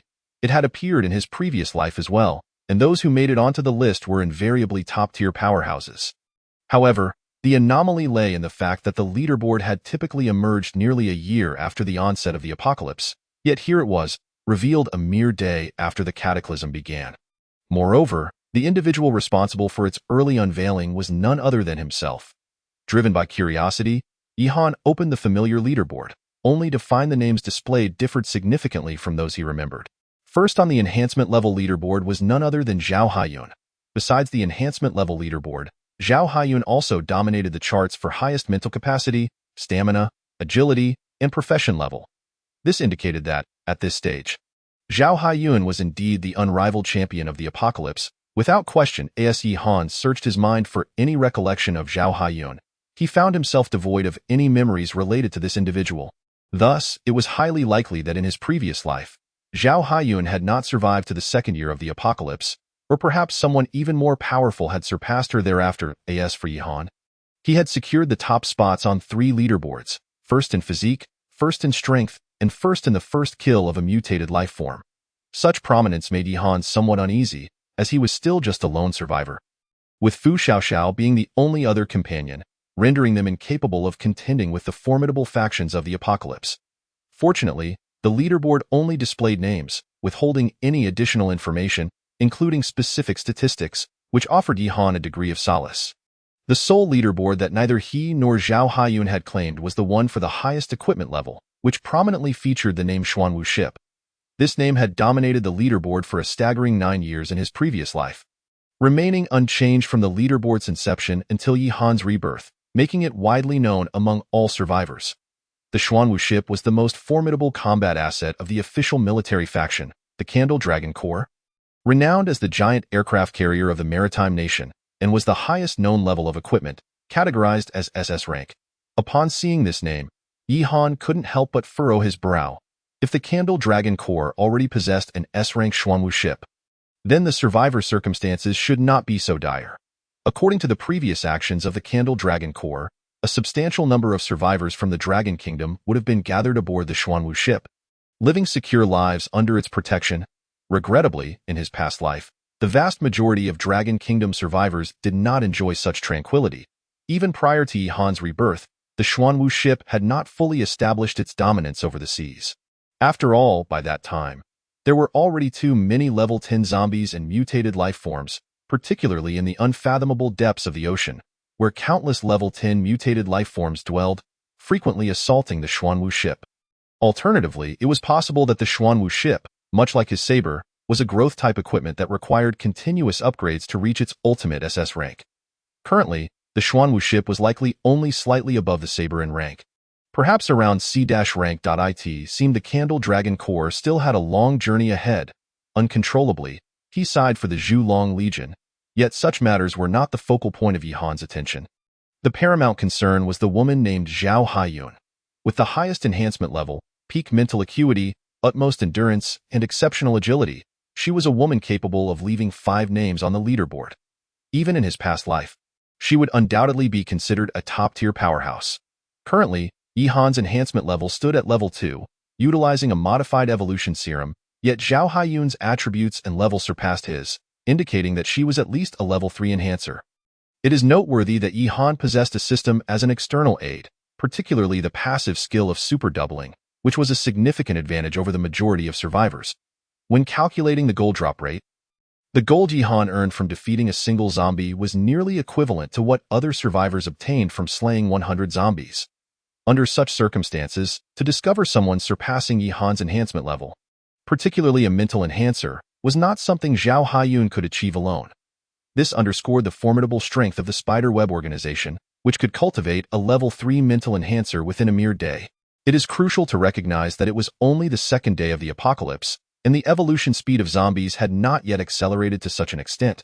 It was likely that the total number of level 3 zombies worldwide did not exceed half that of level 2 zombies.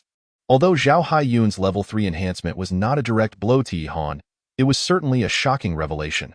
Moments ago, he had been lamenting the Zhulong Legion, yet he had a long journey ahead himself. He possessed 300 level 3 gold coins but had failed to locate any level 3 blind box machines, nor had he encountered any level 3 zombies or mutated life forms aside from the glutton. The immediate priority was to find a level 3 blind box machine to draw a level 3 evolution serum and successfully advance to level 3 enhancer. Exiting the room once more, Yi Han, accompanied by Fu Xiaoxiao, commenced their search throughout the entire international hotel. Although Fu Xiaoxiao's enhancement level was merely 1, Yi Han had no intention of giving her his remaining level 2 evolution serum. After all, she was already capable of handling most zombies at this stage, making it unnecessary to hastily elevate her level. Moreover, with the protection of an E-class bulletproof vest and the enhancement from the blood demon profession, as long as they did not encounter powerful level 3 zombies or mutated life forms, they should be fine. The 6th floor of the hotel housed a Western restaurant, but disappointingly, it yielded no formidable zombies akin to the glutton found in the Chinese restaurant. And there were scarcely any level 2 zombies. Most were level 1, and no blind box machines were found. After a brief search, Yi Han and Fu Xiaoxiao proceeded to the 7th floor. The 7th floor consisted entirely of guest rooms, and the tightly shut doors compelled the two to slow their search pace. Fortunately, both were enhancers, rendering the doors insignificant to them. With a swift kick, the doors would yield to their force. However, the search proved less than smooth. As the guest rooms primarily contained level 1 zombies, with each room housing only 1 or 2 at most, the highest encounter was 5 zombies, 4 male and 1 female, all of level 1. The room with the 5 zombies naturally became a source of jest between the two. This state of affairs continued for some time until they broke into a themed suite on the 10th floor, where a change occurred as Yi Han kicked open the door. He was met with a sight that left him utterly astonished. Wu Mingming. Upon seeing the woman before him, he instinctively exclaimed, unable to fathom encountering her here in such a manner once more. According to the trajectory of his past life, Wu Mingming should have been thriving under Li Zikai's meticulous nurturing, gradually evolving into a level 9 enhancer a decade later. At this moment, Yi Han could not have anticipated that the Wu Mingming before him had transformed into a zombie. Moreover, she was a special zombie, a succubus. Chapter 27. My beloved Han. Succubi, the most unique mutated life forms in the apocalypse. Most people regard succubi as special zombies, but strictly speaking, they do not belong to the zombie category, as they possess an almost identical appearance to humans. Indeed, from the outside, they resemble humans closely, speaking the same language, with the sole distinction being the demonic tail behind them. In his past life, succubi were born at level 4. A characteristic that rendered them singular in the apocalypse. Level 4 and 5 succubi bore a long, red demonic tail, tapering to a triangular tip. Furthermore, early-stage succubi typically did not wear clothing, making it nearly impossible not to notice their vibrant tails. Once a succubus evolved to level 6, she could voluntarily conceal her tail, blending in seamlessly with survivor's attire. This aspect made succubi particularly fearsome, as their means of sustenance greatly differed from zombies. Records indicate that succubi never consumed the flesh and blood of survivors, their diet consisting solely of male survivors. There was once a rumor of a leader of a camp, possessing a level 7 enhancement and a high professional enhancement level, whose prowess could be described as formidable. Yet, on a fateful night filled with desire, this strong individual encountered a stunningly beautiful woman, exuding endless allure. Ultimately, he succumbed to temptation and brought her back to the camp. The next day, every male survivor in the camp met a gruesome fate in their beds, all inexplicably transformed into desiccated husks resembling withered wood. All the nutrients within their bodies had been completely drained, with none escaping the grim fate. The surviving female survivors conducted extensive investigations, yet yielded no results. No one could ascertain how they had perished. A month later, an 8th-level succubus emerged in the area where the camp had been, causing upheaval in the apocalypse, with countless strong individuals meeting their demise beneath her enchanting sway. Another month passed, and this 8th-level succubus vanished without a trace, leaving no survivors behind to recount being drained into desiccated corpses. Until Yi Han's rebirth, the succubus entry in the zombie compendium remained gray and devoid of any kill records or related information. Everyone lamented the missed opportunity to secure the first kill when the succubi were at levels 4 and 5, tails prominently displayed. Once they matured, finding them would be as challenging as ascending to the heavens. This was why Yi Han immediately recognized Wu Mingming's identity as a succubus upon their first encounter, as that striking red tail was simply too conspicuous to overlook. However, one thing perplexed Yi Han. In his past life, Wu Mingming had evidently flourished under Li Zikai's care, reaching level 9. So why had the reincarnated Wu Mingming transformed into a succubus? Could it be that his actions in the past, eliminating Li Zikai, had triggered a butterfly effect? Gazing at the unadorned, even more voluptuous form before him, despite the overwhelming temptation, Yi Han found himself lost in contemplation. Since the moment he kicked open the door, Wu Mingming had turned to face him. And curiously, she too seemed to momentarily freeze. Once she regained her composure, she called out to Yi Han, "Han, my beloved." Upon hearing this, both Yi Han and Fu Xiaoxiao were taken aback, with Fu Xiaoxiao's reaction being notably more pronounced. She turned to Yi Han, her wide eyes filled with questions. "Master, do you fancy this?" Wu Mengming's call sent a chill down Yi Han's spine, goosebumps erupting across his body. He struggled to suppress the turmoil within him. Explaining the situation to Fu Xiaoxiao. "This is my ex-girlfriend, the belle of our school. Yesterday afternoon, I caught her here with another man." Upon hearing Yi Han refer to her as his ex-girlfriend, Fu Xiaoxiao perked up. Standing behind Yi Han like an eager bystander listening to gossip, "So you broke up with her?" "No, I chopped that man up. For the sake of love." "No, he insisted on clinging to me. I was in a hurry. So I dealt with him and then went to your place." "Oh, feeling unbalanced? You came to the bathhouse for some fun?" "No, I merely came to verify some matters. Then the apocalypse hit. You already know what happened afterward." I genuinely forgot about her completely. The seemingly casual exchange between the two individuals was laced with a palpable undercurrent of jealousy emanating from Fu Xiaoxiao.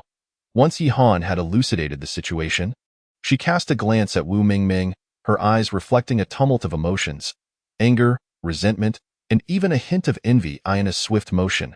She positioned herself protectively in front of Yi Han, resolutely shielding him from harm. Despite Wu Mingming having been seated on the bed with an air of flirtation since their entry, an inexplicable shift occurred in her demeanor the moment Fu Xiaoxiao advanced.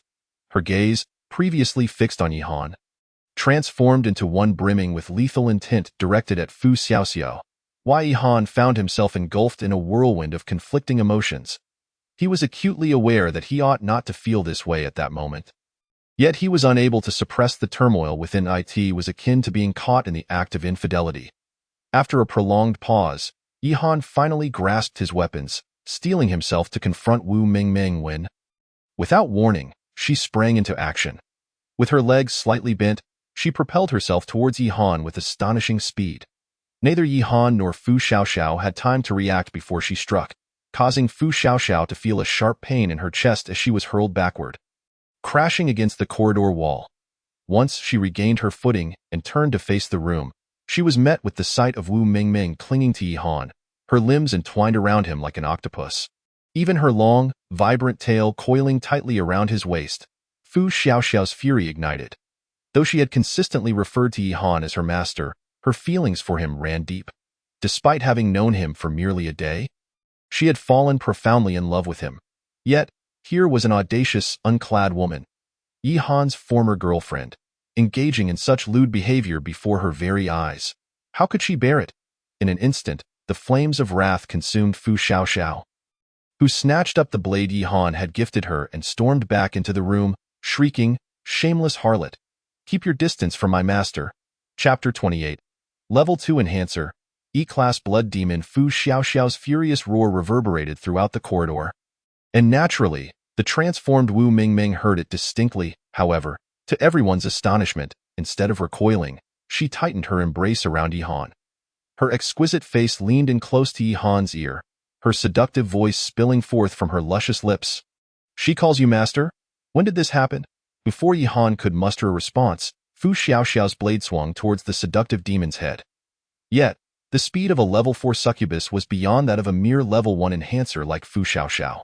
With effortless agility, the demon leaped away from Yi Han just in time to evade the strike.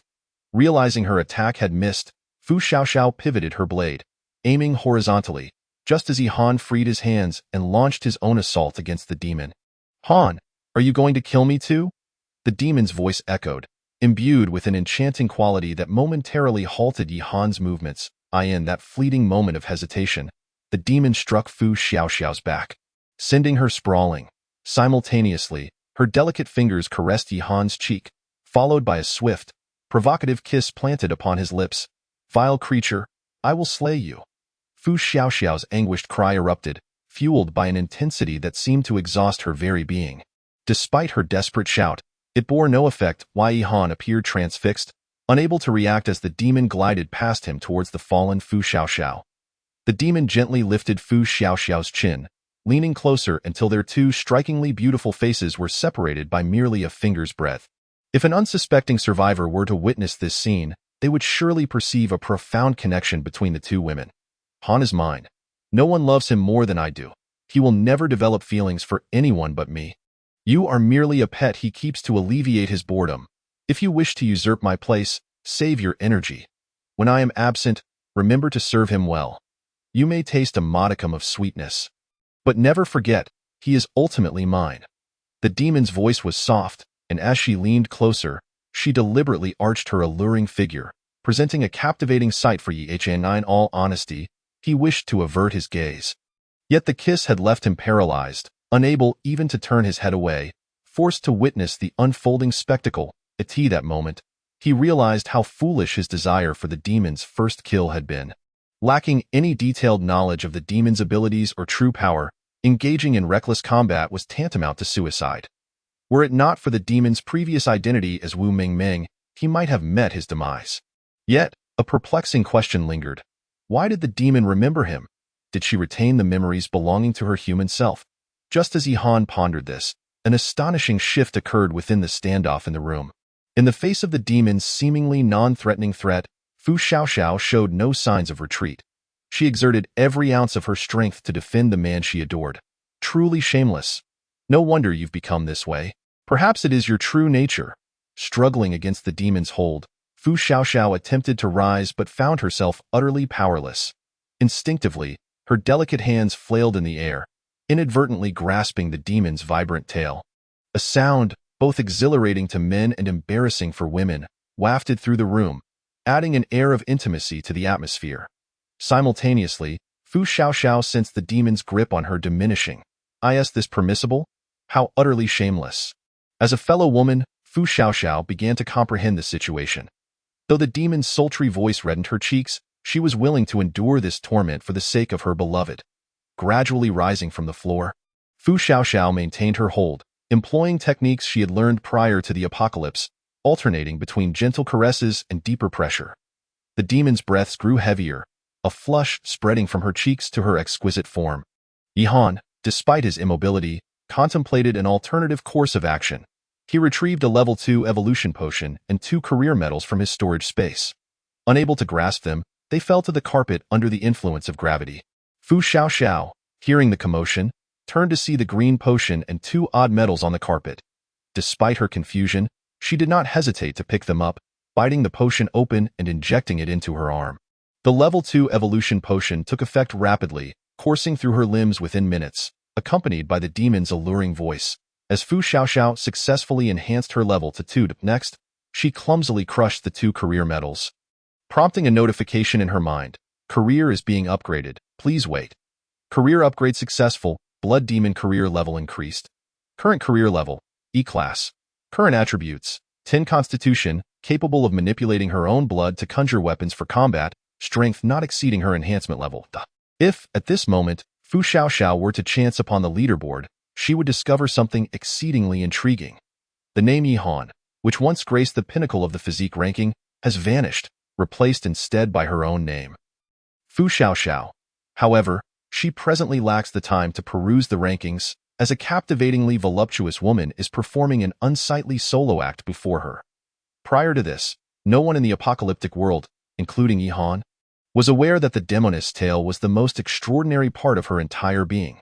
With the correct application of force, it could render the demoness temporarily incapacitated, plunging her into her own world. This explains the immense reaction displayed by the demoness.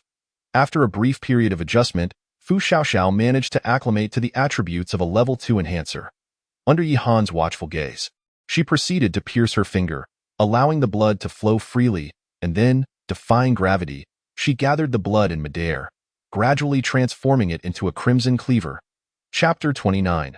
Blood Demon Fu Xiaoxiao vs.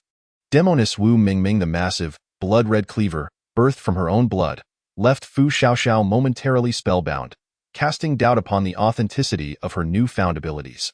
Not only was Fu Xiaoxiao astonished, but even Yi Han's expression was filled with disbelief. Although it was impossible to ascertain the exact level or attributes of the weapon she had conjured, the mere ability to effortlessly manifest a weapon from blood indicated a significant augmentation in the strength of the Blood Demon class after its upgrade. Furthermore, astonishingly, Fu Xiaoxiao showed no signs of distress from the considerable blood loss in the blink of an eye. The wound on her finger had sealed, and within a mere minute, it was entirely healed. Such an extraordinary regenerative capability elicited considerable envy from Yi Han. The higher one's physique attribute, the greater their healing potential. In a world fraught with danger, injuries had become a commonplace occurrence. To acquire a regenerative ability as formidable as that of the Blood Demon was tantamount to attaining immortality. Therefore, it was not just Yi Han who would covet such an ability. Even 10 years into the apocalypse of his previous life, such a remarkable power would be highly sought after in retrospect. It could be said that Zhao Haiyun had indeed bestowed upon herself an exceptional gift, though it remained to be seen whether she would regret her decision upon witnessing the capabilities of the Blood Demon firsthand. With the enhancement of her Blood Demon abilities, Fu Xiaoxiao's combat prowess had increased exponentially. Wielding the Crimson Cleaver, she exhibited no hesitation, seizing the opportunity while the demoness reveled in her ecstasy, aiming for her long, fair neck. A soft sound echoed as the blood-red cleaver successfully embedded itself into the demoness' neck, penetrating several centimeters deep. Regrettably, that was all it achieved. No matter how forcefully Fu Xiaoxiao struck, the cleaver could not advance further. Do you truly consider my life so insignificant? You believe this level of attack could slay me? The demoness' taunt came unexpectedly yet seemed entirely fitting. Indeed, she was a demoness, born as a level 4 mutated zombie. Even though Fu Xiaoxiao had utilized a level 2 evolution serum to elevate her profession to rank E, there remained a considerable gap when compared to the Lu in the mere span of 2 sentences. The injuries on the succubus's body had already healed significantly, granting her a moment of respite. With delicate hands, she grasped the blood spear embedded in her chest, exerting a slight force to extract it entirely. The wound, which had been pierced by the spear, was visibly mending at an astonishing rate. Han, I still love you. I truly cannot bear to devour you now. Grant me some time, and when we meet again, I shall reveal to you a more perfected version of myself. At that moment, I will savor the pleasure you bring me. With this declaration, the succubus, her injuries nearly healed, cast aside her words and, under Yi Han's gaze, hurled the blood spear, not at him or at Fu Xiaoxiao, but rather at the sole glass panel within the room. With a resounding crash, the tempered glass shattered, and the succubus, showing no further attachment to the man before her, leapt out the window. Damn it, don't run. Though Yi Han lacked a more effective method to eliminate the succubus, he could not allow her to escape right before his eyes. If she were to flee, countless survivors would likely perish at her hands, and by the time she evolved to a higher level, Yi Han's chances of victory would be even slimmer. Without a hint of hesitation, Yi Han vaulted after her, following in the succubus's footsteps as he leapt through the window. Fu Xiaoxiao stood dumbfounded, her gaze fixed on the window, momentarily forgetting her own chest wound. Master, this is the 10th floor of the hotel. She too wished to jump after them, but the painful reminder of her own injuries held her back, urging her to conserve her strength and expedite her recovery. On the other hand, Yi Han was acutely aware that he was leaping from the 10th floor. Lacking the succubus's almost unnatural resilience, he could only devise a way to slow his descent as much as possible. He rotated the 2 knives in his hands behind him, then plunged them into the hotel wall, utilizing the friction between the blades and the surface to gradually decelerate. While it sounded perilous, it was a feasible maneuver, albeit a bit painful for his hands. This was the best solution Yi Han could conceive. Preserving his hands was certainly preferable to losing his life. There was no need for concern regarding the strength of the blades, for the sabers were genuine E-class weapons, enhanced with tungsten steel during their upgrade. And the Blade of Gluttony, being a weapon of the glutton, was undoubtedly robust enough for the task. After several moments of slowing his descent, Yi Han finally reached the ground, only to find no trace of the succubus when he looked up. Clinging to a thread of hope, he rushed out of the hotel, but all he could see on the streets were aimlessly wandering level 1 zombies, all male, with not a single female among them. She got away. Yi Han lamented to himself at the hotel entrance, simultaneously contemplating the stark contrast between his past and present. His memories were infallible. After all, his demise in his previous life had been closely tied to the woman Wu Mingming, who might well have orchestrated it all. Most crucially, in his past life, Wu Mingming had been human, having ascended to level 9, a rarity in that era, though not the pinnacle. Wu Mingming herself lacked the means to achieve such power. It had all been thanks to the diligent nurturing of Li Dasha, whose family had invested countless gold coins to cultivate several level 9 warriors. But why had Wu Mingming transformed into a succubus in this second life? Could it be the butterfly effect triggered by his premature killing of Li Zikai? Unlikely. Even if Li Zikai were slain, it would not convert Wu Mingming from a human into a succubus. Just as Yi Han was grappling with these perplexing thoughts, a sudden spark of realization illuminated his mind, leading him to an unsettling possibility. What if Wu Mingming had always been a succubus? This would make sense. According to Yi Han's conjecture, Wu Mingming had never been human but had transformed into a succubus right from the onset of the apocalypse. Li Zikai was oblivious to this fact. Perhaps he had never even encountered a succubus, or maybe Wu Mingming had fled immediately upon her transformation, swiftly evolving to level 6, concealing her tail, and returning to Li Zikai disguised as a human. Ultimately, with Li Zikai's assistance, she ascended to the rank of a level 9 enhancer, a chill course through Yi Han as he considered this scenario. If this hypothesis held true, Wu Mingming could wreak havoc on the entire apocalypse. Should she succeed in reaching level 10, it was likely that no one across the globe would stand a chance against her. At that moment, beads of sweat began to form on Yi Han's forehead, as fear gripped him for this audacious theory. Verifying the validity of his conjecture was straightforward. He merely needed to ascertain whether the succubus could inject the human evolution serum. If she could, then there was an 80% chance that his theory was correct. He could not allow the succubus to grow stronger unchecked. She must be eliminated before reaching level 6, silently resolving to prioritize the mission to kill the succubus. He reminded himself to grow stronger, for otherwise, the notion of defeating her would remain but a jest. Lost in thought, Yi Han was oblivious to the dark barrel of a gun tremblingly aimed at him from behind. "Don't move! Raise your hands above your head where I can see them." The voice that pierced the air was melodious yet laden with a peculiar weight. It was curious that such a young girl dared to jest with him. However, upon turning to assess the situation, Yi Han realized the gravity of his error. Before him stood a woman who indeed appeared youthful, at most 18, with baby fat still adorning her cheeks, lending her an air of innocence. Yet, she donned a police uniform and wielded a genuine service pistol. Though her delicate hands trembled slightly, it did not diminish her audacity in pointing the weapon at Yi Chan in the past. Faced with a female officer aiming a gun at him, Yi Han would have complied without hesitation, fearful that a mere tremor of her hand might send a bullet through his skull. But this was the apocalypse. The streets were devoid of life, overrun by grotesque zombies, and official personnel likely prioritized their own survival above all else. "Are you out of your mind?" Yi Han finally voiced his incredulity after a lengthy pause. Yet he still clutched the two evolutionary weapons, unwilling to relinquish them. "Don't move. Lower your weapons and raise your hands above your head." The young officer's voice quivered but remained resolute, embodying a determination to apprehend the suspect. Yet, unfortunately for her, she had encountered Yi Han, a man who had survived 10 years in the apocalypse, navigating countless life and death situations before being reborn into this moment. A mere police pistol, even one of superior quality, would not intimidate him. He was confident he could disarm her before she could pull the trigger. "Beautiful, take a look over there. Those slow-moving zombies, they're all coins waiting to be collected. Aim your gun at them. Even if luck is against you and you don't score any coins, you're still contributing to the survivors."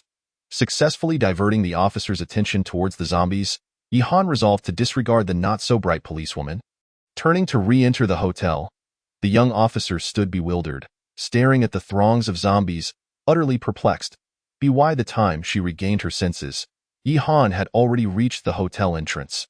"Hey, stop right there. If you take another step, I'll shoot." Her voice continued to tremble, yet her gaze was unwaveringly determined. Had Yi Han been able to see her expression, he would have recognized her genuine intention to pull the trigger.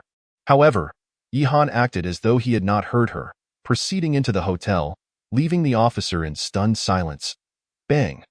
The service pistol erupted with a fiery blast, the bullet racing forth from the muzzle.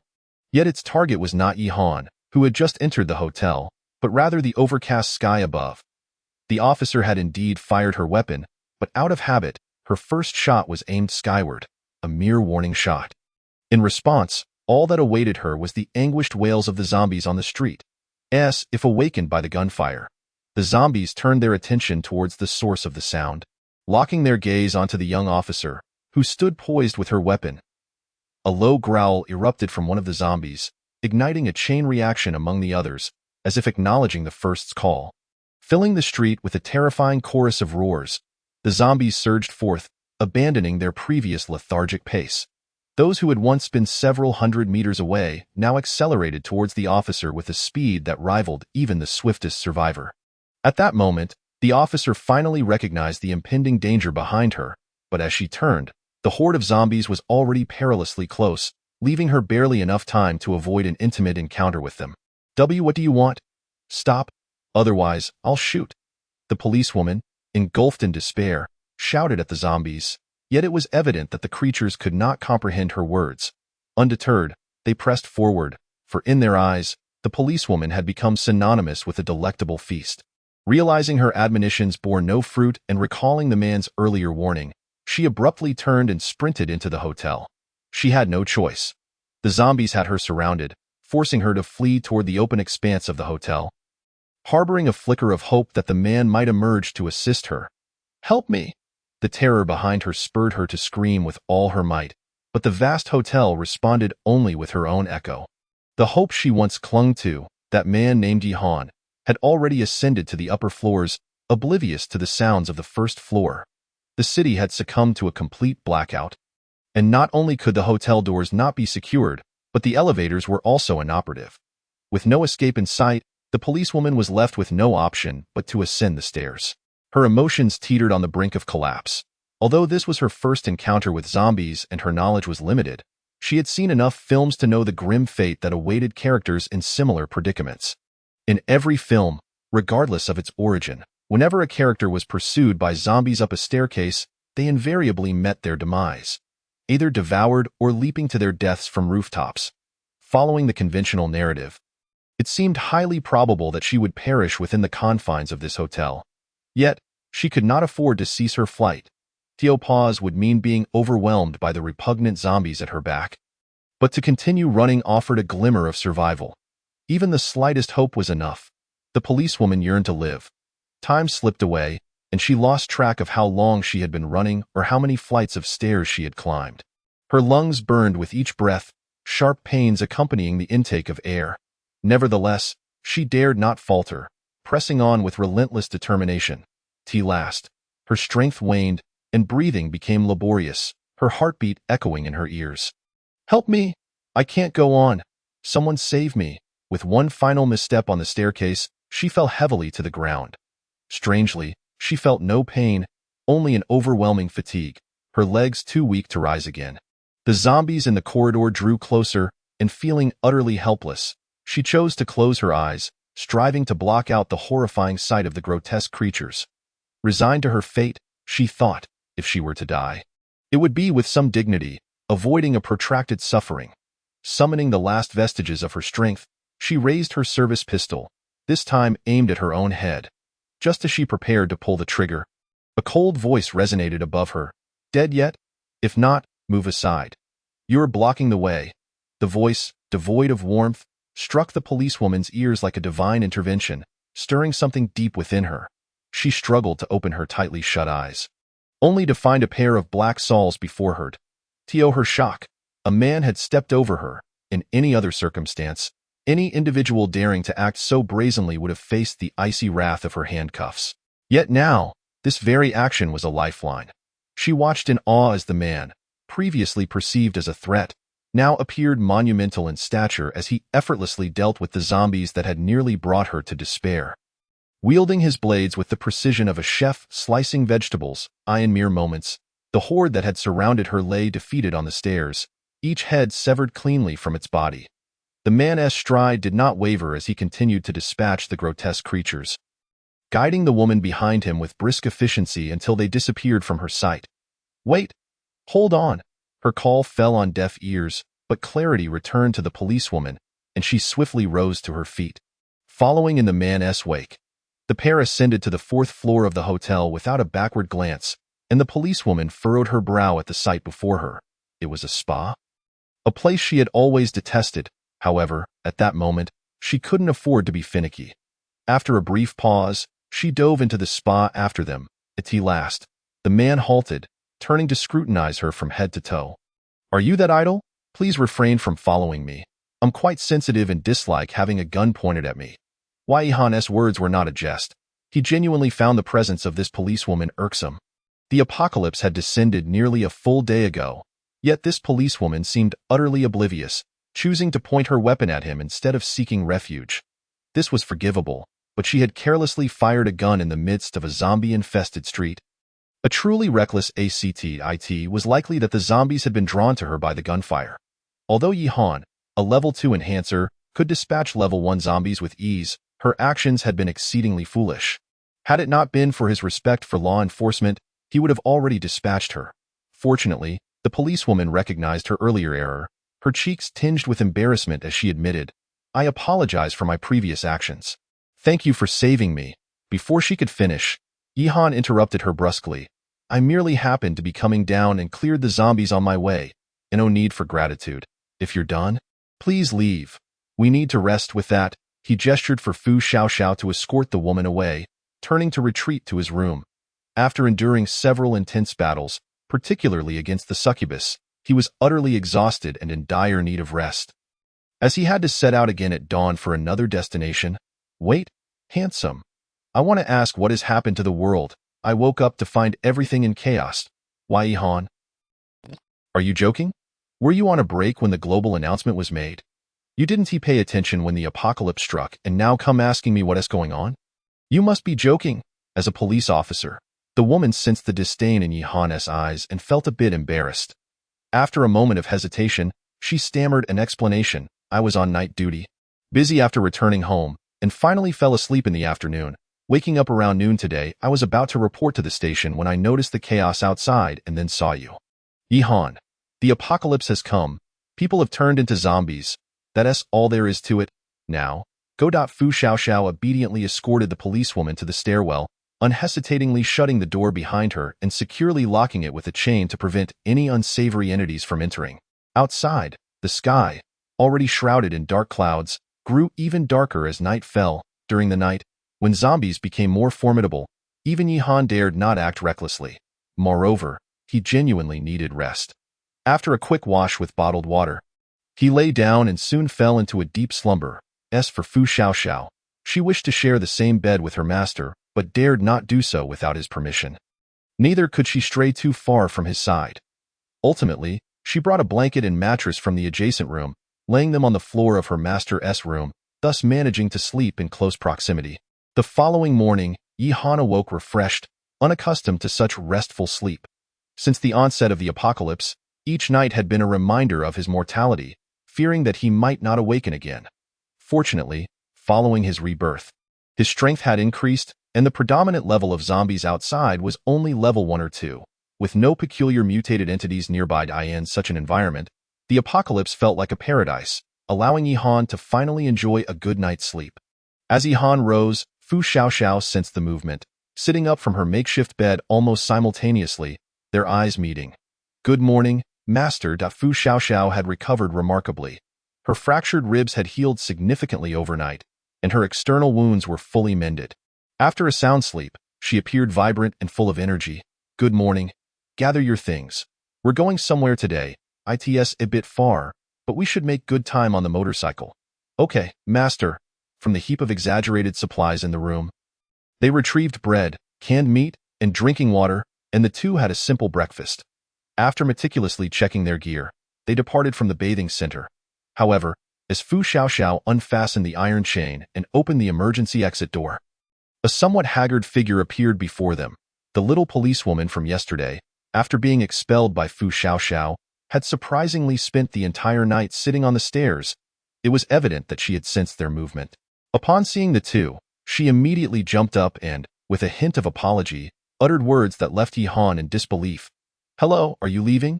Could you possibly take me with you? Chapter 33. The City of Sak. Isolated from zombies by city walls, Yihan was genuinely somewhat annoyed with this woman.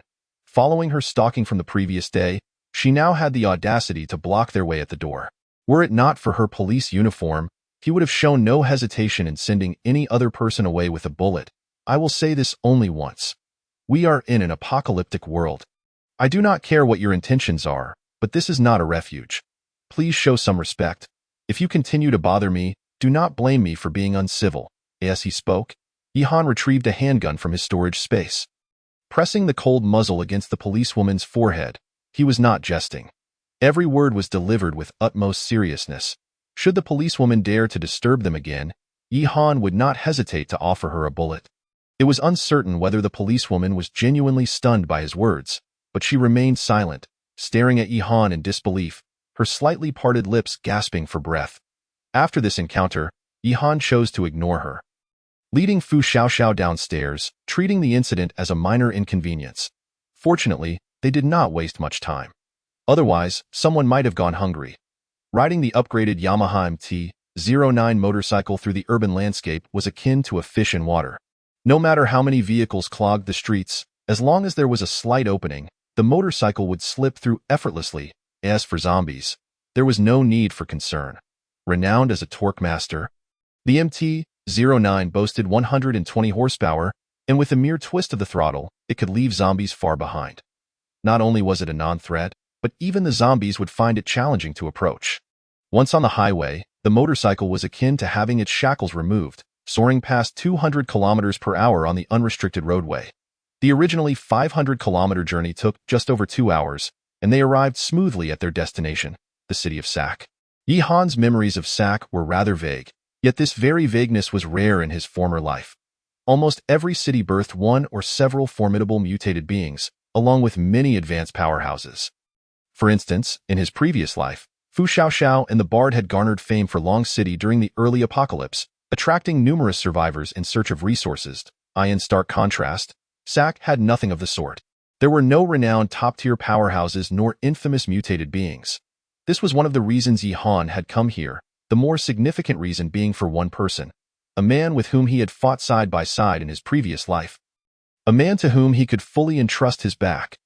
Yihan was not well acquainted with the situation of the survivors in Sak, but he was certain it differed greatly from that of Long City. Upon entering, they must not act rashly.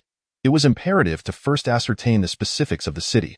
This was the advice Yihan had given Fu Xiaoxiao before their departure. Initially, she thought little of it, but upon standing at the outskirts of Sak City, she realized the substantial differences. Sak was indeed an ancient city. Several dynasties had regarded it as a stronghold, resulting in remarkably sturdy ancient city walls. Coupled with the Tourism Bureau's maintenance efforts, the entire city was essentially enclosed within these walls. Consequently, the zombies outside were almost completely isolated. Hordes wandered outside the walls, but could not breach them. As Yihan and his companion approached the city wall on their motorcycle, they noticed personnel stationed atop, observing them. They too had spotted Yihan, and soon the massive wooden city gate slowly creaked open, allowing Yihan and Fu Xiaoxiao to enter. The gate then closed again, sealing the zombies outside once more. Upon entering the city, they were truly awestruck. There was no sign of zombies within. The survivors here lived in a manner nearly indistinguishable from their pre-apocalyptic lives. With even shops still in operation, albeit selling essential goods instead of everyday items. Were it not for the numerous parking lots filled with damaged cars nearby, it would be hard to believe this was a post-apocalyptic world. Clearly, the leaders of Sak had some merit. While they utilized the ancient city walls, driving all zombies away while ensuring the safety of survivors was no small feat, a task not easily accomplished by ordinary individuals.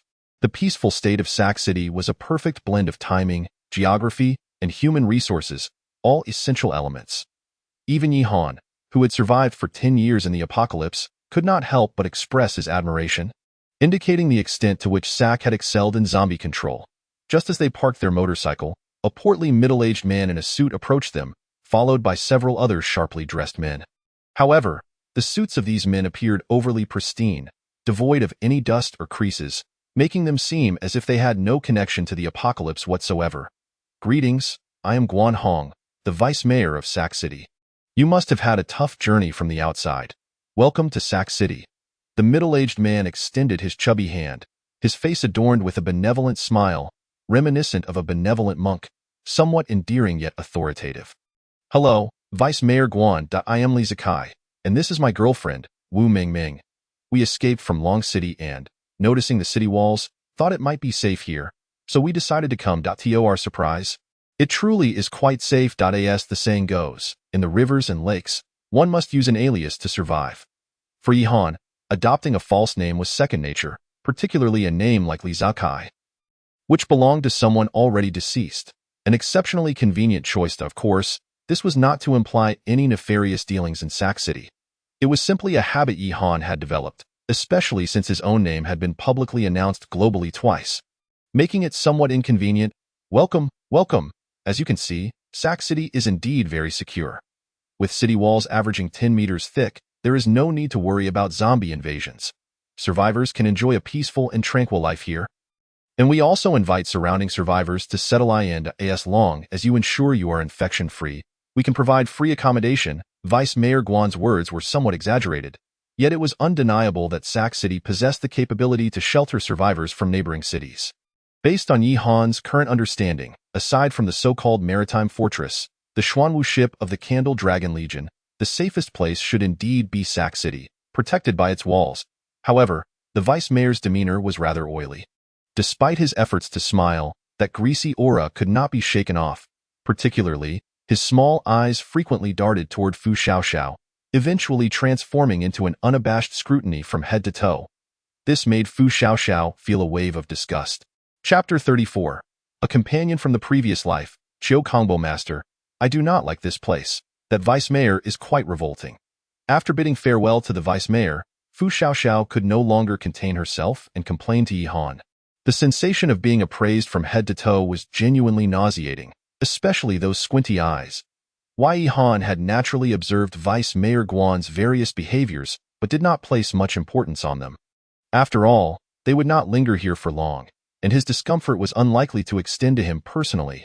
I apologize for putting you in this position.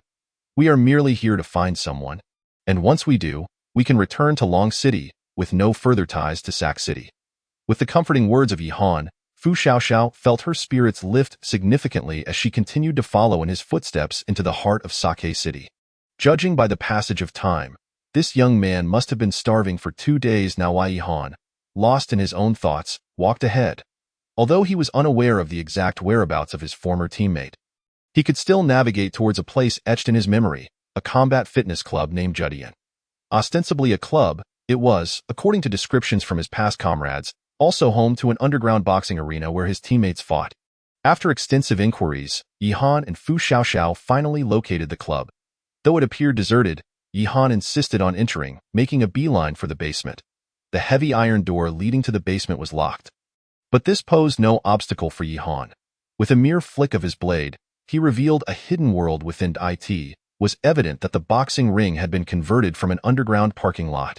The environment was far from ideal, yet the boxing ring and spectator seating were fully equipped, complete with several televisions suspended above the center of the ring, in a corner of the boxing arena. Yihan discovered another locked iron door. Employing the same method, he sliced it open, revealing a muscular man who immediately captured their attention. To their astonishment, this man was performing push-ups while in a handstand. Sweat pouring down his face, yet he showed no signs of stopping. Greetings, Chiu Kongbo. Allow me to introduce myself. I am Yihan. From now on, you shall accompany me, and I assure you shall not endure hunger as you do now. As he spoke, Yihan retrieved a substantial amount of bread and canned meat from his storage space, laying it before the brawny man he referred to as Chiu Kongbo. Chiu Kongbo appeared bewildered, staring at the two unfamiliar faces before him, struggling to recall if he knew them.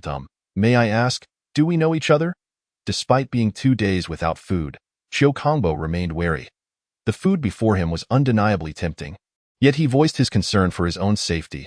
That is of little significance, but I can assure you, we are in an apocalyptic world plagued by zombies, and in the near future, you will become my most trusted ally.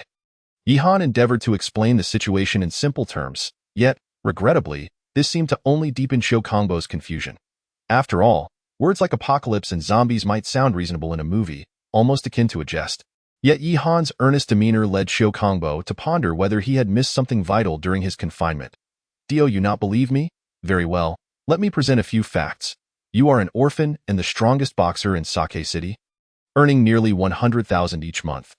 However, you suffer from a moderate concussion, have an enormous appetite, a mole on your left buttock, and have yet to experience a romantic relationship, relying solely on your own two hands.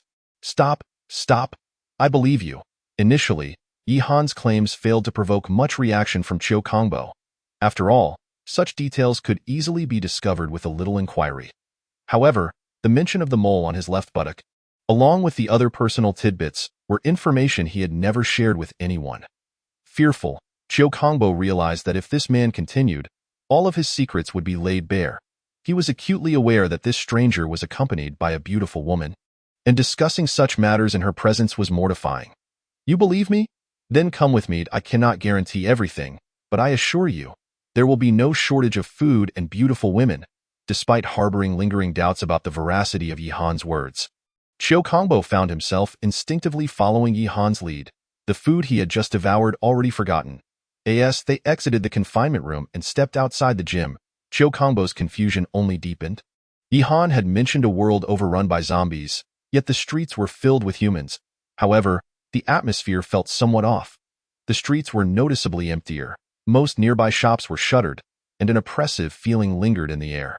Many individuals appeared disheveled, with several wielding various blades as they made their way toward the outskirts of the city in broad daylight.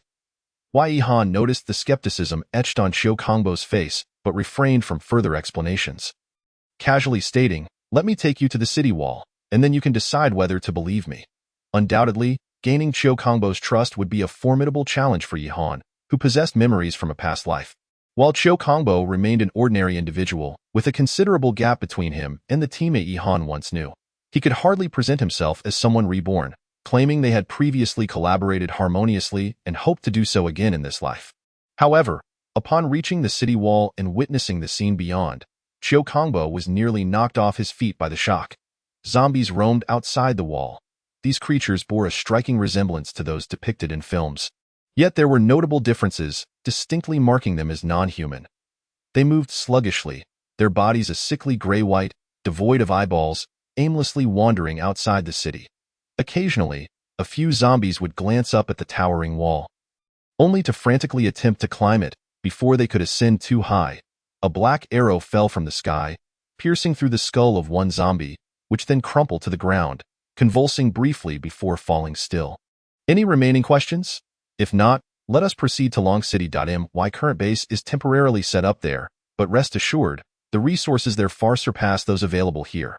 Qiu Kongbo did not respond immediately.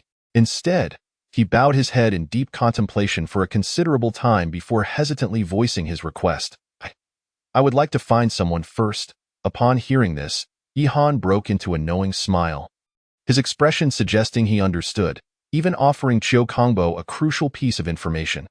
Looking for your goddess? No need. She's currently reveling under another man's embrace and has long forgotten about you. Chapter 35. All unforgettable things are due to not encountering something better. Qiu Kongbo was rendered speechless. Utterly at a loss, he never anticipated that a stranger would expose his secrets so thoroughly, especially one who spoke with such confidence. Just as he opened his mouth to respond, Yi Han preempted him. If you do not believe me, you may check the office of Deputy Mayor Guan Hong. From today until next week, she will be there with Guan Hong. However, do observe without intervention. You cannot contend with Guan Hong at this time. I could assist you in eliminating them, but my fees are rather steep. Deputy Mayor Guan Hong. Qiu Kongbo's mind was flooded with questions. It seemed as though he had never had any interactions with her. In fact, one could say they were complete strangers. How could this man claim they were together? Initially, Qiu Kongbo was skeptical, yet every word spoken by Yi Han seemed to manifest into reality, compelling him to verify the claim. Fine, if you are correct this time, I will accompany you. Betting his last shred of dignity, Qiu Kongbo followed the man, who had no idea where the deputy mayor's office was, yet had confidently articulated those previous statements. Towards the office. While it would be disingenuous to claim that Qiu Kongbo trusted Yi Han entirely, The possibility that his goddess Yen Lu truly resided in the deputy mayor's office rendered any sentimental attachments to Sake City inconsequential. I will accompany you this far. I won't go inside. You can handle it from here, and we shall wait for you outside. A few individuals arrived at the entrance of the municipal building, where Yi Han and Fu Xiaoxiao paused, evidently unwilling to accompany Qiu Kongbo upstairs. Qiu Kongbo, lost in thought about his beloved goddess, did not respond, fearing the prospect of either witnessing something or, conversely, seeing nothing at all. As they watched Qiu Kongbo ascend the stairs, Yi Han and Fu Xiaoxiao settled onto a bench outside, patiently waiting in silence, each absorbed in their own contemplations. Yi Han had initially presumed that encountering acquaintances from his past life would elicit little emotional turbulence. However, he found himself unexpectedly vulnerable in the presence of Qiu Kongbo. This man had indeed endured considerable hardship, having fallen in love with his current goddess years ago, yet his own status had deterred him from confessing, relegating him to a role of silent admiration. He had transitioned from a fitness trainer to an underground boxer, striving to earn more money to provide a better life for his goddess. Yet, after a few months, he found himself incarcerated for nearly causing a fatality in the ring. Mere days later, the apocalypse descended, and he endured 3 days of starvation in a basement, escaping only on the 4th day when he could no longer bear the hunger. Upon his emergence, he felt as helpless as a fledgling chick before the onslaught of zombies. Although he quickly adjusted his mindset and joined other survivors in hunting the undead for gold coins, his efforts yielded minimal results. 5 days later, outside the city, Qiu Kongbo encountered a unique zombie and reported the situation accurately, earning commendation from the deputy mayor. When he visited the deputy mayor's office to collect an immunity serum, he fortuitously glimpsed his goddess clad in revealing attire. The reason was rather straightforward. The woman had gone days without food, terrified of death and of becoming a zombie. Coincidentally, the deputy mayor had injected a level 1 evolution serum, granting him a degree of strength, ensuring he could receive regular meals, a veritable shield for her. Overwhelmed by despair, Qiu Kongbo departed from Sake City, and it was not until a year later that he joined the camp where Yi Han had resided in his previous life, marking the beginning of a turnaround. Soon after, Yi Han discovered Qiu Kongbo's remarkable abilities and promptly trained him to become a key combat member of the camp. This is why Yi Han possessed such clarity. After all, these stories were recounted by Qiu Kongbo himself during their nightly patrols, to the point where Yi Han nearly had them memorized. However, on reflection, he felt gratitude for Qiu Kongbo's incessant chatter in his past life. Otherwise, locating him now would be akin to searching for a needle in a haystack. Brother, I'm here to bring you home a year early. I hope this time you refrain from recounting your woes incessantly. 10 minutes later, Qiu Kongbo reappeared before them. Yet this time his gaze was vacant, his expression melancholic, and his footsteps noticeably slowed. Master, it seems you have stripped a salted fish of its dreams. Is that so? This is but a rebirth through trials. Only through destruction can one rise anew. Women merely hinder the speed of his punches. He shall only grow stronger in the future, half-jokingly conversing with Fu Xiaoxiao. They chose not to rush to greet the towering figure, allowing him the space to contemplate these matters on his own. Sure enough, merely half an hour later, Qiu Kongbo regained his composure, his gaze returning to Yi Han. How did you know? Yi Han smiled softly, offering a gentle inquiry. Do you require my assistance? Qiu Kongbo shook his head, replying, You mentioned your appearance fee is quite steep. I fear I may not afford it. The two men exchanged knowing smiles, Yi Han perceiving the underlying helplessness in his words, yet they both tacitly chose not to expose it. After all, having collaborated for many years in their past life, they could intuit what the other was thinking. Even though they had just met in this life, Qiu Kongbo's character remained unchanged. Approaching Qiu Kongbo, Yi Han patted him on the shoulder and began painting a hopeful picture. Yen Lu is merely a transient figure in your life. It's not of great consequence. All that is hard to forget stems from a lack of better encounters. Trust my words, within 6 months, I can surround you with beautiful women, and you shall never think of that scoundrel again. Perhaps this statement was somewhat exaggerated. Yet in Yi Han's heart, clarity reigned. In the apocalypse, many survivors lacked the means to sustain themselves, sometimes resorting to selling their bodies for a mere morsel of food. While such occurrences may be rare at this stage of the apocalypse, it would not be long before the scene of exchanging a loaf of bread for a night of passion became commonplace. Thus, Yi Han was not merely boasting. With his current financial resources, he could easily support several women, even an entire harem, with no strain whatsoever. As for women, let that be. As long as I can have enough to eat and avoid falling prey to those monsters. I have no attachments. Remaining here seems pointless. Although I have many questions, for some reason, I find your credibility quite high. At the very least, you appear far cleaner than most others here. Therefore, I shall accompany you. Chapter 36. The oppressive presence of green weapons. Yi Han felt a sense of satisfaction. This reincarnation not only made him stronger but also enlarged his team that in the third day of the apocalypse in his past life. Yi Han had been holed up in his room, too fearful to step outside, relying solely on a box of instant noodles and a water dispenser to survive. At that time, he could not even muster the courage to confront zombies, let alone comprehend the existence of blind box machines in this world.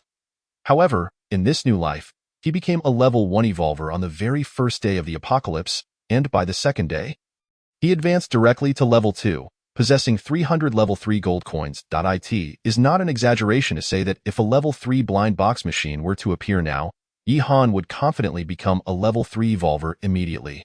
Moreover, he now had 2 followers.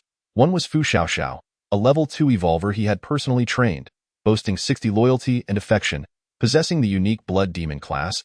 He had also successfully reunited with a friend from his past life, incorporating him into his team. Considering these factors, Yi Han felt assured of his position among all survivors globally. As for Qiu Kongbo's evolution serum, there was no rush. The primary objective now was to locate a level 3 blind box machine in Sac City and subsequently find the level 3 special zombie that Qiu Kongbo had discovered in his previous life. If all went according to plan, the level 3 evolution serum would be within reach, along with a bounty of advanced resources. Thus, upon Qiu Kongbo affirming his position, Yi Han chose not to linger at the municipal buildings and trance any longer, but instead led Fu Xiaoxiao and Qiu Kongbo on a quest throughout the city for high-level blind box machines.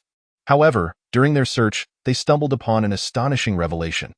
All blind box machines had been commandeered by the officials of Sac City. Indeed, despite the relatively modest size of the city, Yi Han discovered 8 level 1 blind box machines and 3 level 2 machines in just 10 minutes. Yet, unlike blind box machines elsewhere, every single one they encountered was under vigilant watch, with guards dressed in black suits and sunglasses, akin to those surrounding Deputy Mayor Guan Hong. Beside each blind box machine, a large sign boldly proclaimed, Blind Box Machine Commission. 20. The statement was brief, yet all, including Yi Han and Fu Xiaoxiao, understood its implications. This was a common tactic during the later stages of the apocalypse. A particularly odious means of survival. The meaning was simple. For every use of a blind box machine, the guards would extract a commission of 20 coins. For instance, if a machine required 5 coins to operate, Yi Han would need to pay an additional coin to the guards for each use. What? Not willing to pay the extra coin? That was fine, but then you simply could not use the machine. Should one attempt to force their way, the guards' weapons were no laughing matter. In his past life, many had thrived by charging fees for blind box machine usage, yet that was after a decade of apocalypse. At the very least, such practices began to emerge 6 months into the catastrophe. Yet now, merely 3 days had passed, and Sac City had not only isolated zombies with its walls, but had also begun profiting from blind box machines, leading Yi Han to question whether the city's leaders had also reincarnated from the future. Of course, that thought was fleeting. After all, it was permissible to pay a fee to use the blind box machine on someone else's turf, far preferable to aimlessly searching. Besides, paying an additional 20 coins was hardly burdensome for Yi Han, who currently had an abundance of coins. After scouring the streets without a sight of a level 3 blind box machine, Yi Han grew weary of the search and approached a guard by a level 1 blind box machine to inquire about the location of any level 3 machines. Hello, may I ask if there are any level 3 blind box machines in Sac City? Level 3? Brother, you ought to reconsider your habit of drinking during the day. Our mayor can barely manage to take down a level 2 zombie, and there are many who cannot even defeat a level 1 zombie. Yet here you are, casually mentioning a level 3 blind box machine. Are you jesting with me? The attendant of the blind box machine rolled his eyes at Yi Han, harboring a deep disdain for this brash young man who spoke so recklessly. To suggest a level 3 blind box machine. What a ridiculous notion. His voice was not particularly quiet, drawing the attention of many nearby. Upon hearing the reality of the situation, the onlookers erupted into laughter. A level 3 blind box machine? Has this child been rendered foolish by the zombies outside the city to utter such nonsense? Indeed, our mayor just became a level 1 enhancer yesterday and returned from hunting level 2 zombies not too long ago. Though it seems the endeavor did not go smoothly, it's no wonder.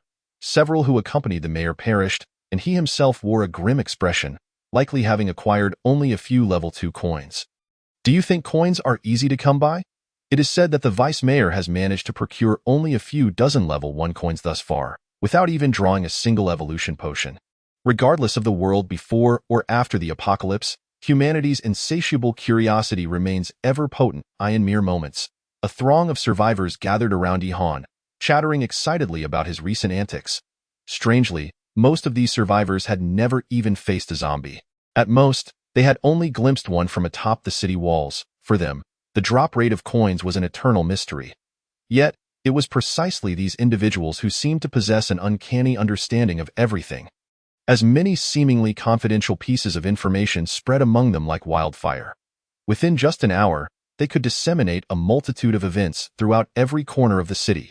Yihan, being an ordinary person, had little inclination to take offense at their antics. After all, engaging them could yield no benefits for him and might even lead to expulsion or worse from Sake City.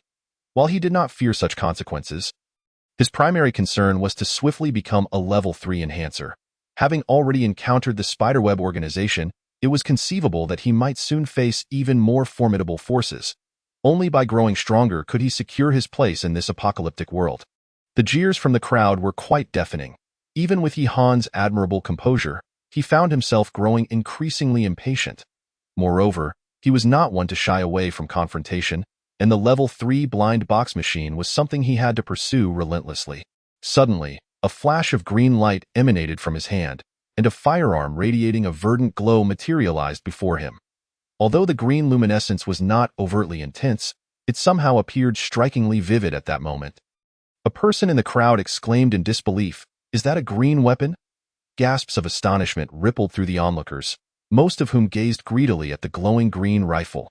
Only a small fraction of the crowd, unaware of the significance of a green weapon, queried their companions in confusion. "What is happening? Why does that gun emit light? And why does everyone look as though they've seen a ghost? Are you truly so ignorant? You don't know what this means? That's a D-grade weapon. What does a D-grade weapon signify? Are weapons categorized by rank? Come on, even if you don't hunt zombies, at least you should keep yourself informed. The best weapon currently held by our vice mayor is merely an F-grade, a dull gray iron rod, while the mayor possesses not even a colored weapon. What? Is our mayor that weak? Weak. That's merely the vice mayor's luck running dry. An F-grade is the lowest rank of weaponry, while a D-grade surpasses it by 3 whole tiers. Just consider the disparity. Goodness, so this person is formidable. Was he truly serious about seeking a level 3 blind box machine? Whether he was jesting or not, one thing was certain. Sake City had just welcomed an impressive individual. It seemed likely that the mayor would personally meet with him shortly. The crowd buzzed with renewed excitement, but the blind box attendant had little interest in their chatter. As a staff member, his understanding of the blind box machine surpassed that of the average citizen, and he recognized the significance of a green D-grade rifle. So far, neither Sake City nor its surrounding areas had encountered a green weapon. The highest reward observed was merely white, and that was from a level 3 blind box machine outside the city. This underscored the rarity of green weapons. The individual before him had seemingly conjured a green rifle out of thin air, indicating that his strength was undoubtedly superior, likely surpassing that of the mayor. "Sir, you seek a level 3 blind box machine, do you not? Allow me to take the liberty of guiding you there," the attendant offered. The speed of his transformation from disdain to obsequiousness was astonishing. Merely a D-grade weapon away. Yihan, seasoned by the harsh realities of the apocalypse, recognized this shift. While the old adage of wealth should not be flaunted holds some truth, the vast majority of survivors had yet to obtain evolution potions. And with absolute power came the assurance that none would dare to covet his possessions. He stored the D-grade weapon in his inventory and, amidst the gazes of the crowd, followed the attendant in search of the level 3 blind box machine. "You must be a newcomer from outside, having faced numerous dangers to arrive in Sake City.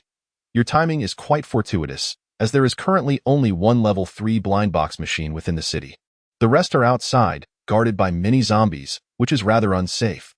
The attendant conversed incessantly, Yet Yi Han had little desire to engage, as he was already well versed in the relevant information, and the attendant's words merely reiterated what he already knew. After enduring the attendant's monologue for over 10 minutes, they re-entered the municipal building. Yi Han and his companions exchanged knowing glances, their expressions conveying a shared sense of resignation. Had they known they would be within the municipal building, they might have searched more thoroughly earlier, thereby avoiding the earlier commotion in the streets. This is the only level 3 blind box machine in Sake City. Please proceed to use it while I report to the mayor in hopes of waiving your service fee. Leading Yi Han and the others to the top floor of the municipal building, the attendant was nearly out of breath, needing to pause before he could speak. However, he was perceptive enough to take a brief rest before turning to leave. Ensuring the door was closed behind him, displaying a measure of awareness. The level 3 blind box machine stood quietly at the center of the top floor, unattended. Humph, it seems they are aware that at this hour, aside from the owner, no one else can activate the level 3 blind box machine. Fu Xiaoxiao scoffed dismissively, then ceased to conceal her prowess. With a swift motion, she manipulated the blood from her wrist, coalescing it into a vibrant crimson blade, positioning herself at the emergency exit to stand guard.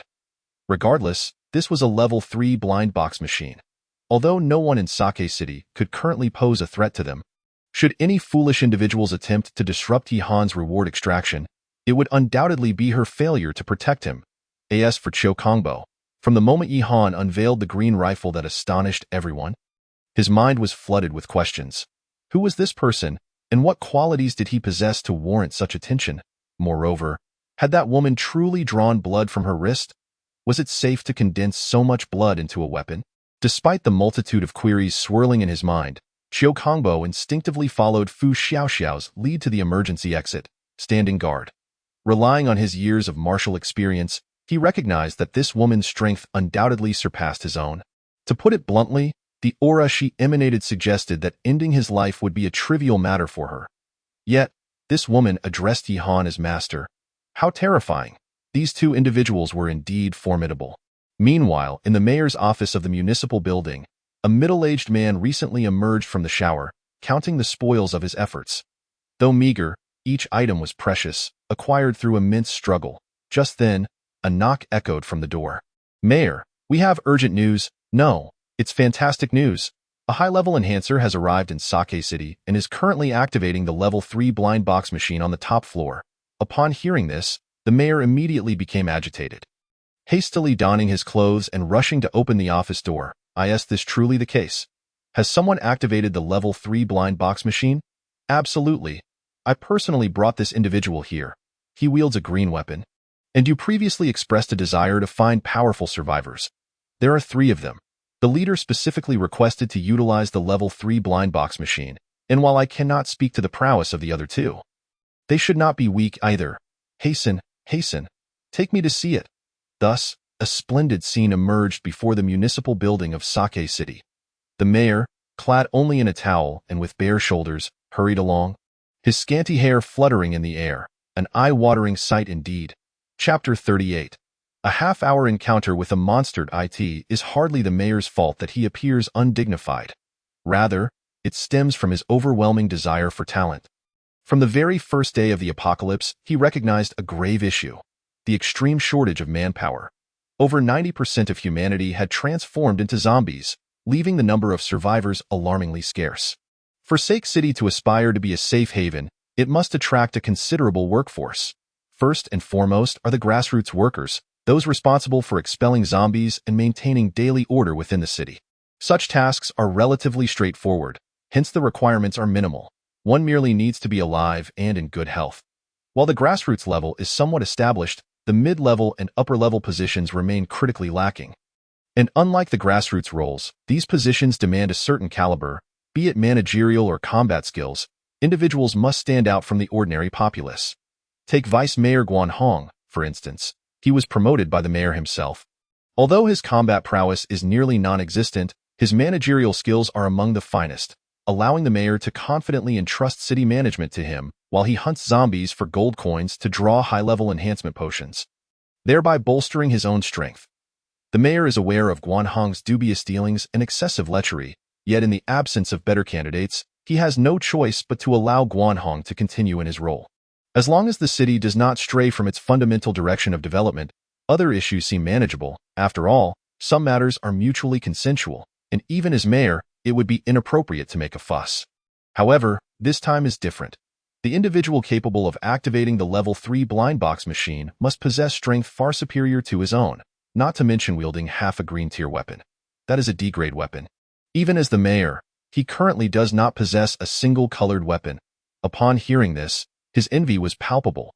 He pushed open the door to the top floor in a frenzy, only to be met with a crimson long knife pressed against his neck the moment he peeked out. I do not apper upon first hearing that Yi Han had come from Long City. Xiong Wei's curiosity was instantly piqued. Long City, a place he had inquired about, was regarded as one of the most severely infected cities surrounding Sac City, with the majority of survivors having succumbed to becoming zombies. The streets were overrun with the undead, and it could be said that there were no visible signs of any survivors. It was easy to imagine that this young man had endured quite a grim existence in Long City. Given the considerable distance and the less hospitable environment there, one could only wonder if the young brother had any interest in staying in Sac City long-term. While he was hesitant to make any promises, he could at least assure him that sustenance would not be a concern. If it were anyone else, Xiong Wei might not have even deigned to glance in their direction, but the formidable prowess of Yi Han compelled him to adopt a more humble approach. The calculations in his mind were almost tangible on Yi Han's face, yet Yi Han chose not to reveal his true thoughts, particularly since Xiong Wei was unaware of the comfortable life he led in Long City. Although the number of zombies there surpasses that of Sac City, for Yi Han, they were merely a collection of walking gold coins. With but half an hour's effort, he could amass a 4-digit sum of gold. Furthermore, the resources in Long City were far more abundant than those in Sac City. In contrast, Sac City's only advantage lay in its towering ancient walls that kept the zombies at bay.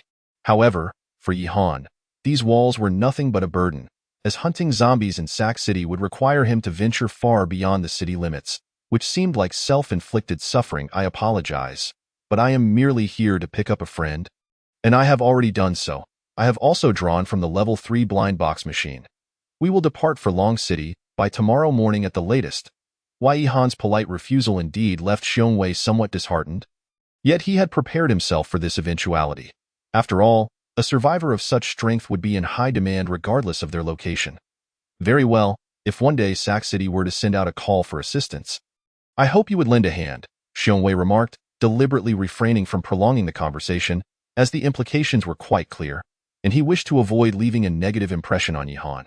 Wrapped in a towel, Xiong Wei escorted the 3 individuals away from the municipal building, casting a lingering glance back at their departing figures with a faint sigh before returning to his duties.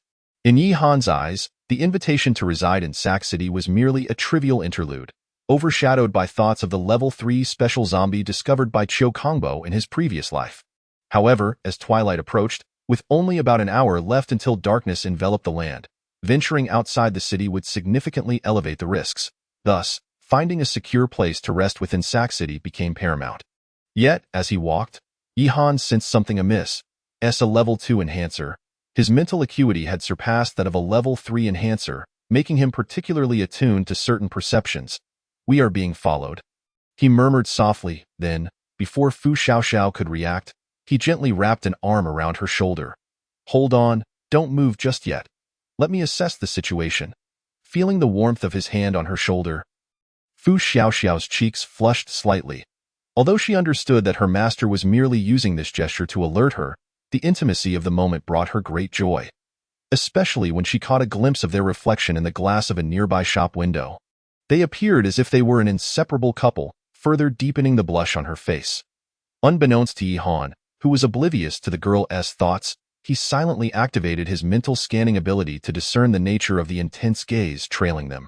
Mental scan, activate, he commanded inwardly, and a detailed scanning map materialized in his mind, pinpointing the locations of every survivor within a 500-meter radius centered around him. This allowed Yi Han to quickly identify the source of the gaze. Found it. However, there is not just one person but 2. They likely belong to different factions, and judging by their distance, they are probably ordinary individuals, likely here to gather intelligence. This was all the critical information Yi Han had gleaned from his mental scan. To obtain more detailed intelligence, he would need to wait for the cooldown period to end in 2 hours. By then, Whether those two individuals would still be nearby remained uncertain. Nevertheless, this did not hinder Yihan's judgment, as he had only interacted with a few individuals in Sac City, and it was evident that these people were after his level D weapon, or perhaps the rewards from the level 3 blind box machine. A bit of deduction revealed that he had already pieced together the identities of the individuals pulling the strings behind them. With a cold smile curving his lips, Yihan thought, Mayor Xiongwei, should you proceed in this manner, do not blame me for a night of carnage. As the evening descended, the sky gradually darkened, yet to Yihan's surprise, the streets of Sac City remained bustling. Although it could not compare to the prosperity of the pre-apocalypse era, it stood in stark contrast to other cities that turned desolate upon nightfall. Most astonishingly, Sac City's power system was still operational. The streetlights flickered to life promptly at 6 in the evening. Ignoring the sparse foot traffic and a few shuttered shops, one could almost be transported back to a different world at first glance. For this reason alone, Yihan felt a tinge of envy. Despite his personal prowess being among the top 10 globally, his strength was ultimately limited. While he could protect those around him from the undead, that was the extent of his ability to die in a city like Sac, where teamwork thrived and the geographical advantage of ancient walls was utilized. Sufficient manpower could ensure the city's proper functioning, including its power supply. Of course, the water supply was out of the question, as the majority of water sources on Blue Star had become severely contaminated. A single sip would guarantee a swift transformation into a zombie. Standing on the street, surveying the vibrant scene, Yihan's mind began to spark with ideas. If he could locate a stronghold with high defensive walls and a complete urban supply system, such as electricity and gas, could he not establish a formidable camp as well? The reasoning was sound, yet where could such a stronghold be found? Even if it existed, it had likely been claimed long ago. These thoughts flitted through his mind without lingering. Unaware that his journey to Sac City would profoundly influence his survival mindset in the post-apocalyptic world in his past life, Yihan had lived in a camp, but more often than not, he was alone, with only a handful of friends for companionship. Thus, despite having become a level 9 enhancer, the loneliness within him remained unfilled. Perhaps Yihan himself was unaware that his rebirth had subtly transformed him through the people around him. From Fu Xiaoxiao's dependence on him to his growing sense of responsibility towards Qiu Kongbo, and the myriad uncertainties that lay ahead, his way of life was constantly evolving. As he strolled through the streets, Yihan found himself reminiscing about the days spent perusing flea markets in his previous life. Though the merchandise available now was vastly different in the past, he could find equipment and items from blind box machines, even rare profession scrolls. Yet here, the streets were lined with food, potable water, and clothing, with the occasional weapon shop offering only mundane iron knives. The prospect of finding colored weapons in this place was utterly impossible. Throughout his journey, Yihan utilized reflective surfaces to monitor his pursuers, while Fu Xiaoxiao nestled contentedly against him. However, this left Qiu Kongbo feeling somewhat awkward as he trailed behind, unsure of what to do with his hands. Didn't you say we'd have food and girls to enjoy? Why do I only see you two being all lovey-dovey? We've only known each other for a day. Are you planning to keep shoving dog food down my throat in the future?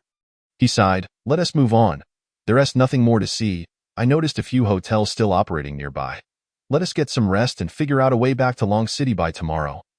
The followers behind them showed no signs of leaving, and Yihan grew weary of wandering. He decided to seek a hotel to settle in, exposing his location. After all, no one in Sac City possessed a higher enhancement level than he. And with Fu Xiaoxiao, also a level 2 enhancer, a midnight ambush would hardly pose a problem to by nightfall. He could draw out the one tailing them to uncover their true identity. However, just as Yihan turned around, he spotted a somewhat familiar figure, though this sight caused him a headache. Despite the figure being a distance away, it was unmistakably startled upon his turn, attempting to flee but for some inexplicable reason was rooted in place. Did that little policewoman tell you her name? Yihan inquired. Fu Xiaoxiao remarked. She mentioned her name is Xiao Qin, and then proceeded to rattle on about inconsequential matters, which I barely paid heed to. After acquiring the name of the individual, Yihan, disregarding the bustling street around him, bellowed into the distance, Xiao Qin, come here. His voice resonated loudly enough that nearly all survivors on the street turned their heads, while the silhouette in the distance also heard him, her body involuntarily trembling. After a moment's hesitation, she gritted her teeth and walked towards Yihan. What on earth is wrong with you? I told you not to follow me in Long City. And now you've actually trailed me all the way to Sac City. Speak. Has someone sent you to eliminate me? Xiao Qin's countenance dramatically shifted as she was suddenly accused of such a grave matter. She hurriedly waved her slender hands, exclaiming, I'm not. I didn't. Don't say such nonsense. Yi Han was well aware of her innocence. After all, he hadn't offended anyone. Even if someone did wish to assassinate him, they wouldn't resort to using someone like Xiao Qin, a special profession from the world before the apocalypse. The uniform she wore was strikingly eye-catching. Then what are you here for? Yi Han pressed. I? Xiao Qin faltered, at a loss for words to explain her intentions for following him. After a prolonged moment of stammering, she suddenly remembered something more pressing. I'm here to warn you. You were just being followed. However, Yi Han merely nodded impassively, responding coolly, I know. There are two people tailing me, but I truly didn't expect one of them to be you. Observing the young policewoman struggling to articulate a coherent sentence, coupled with her disheveled appearance, starkly contrasted with Yi Han and his companions. Yet, given their current location on the street, such behavior drew unwanted attention. To avoid alarming the pursuers, Yi Han ultimately decided to let her be for the time being. He turned and selected a casual outfit from a nearby stall, nonchalantly tossing a level 1 gold coin to the vendor, who couldn't help but beam with delight. He tossed the outfit to Xiao Qin and then glared at her, saying, You have two choices. Either continue standing there in a daze, or accompany me to the hotel. The decision is yours. Xiao Qin, initially taken aback, suddenly widened her eyes, a horrifying thought flickering in her mind. A hotel? A room? How could he invite another woman to a hotel right in front of her, when he was already embracing one? Ugh, what a scoundrel.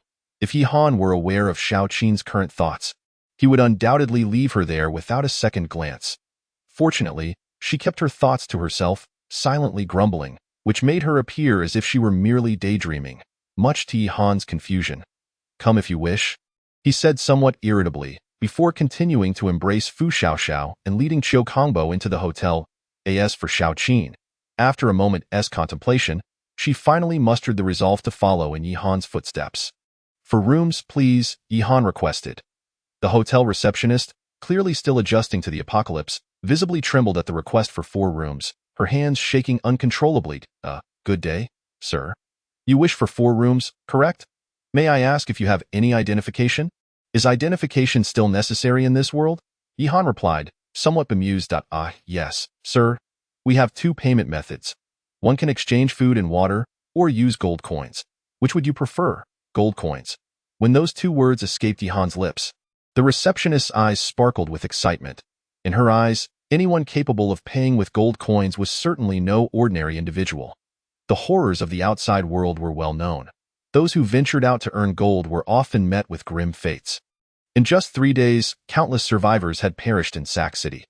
For someone like her, managing to secure a stable job and 3 meals a day was already a remarkable feat, while many survivors were left starving.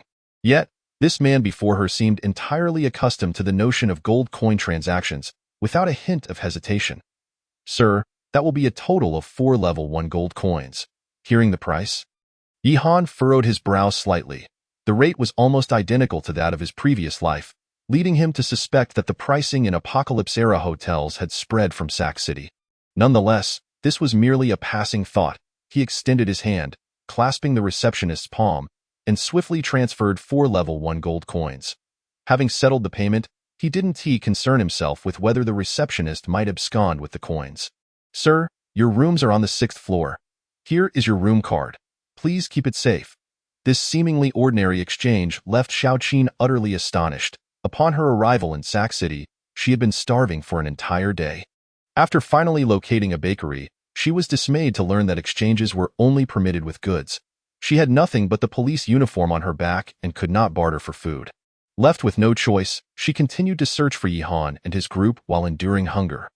Yet, this man appeared to be entirely unfazed, paying with gold coins as if it were a trivial matter. The bakery owner had mentioned that 1 gold coin could procure 10 days' worth of bread.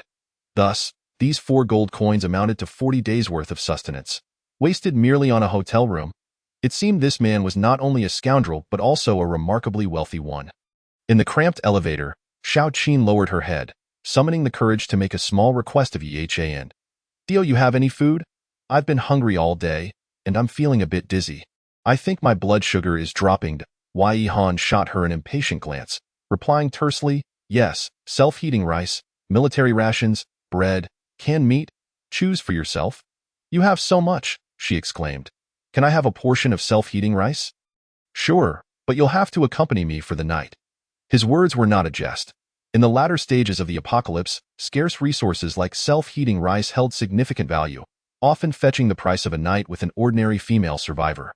Given the current circumstance where she was desperately seeking his assistance for food, Yi-Han found it reasonable to raise the price a little. However, Xiaoqin had no comprehension of such matters. She had yet to adapt to life in the apocalypse and was oblivious to the scarcity of food, especially self-heating rice. With her face flushed with indignation, Xiaoqin finally managed to retort. "Dante, you think you're being a bit excessive. A portion of self-heating rice costs no more than $20. How could you make such a demand, scoundrel?" At this moment, Yi-Han was too weary to engage in further debate. He retrieved a portion of self-heating rice and 2 bottles of water from his storage space, thrusting them into her arms. "Out of respect for your uniform, I'll give you a portion of food. But you must understand one thing. Food is very valuable now. If you think you can keep demanding it from me without limits, you are gravely mistaken. If you don't believe me, just look around. How many survivors are fighting tooth and nail for a single piece of bread? How many are still starving at this very moment? Just because I have an abundance of resources doesn't mean I must provide for you for free. Every morsel has been painstakingly acquired. You are not someone special to me. Why should I give you anything?" As the elevator reached the 6th floor, Yi-Han paid no mind to whether she grasped his words. He shoved the room key into her arms before stepping out with Fu Xiaoxiao and Qiu Kongbo. "Xiaoxiao, go take a shower and come to my room. We have matters to attend to tonight." This was the last sentence Xiaoqin heard from Yi-Han. She wanted to rebut his earlier confrontational remarks, but found herself at a loss for words, standing dazed in the elevator as she mulled over his statements. Half an hour later, after finishing her shower, Xiaoqin arrived at Yi-Han's room, where 2 portions of self-heating rice, 2 cans of meat, and several bottles of water were casually laid out on the table. This starkly illustrated the difference in Yi-Han's attitude towards external versus internal affairs. Over the past 3 days, he had never been stingy with Fu Xiaoxiao regarding supplies.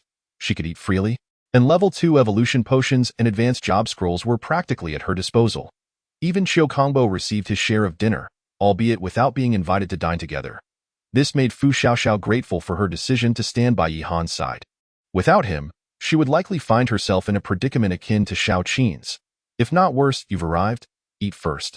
I'll explain as we go." Wrapped in a bathrobe, Yi-Han emerged from the bathroom. Wiping the droplets of water from his hair, he carelessly plopped down onto the bed, ready to eat. As for the nature of the conversation between the two, it was quite clear, primarily focusing on the stalker from earlier that day.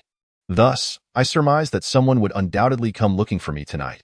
You should stay here, as it will allow you to acclimate to engaging with survivors. It will also provide you with a glimpse into human nature." Chapter 42. Striking when least expected. The midnight ambience of Sake City was starkly different from Long City. Even on the 6th floor of the hotel, one could faintly hear the din of the streets below. In every era, there exist idle individuals, sipping cheap beer, gathered in small groups, engaging in loud discussions by the roadside.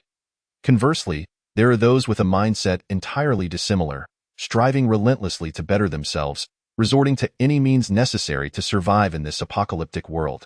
Take, for instance, the Vice Mayor Guan Hong, currently situated within the municipal building.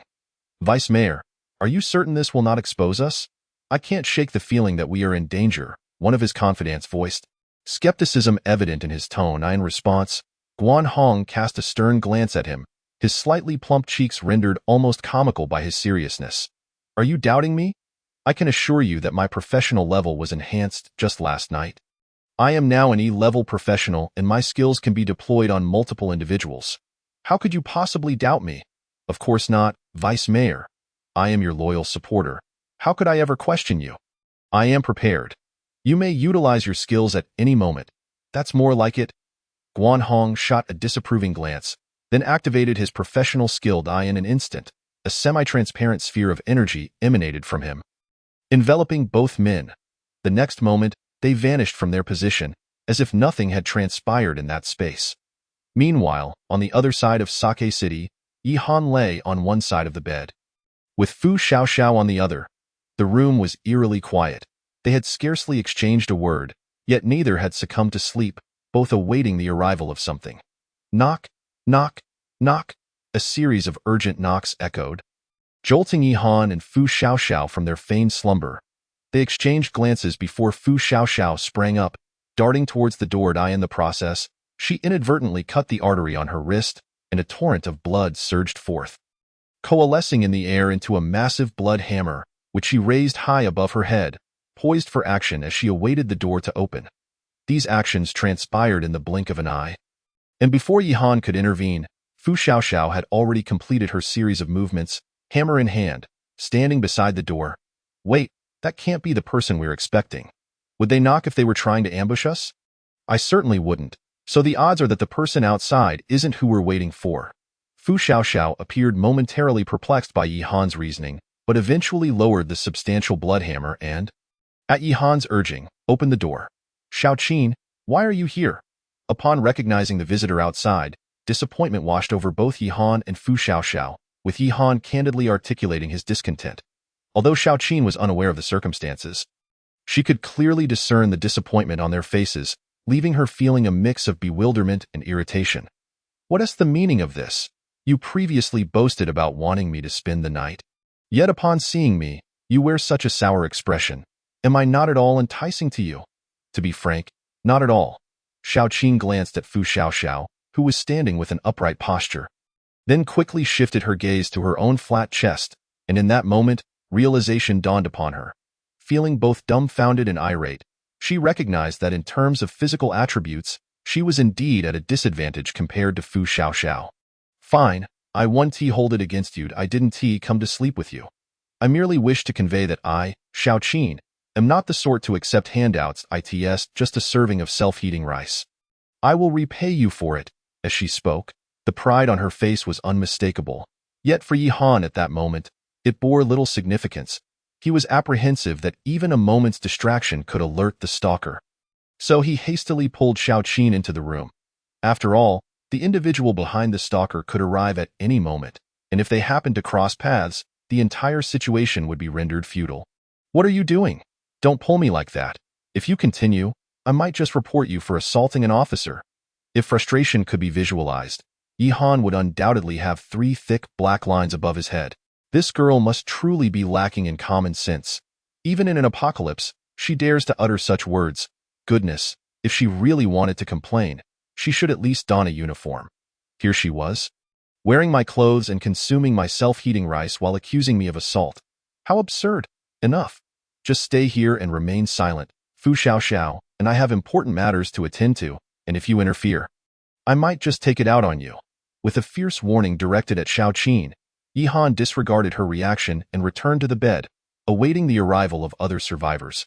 The room fell into silence once more, so quiet that even Xiaoqin ceased to make any noise, standing quietly in the corner. Although she was unaware of their intentions, the atmosphere had escalated to a point where she felt it inappropriate to speak further. This silence persisted for approximately half an hour until the phone in the room rang, providing a welcome disruption. Yi Han sat up without hesitation and answered the call. Good evening, sir. Someone just inquired about your room number. I have provided them with the information as per your instructions and have given them a spare key card. They are now in the elevator and should arrive at your room within 5 minutes. Upon hearing this, Yi Han's demeanor relaxed slightly, and even his tone softened considerably, leaving Xiaoqin in a state of stunned silence. Thank you for your hard work. Once I resolve this matter, I'll come by to give you a gold coin. The voice on the other end remained unchanged, responding cheerfully, It's no trouble, sir, I trust your character. After hanging up, Yi Han couldn't help but glance at Xiaoqin, feeling disheartened that even a receptionist he had met only once trusted him, while Xiaoqin perceived him as a villain. Before Yi Han had taken a shower, he had used the hotel's internal phone to inform the front desk to disclose his whereabouts if anyone inquired. He even permitted them to hand over the key card, promising a level 1 gold coin in return. To his surprise, the receptionist executed his request flawlessly, which allowed him to no longer remain the passive party but rather take the initiative. In an apocalypse, one must always keep a backup plan. This principle had been Yi Han's survival strategy for the past decade. As the old adage goes, strike when least expected. Chapter 43. The true terror of Yi Han after placing the phone down. Yi Han activated his mental scanning ability once more, using the skill to pinpoint the approaching individuals. He noticed two figures emerging from the elevator. However, the imagery in his mind appeared peculiar. While he could detect their mental fluctuations, their features remained obscured, even their silhouettes shrouded in ambiguity. This was Yi Han's first encounter with a psychic skill, an experience he had never encountered in his previous life, leaving him puzzled. Nonetheless, this was inconsequential. As long as he could accurately locate the two individuals, that was sufficient. Xiao Xiao, get ready. The moment the door opens, we strike without hesitation. There's something off about these two. I can't scan their physical forms, but their mental waves are evident. He lowered his voice to caution Fu Xiaoxiao, preparing himself accordingly, as it was prudent to exercise caution.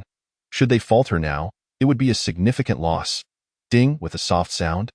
The door swung open, and without a moment's hesitation, Fu Xiaoxiao swung the massive blood hammer towards the doorway. Thud. Another dull sound resonated, accompanied by a splatter as a burst of blood erupted from beneath the colossal hammer. When Fu Xiaoxiao raised the hammer again, a grotesque mass of flesh lay before them. A living survivor had been crushed to death by Fu Xiaoxiao. In the room, upon witnessing the scene, Xiao Qin could no longer contain herself and promptly expelled the self-heating rice she had consumed earlier that afternoon. Fu Xiaoxiao fared no better. She did not vomit, yet stood frozen in a daze. With a clear conscience, she distinctly recalled that prior to her hammer strike, the area outside the door had been devoid of any presence. Who could have foreseen that upon raising the bloodied hammer once more, she would have inadvertently killed a fellow survivor rather than a zombie? Despite having slain numerous zombies, Fu Xiaoxiao considered her resilience to be formidable. However, the moment she realized she had taken the life of a fellow human, her composure shattered, rendering her incapable of any movement, terrified that she might unwittingly harm another. In the aftermath of this harrowing event, aside from the two stunned female survivors, another figure stood equally astonished. Mere seconds later, a somewhat portly silhouette materialized before them, unmistakably the deputy mayor of Sac City, Guan Hong, whom they had encountered earlier that morning. Unexpectedly, Deputy Mayor Guan, a person of his stature, engaged in such underhanded dealings.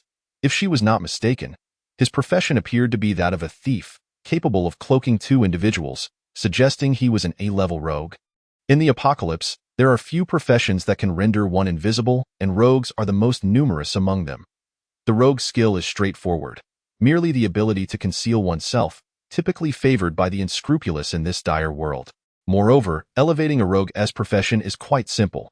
Acquiring a single professional badge suffices to ascend to E-level, the highest rank, allowing one to cloak two individuals simultaneously for a limited duration.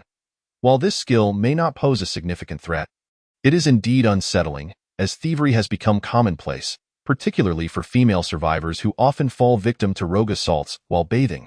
To her astonishment, the esteemed deputy mayor of Sac City was revealed to be such a loathsome rogue, and he had even dared to trespass upon her territory. Equally astonished was Guan Hong, who stood paralyzed at the doorway, for the enormous bloodied hammer had been mere centimeters from him moments ago. Had he taken but 2 steps forward, he might have become part of the gruesome scene on the floor. Was he not invisible? Why did it seem as if these individuals could still perceive him? Moreover, they appeared well prepared, launching a hammer strike the instant the door opened. An abnormality indeed. Of course, such thoughts could only be confined to his mind, for the shock of the hammer blow had rendered him pale, his trembling legs betraying him, as a faint yellow stain trickled down his thigh onto the floor. Deputy Mayor Guan, why do you linger outside? Come in and take a seat.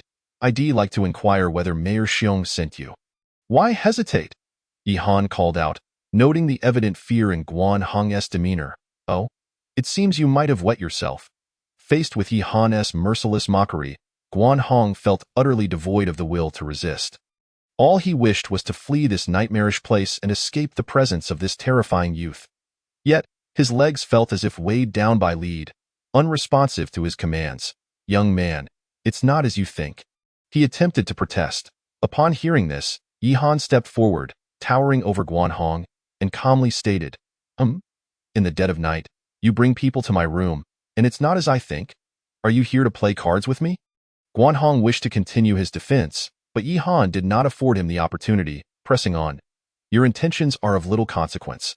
What I wish to ascertain is whether Xiong Wei dispatched you. Did he not inform you of my capabilities before you arrived? At this, Guanhong could not suppress a gulp, realizing that Xiong Wei, well aware of Yi Han's capabilities, had chosen to remain silent, clearly endangering him. No, he began, but Yi Han cut him off, producing the Blade of Gluttony from his storage space. A dark mist emanated from the blade, swiftly enveloping Guanhong's corpulent form. Moments later, Guanhong's body vanished entirely, reduced to mere sustenance for the evolution of the Blade of Gluttony. Progress of the Blade of Gluttony upgrade. 15100. The 5-point upgrade progress did not overly surprise Yi Han, as he was merely an ordinary survivor, not even a strengthened one, hence the meager upgrade.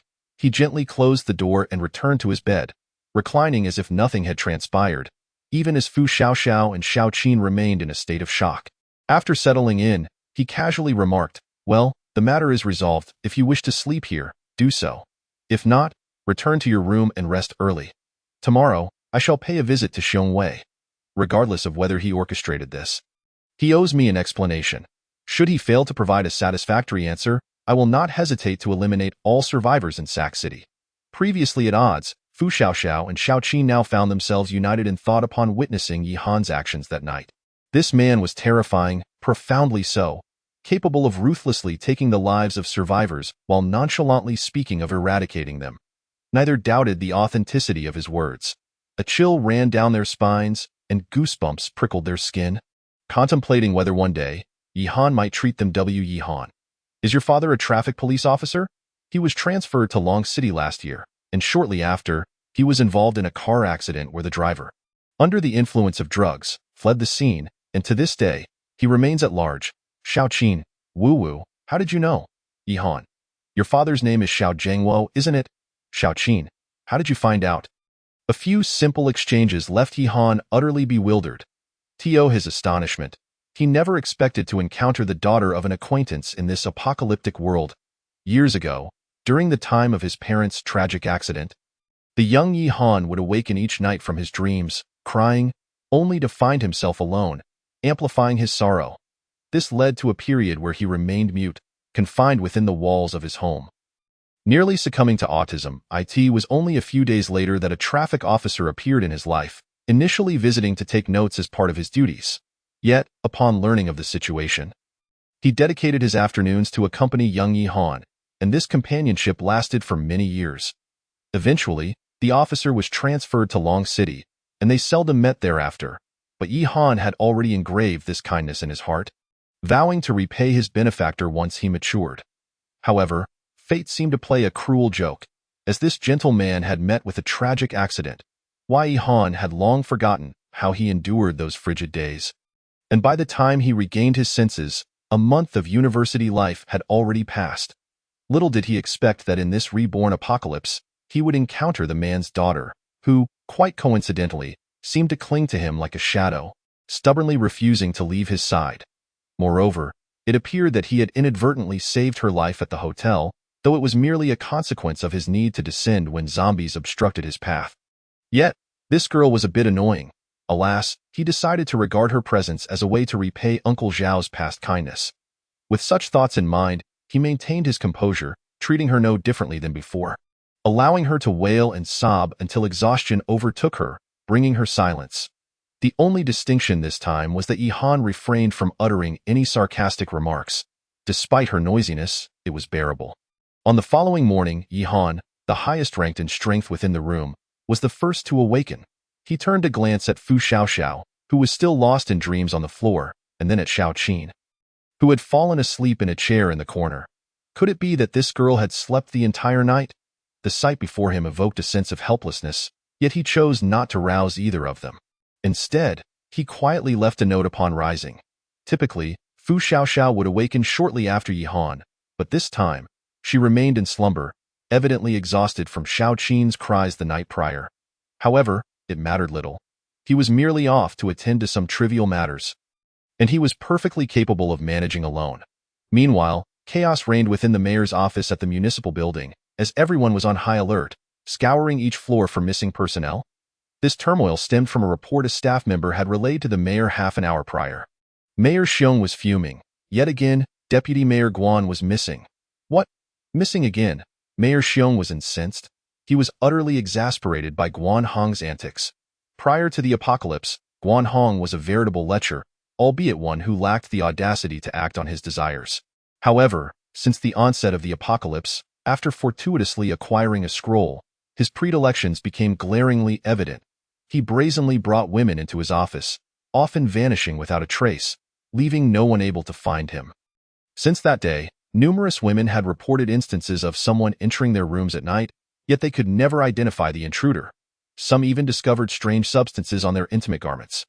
Mayor Xiong was well aware of Guan Hong's capabilities, but, out of concern for the city's reputation, had been forced to conceal these incidents from the survivors. The moment they realized that the deputy mayor of Sake City was such a depraved individual, the city would surely descend into chaos. Thus, every time Guan Hong went missing, the staff within the municipal building were on edge, fearing he might engage in more unspeakable acts requiring their assistance to cover up. Yet, no one anticipated that amidst Mayor Xiong's frantic search for Guan Hong, his office door would be kicked open by a young man. Mayor Xiong, I need a solution. Your deputy mayor Guan Hong sneaked into my room last night. Don't pretend you're unaware. Upon recognizing the young man before him, Mayor Xiong was rendered speechless. Good heavens, was this not the youth who had drawn a level 3 blind box yesterday? Why on earth would Guan Hong provoke such a person? While Mayor Xiong contemplated how to defend Guan Hong, Yi Han's voice cut through the air once more, sending shivers down Guan Hong's spine and causing cold sweat to bead upon his forehead. You needn't bother looking for Guan Hong. I accidentally killed him last night. His body is untraceable. If you wish to investigate, you might find his diminutive sidekick, who was turned into mush. Mayor Xiong? Is this how you speak? You start by reporting me, and then you claim you've already killed him? I am the mayor, after all. Surely, there's a possibility that law enforcement exists in Sake City, and such heinous criminal acts will not go unpunished. Yet, upon reflection, the few law enforcement officers available would likely be no match for this young man, especially with his level 2 enhancer companion. The entire municipal building might not be sufficient to withstand his wrath. Your name is Li Zikai, correct? I have some knowledge of Guan Hong's abilities, but as for what he did last night, I genuinely know nothing. His actions represent only himself and have no bearing on the Sake City municipality. Before Mayor Xiong could finish, Yi Han swiftly extracted the blade of gluttony from his storage space, placing it firmly against Mayor Xiong's throat. What about your mother? Ever since I drew that level 3 blind box, your people have been tailing me. Upon detection, they shifted the blame to Guan Hong, assuming that with him dead, no one would corroborate. Huh? Would you like me to send you down to face Guan Hong's fate? Almost simultaneously, an overwhelming aura radiated from Yi Han. The prowess of a level 2 enhancer laid bare before them. Within mere seconds, Mayor Xiong began to feel a sense of suffocation wash over him. This sensation was far more intense than that of the female level 2 enhancer from the previous day, indicating that this young man surpassed her considerably. Could it be a level 3 enhancer? What a joke! A level 2 enhancer could already throw the entire municipal building into disarray. If this suspected level 3 enhancer were involved, seizing control of the entire Sake City would be a trivial task. Sweat beads dripped from Mayor Xiong's brow, and he could no longer contain himself. He had no time to ponder Guan Hong's character. After all, that pervert was already dead. He needed to secure his own safety first. Young man, let us discuss this amicably. There's no need for violence. I genuinely know nothing regarding Guan Hong's whereabouts. I only received news of his disappearance this morning. If you don't believe me, ask anyone in the municipal building. If you're dissatisfied, I can apologize on his behalf. Additionally, I have a newly acquired vehicle modification blueprint. If it pleases you, I shall gift it to you as compensation. When Mayor Xiong uttered these words, he was far from confident. Though the blueprint was the rarest item in his possession, to someone who might be a level 3 enhancer, it could very well be perceived as mundane. Perhaps even disregarded entirely, tension permeated the atmosphere within the office, as Mayor Xiong feared a mere twitch of the young man's hand could spell his demise. Mayor, it's bad. A horde of zombies has suddenly appeared outside. They are swarming and endless. The sudden outcry from outside heightened the tension within the room, yet it also caused Yi Han to slightly lower his weapon. A zombie tide? Yi Han muttered under his breath. Instinctively skeptical. It should be noted that Xiao Kongbo was a resident of Sake City. According to the timeline from his past life, he was still imprisoned in the basement today.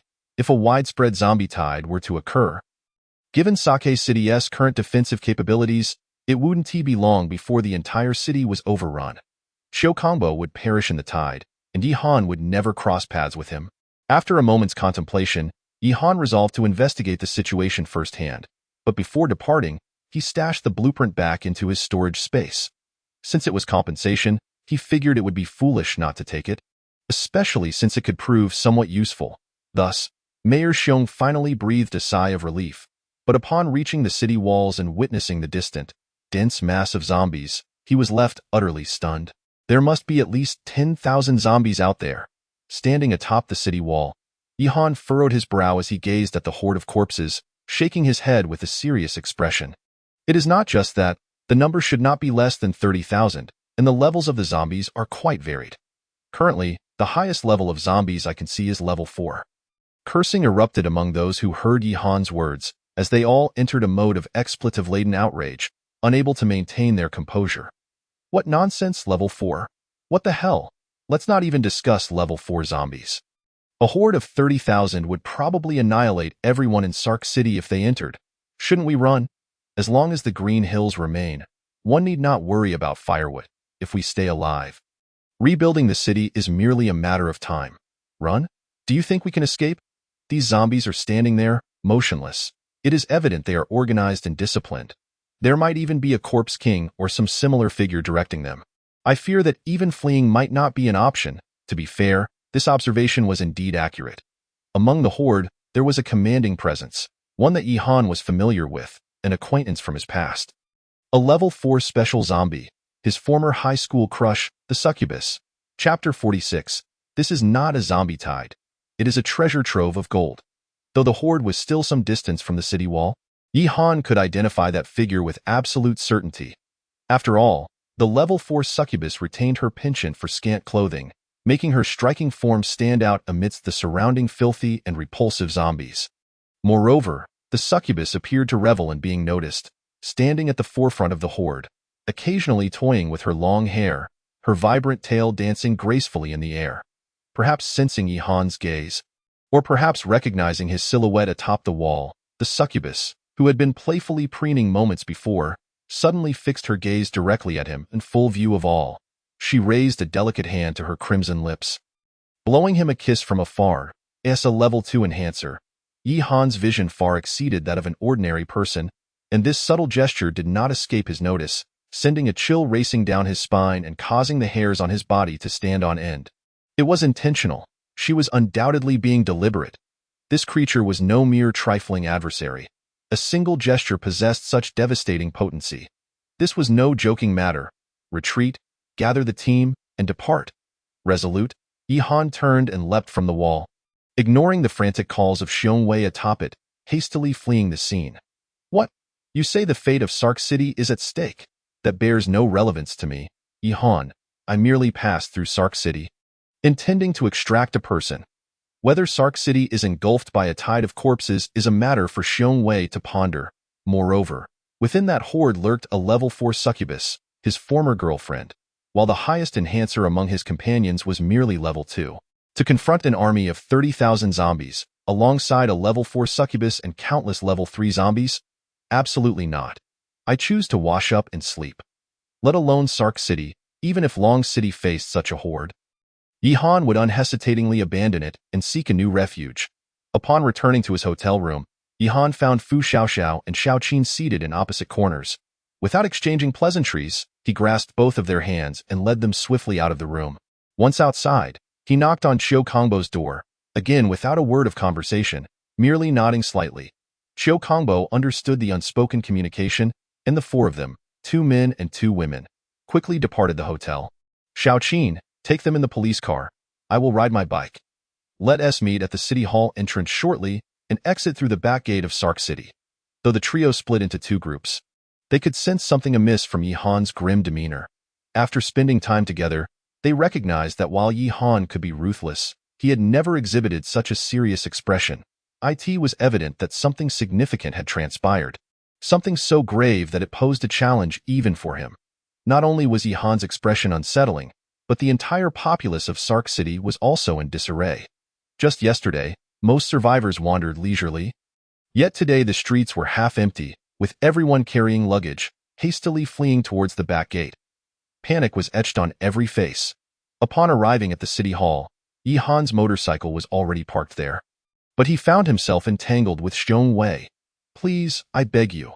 For the sake of the tens of thousands of survivors in Sark City, stay and help us. If you flee, Sark City may truly be doomed. Your pleas are futile. Given the current management of Sark City, even without this horde, it would collapse within 6 months. The only difference now is the timeline. And why do you think I could single-handedly halt a tide of 30,000? While Yi Han's words were harsh, they were not unfounded. If one considered the trajectory of Sark City's development, it could undoubtedly become a key city in the post-apocalyptic world in a few years. However, Yi Han had never heard of Sark City in his past life, indicating that it had likely perished early in the apocalypse. Thus, even without this horde, it would soon meet its demise. Yet, Yi Han could not convey this to Xiong Wei. Leaving him confused as to why Yi Han appeared unwilling to assist, in a desperate bid to retain Yi Han, Xiong Wei exhausted every effort, offering him the position of deputy mayor and even proposing to relinquish the mayor's role to him, ultimately stating that he would accommodate any conditions Yi Han desired. However, to Yi Han, these offers held no weight.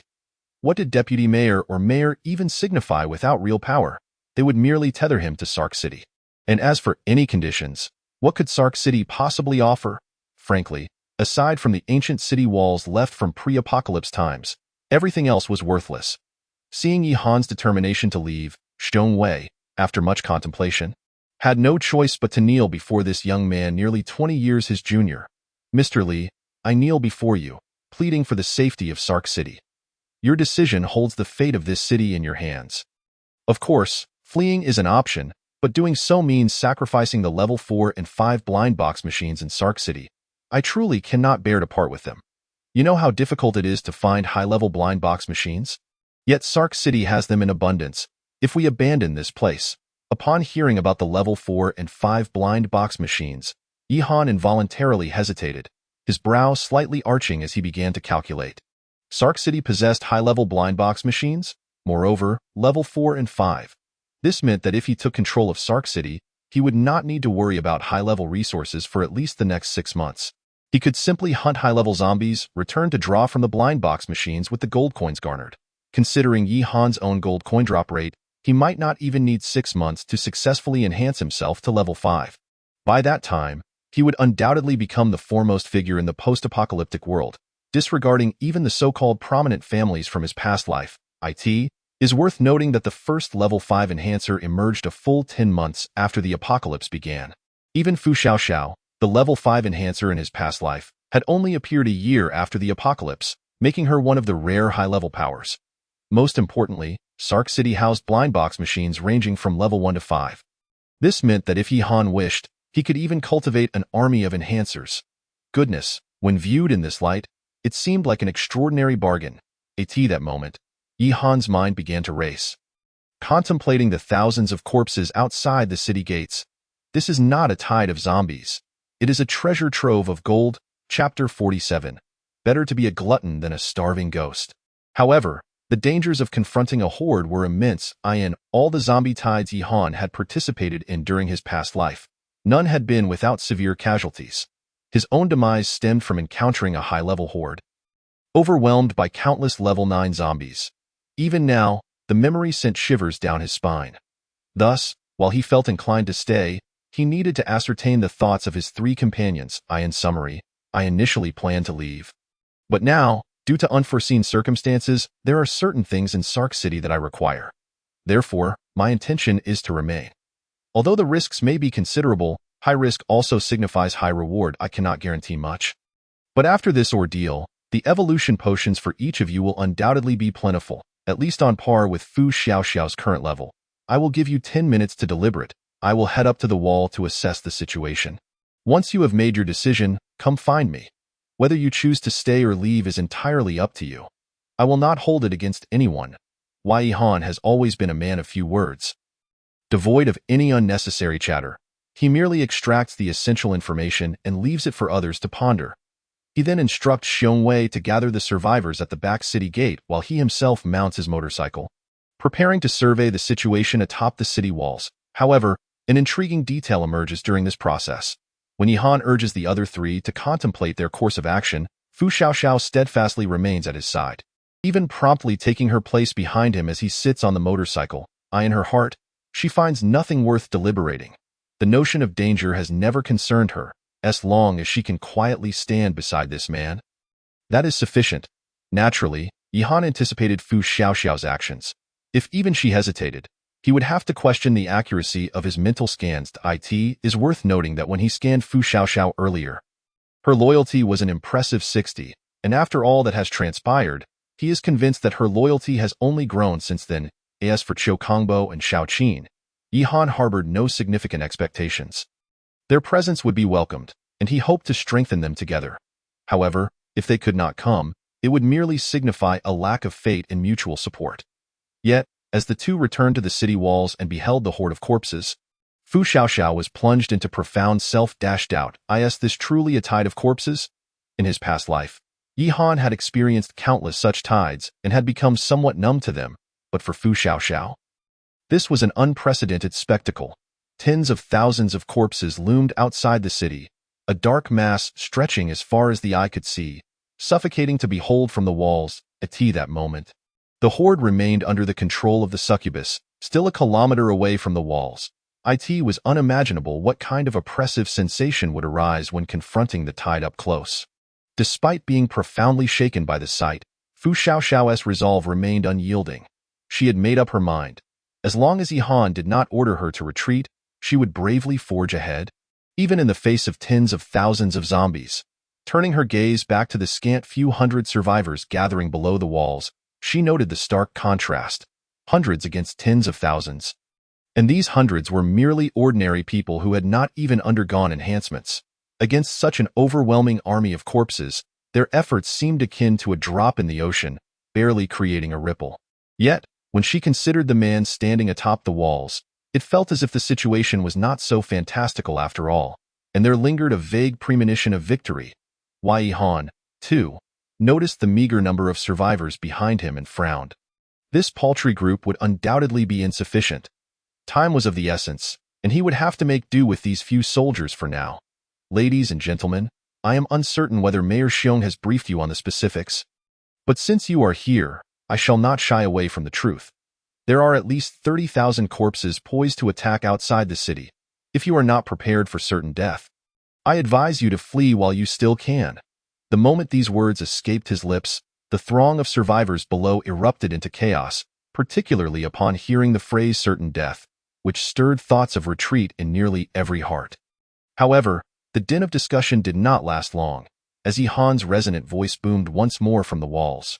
But, for those survivors willing to stand their ground here, I shall do everything in my power to ensure your safety, both strategically and materially. Mayor Xiong and I are prepared to offer our entire fortunes as rewards. This included immunity serums that could protect against the zombie virus, level 1 evolution serums to enhance one's strength. And for those who excel, the possibility of receiving a radiant weapon, such as the one I am wielding. As he spoke, Yihan produced the Blade of Gluttony and a saber from his storage space. Both weapons radiating a captivating gray and white glow, dazzling in the crimson sunlight. The importance of these weapons need not be overstated.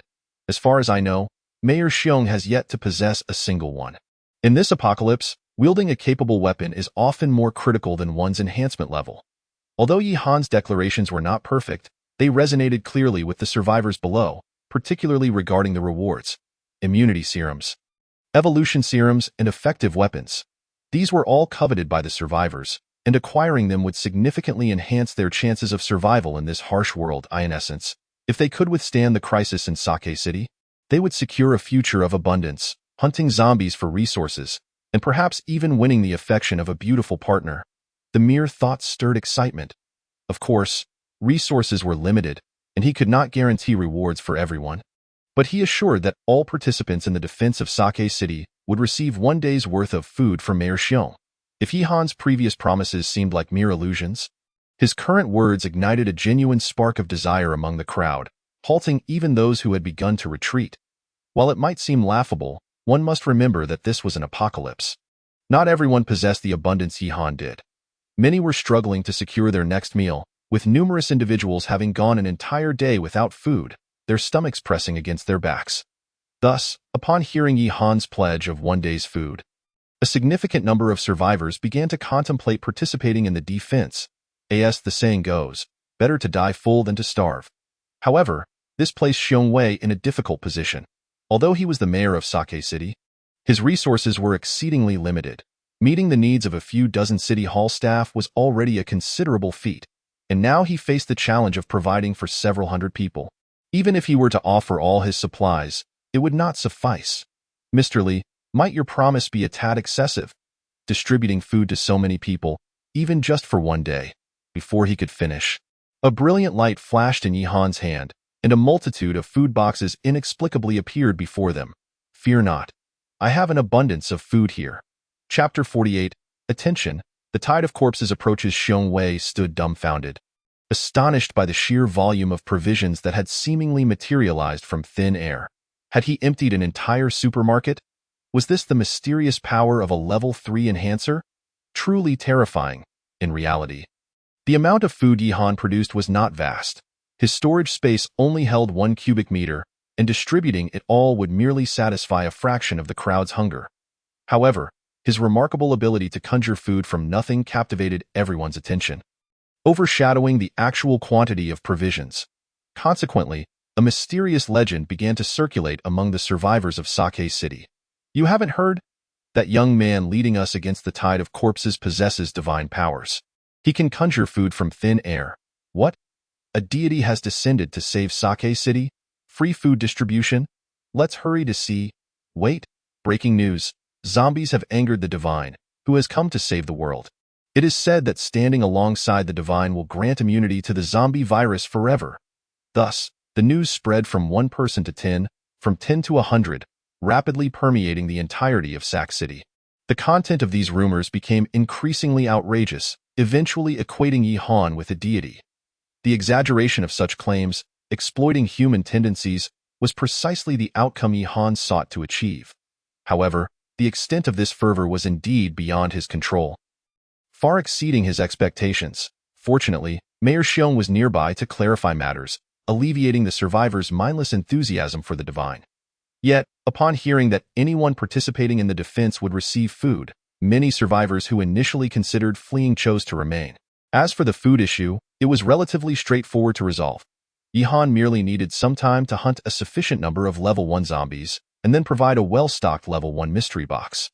With the current combat personnel, even if all survivors in Sake City participated, Yi-Han could satisfy everyone's food needs. After handing over all the available food to Mayor Xiong, Yi-Han turned his gaze to Qiu Kongbo and Xiao Qin, who had approached him after the announcement of the defense rewards without uttering a word about their previous intentions to escape. Why Yi-Han understood that these two had entrusted their lives to him. He did not need to employ mental scanning to ascertain their loyalty, which was evidently sufficient for his purposes. He retrieved 2 bottles of the modified level 1 evolution potion from his storage space and handed them to the two, followed by a handgun, 5 boxes of ammunition, and an immunity potion for each. Given that both had chosen to face the perilous zombie tide, it would be remiss of him to withhold resources from them. Throughout both his past life and the present, Yi-Han adhered to a fundamental principle: distrust the untrustworthy and trust those who are trustworthy. Once he determined to take someone as a partner, he would extend his complete trust. Now, in this urgent moment requiring combat strength, if he had any surplus level 2 evolution potions, he would have considered directly promoting Qiu Kongbo to a level 2 enhancer. Notably, when Qiu Kongbo accepted the handgun from Yi-Han, his expression reflected a hint of disdain. After toying with it for a moment, he made a request. If only I could find a tiger claw or a fist weapon. I prefer close-quarters combat. Upon hearing this, Yi-Han momentarily froze, captivated by Qiu Kongbo's murmured words in his past life. When the camp had issued Qiu Kongbo a firearm, he had expressed a nearly identical sentiment. This muscular man had been infatuated with melee weapons like tiger claws and boxing gloves from the very beginning. Eventually, he even mastered a profession scroll titled Southern Fist, which, combined with his exceptional physical attributes, rendered him nearly unbeatable. However, that was a matter for later. Seeking profession scrolls now would be unfeasible. He first needed to navigate the immediate crisis. Fortunately, under the control of the succubus, the horde of zombies had not yet acted recklessly. Although they were undoubtedly ravenous, they refrained from launching an assault due to the succubus's influence, their range of movement remaining relatively confined. While this was somewhat unsettling, it was also advantageous, granting Sac City ample preparation time.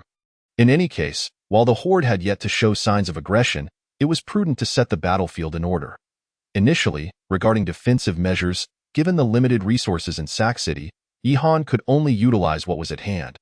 Directing the survivors to drive any operational vehicles in the parking lot out of the city to serve as barriers against the advancing zombies.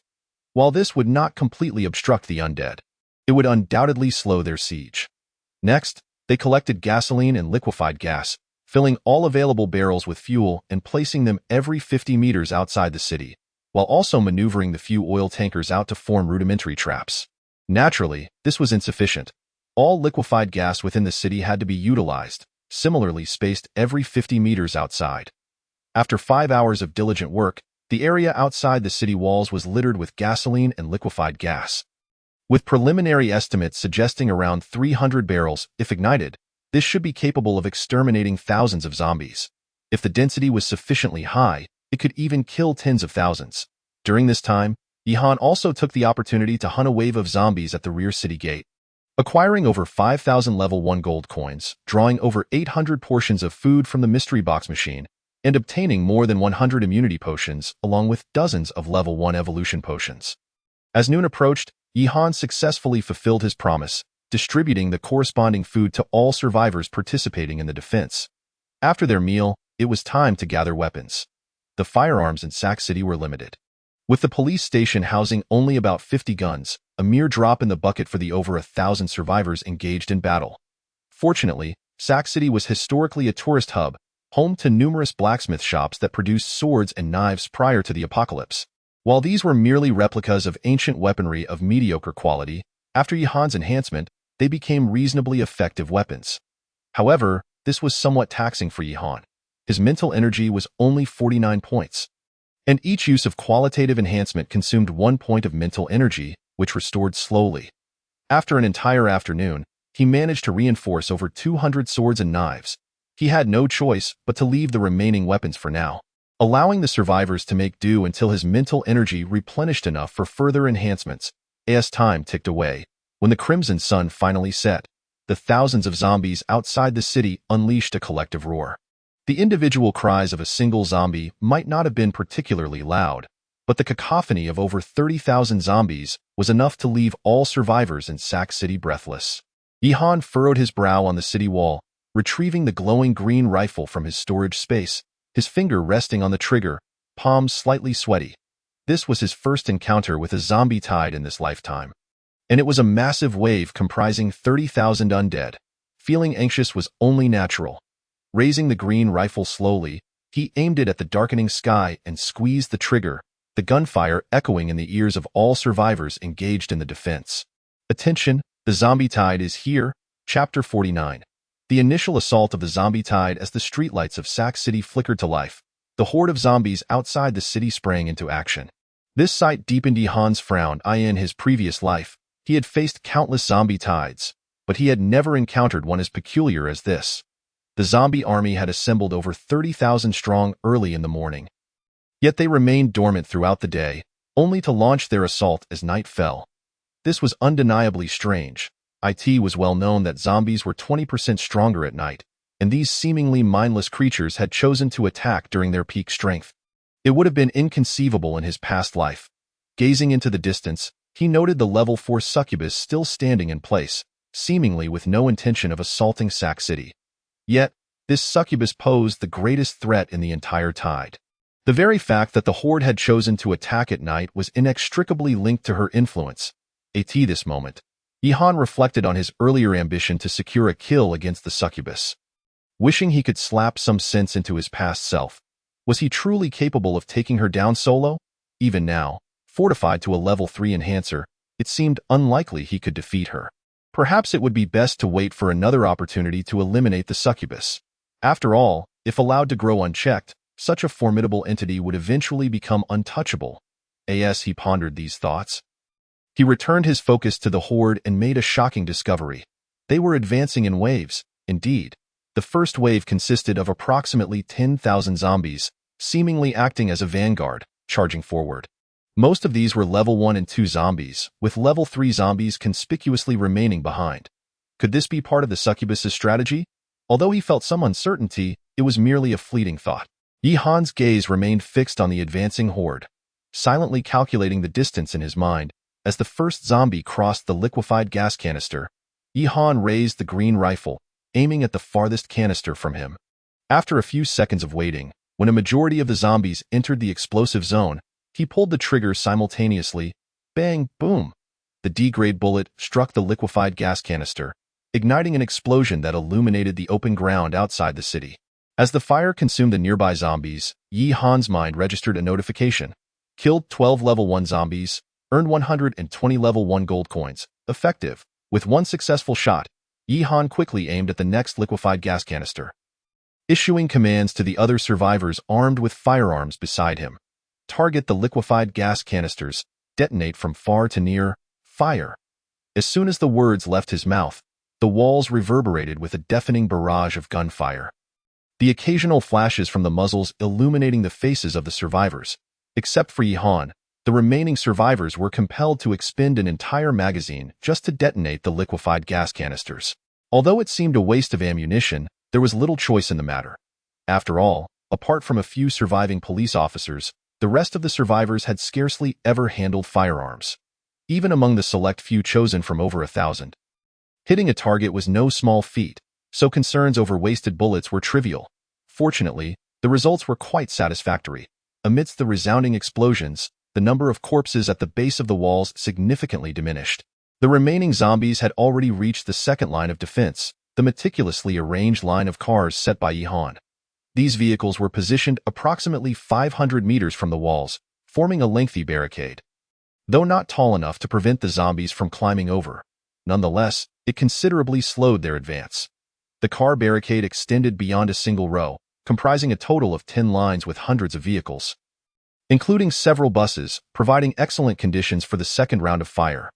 When the first wave of the undead reached the car wall, their numbers had already dwindled by nearly 2,000. It was at this moment that the second shooting team, led by Shao Qin, raised their weapons, taking aim at the undulating zombies beyond the barricade. Second team, fire. With Yi-Han's command, another round of gunfire erupted, albeit at a noticeably lower frequency than the first team, yet with far greater precision.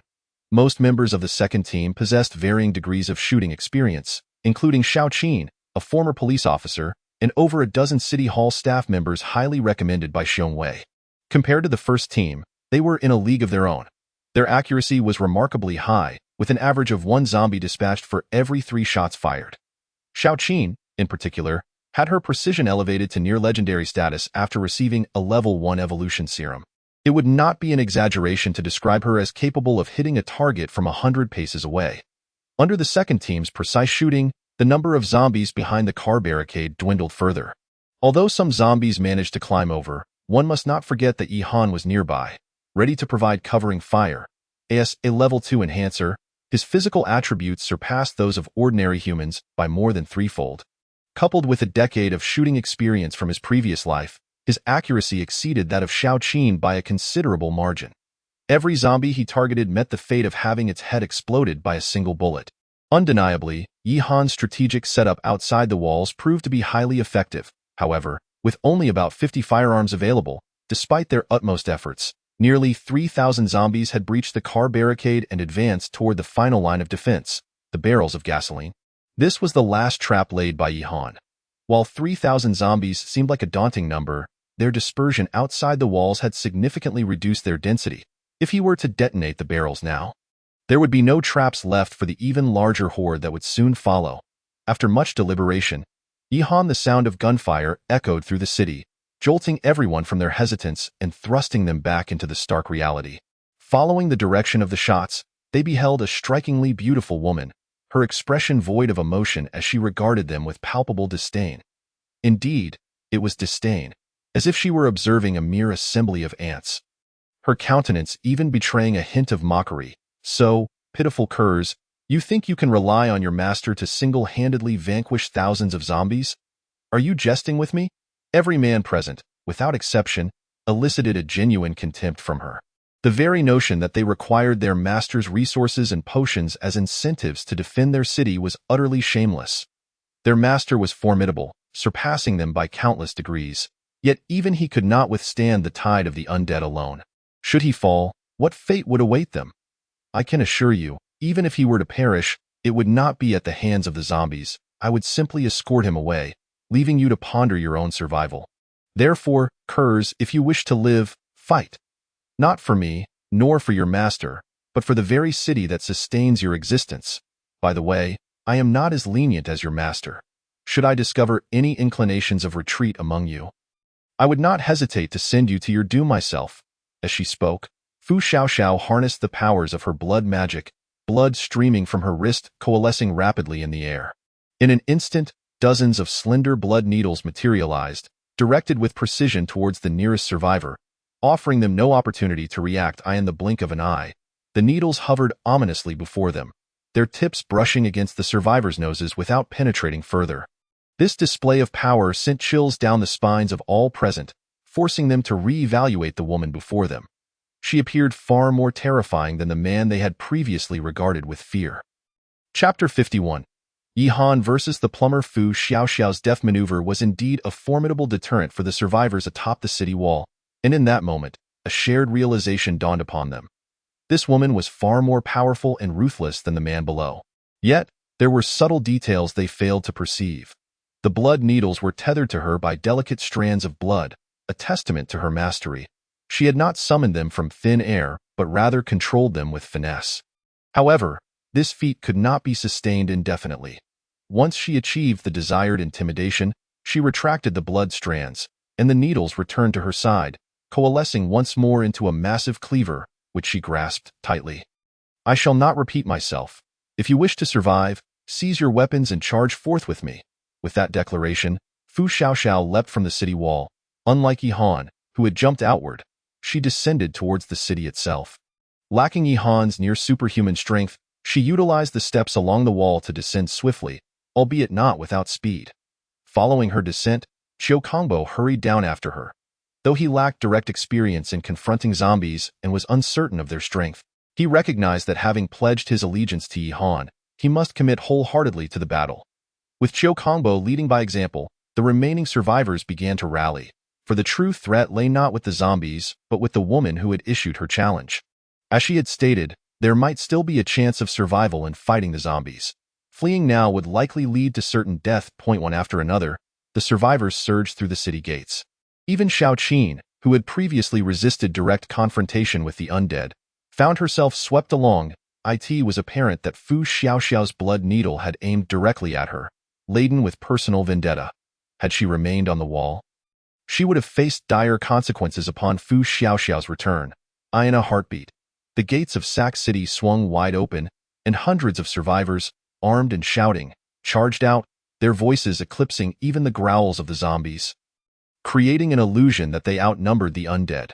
Simultaneously, within the throng of zombies, Yi Han drew near to the plumber. Observing the unfolding chaos, he relinquished any restraint and leapt 2 meters high, vaulting over the heads of the undead. Wielding dual blades poised to strike down upon the plumber. Though the plumber, a special type of zombie, lacked intelligence, it possessed remarkable combat skills. In the instant Yi Han's blades descended, the plumber raised its bony spikes to block the impending blow. Clang! The sound of metal colliding resonated in the air, as Yi Han's immense force drove the plumber back 2 steps.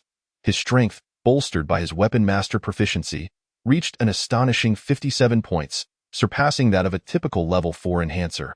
Furthermore, Yi Han had attained the pinnacle of strength at merely level 2, a feat unmatched globally. His full-strength strike could easily overwhelm even a level 4 plumber.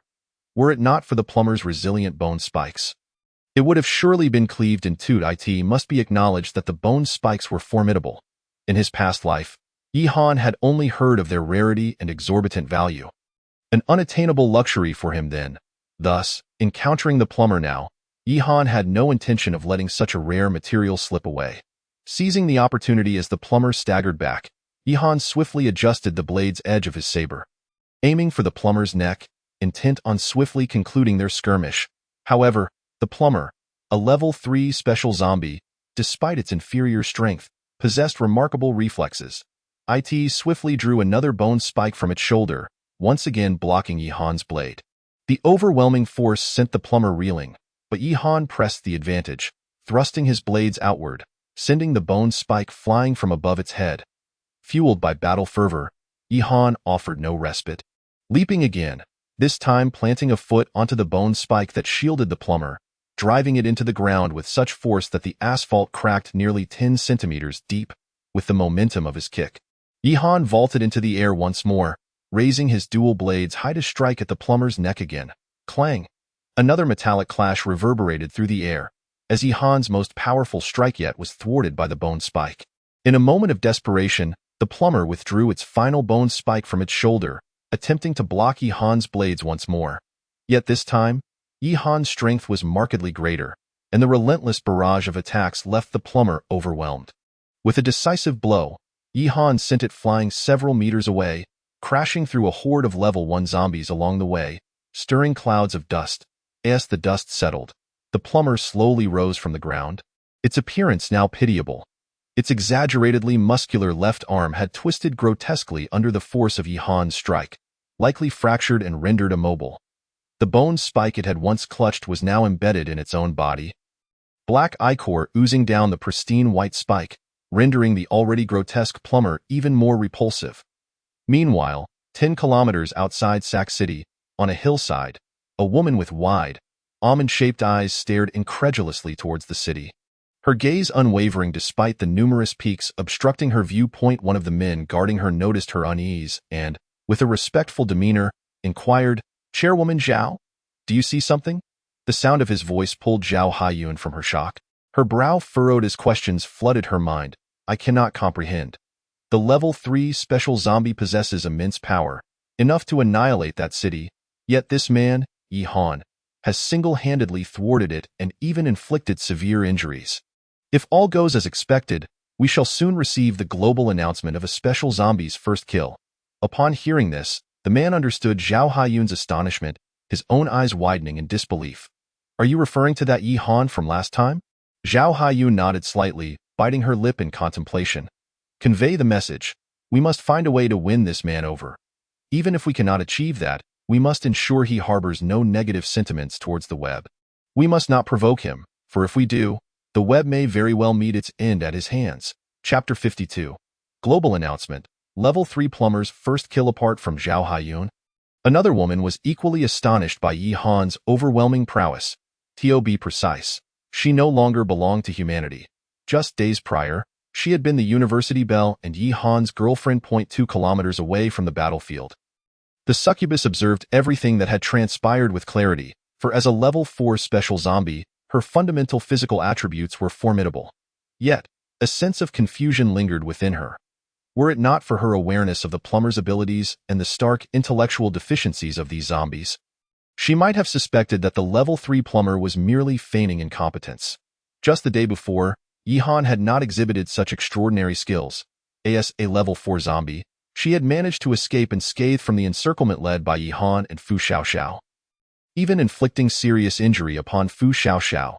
However, today, Yihan appeared transformed, charging fearlessly into the fray.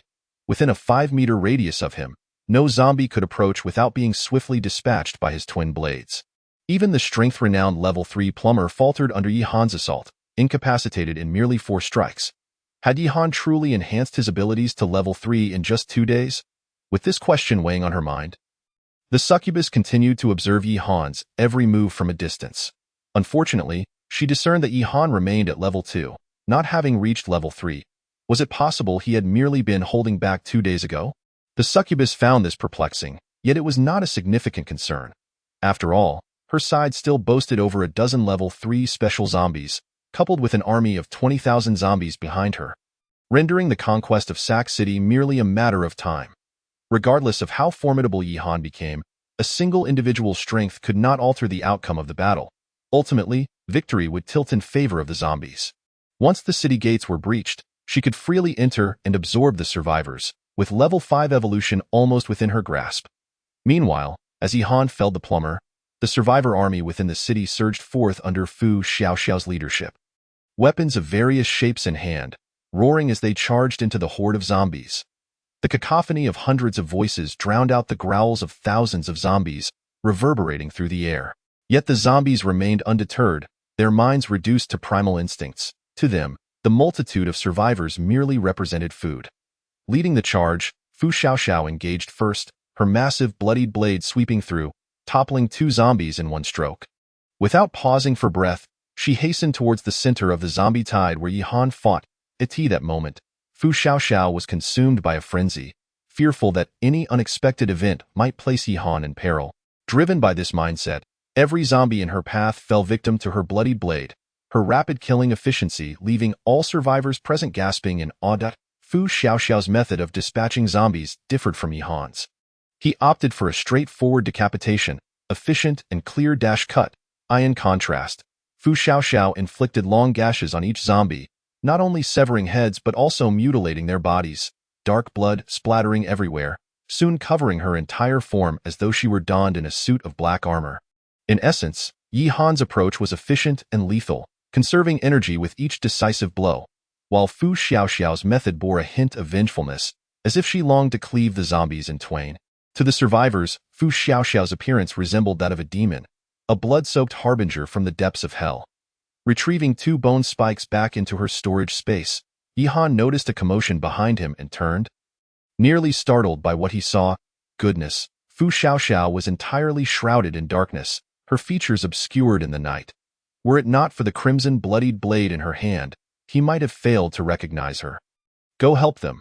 I can manage here. In all honesty, Yihan genuinely believed he required no assistance, confident that he could handle the situation alone, harboring no disdain for Fu Xiaoxiao's bloodied state.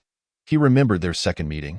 When she too had been smeared with zombie blood, it was no first for him, and thus there was no question of repulsion. However, upon uttering these words, Yihan glanced back at the survivor encampment, only to find the zombie army still gaining the upper hand. These were ordinary survivors, unenhanced by evolutionary serums and lacking substantial combat experience. Even with sharp weapons, they struggled to inflict significant damage, often needing numerous strikes to fell a single zombie.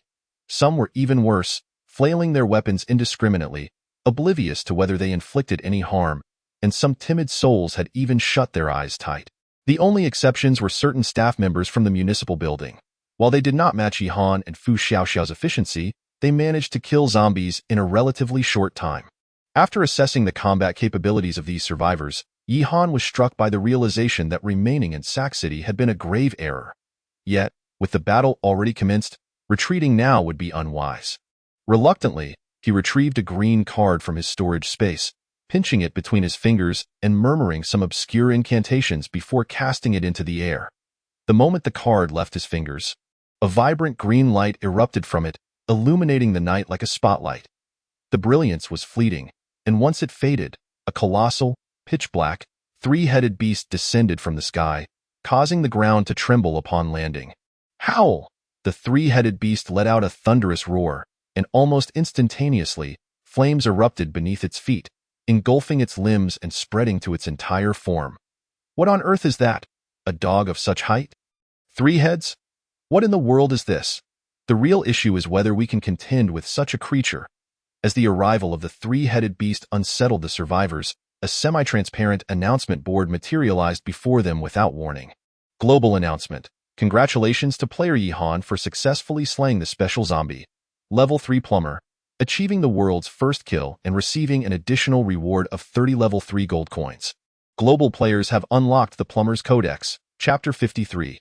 The first battle concludes humanity's initial victory after casting the green card.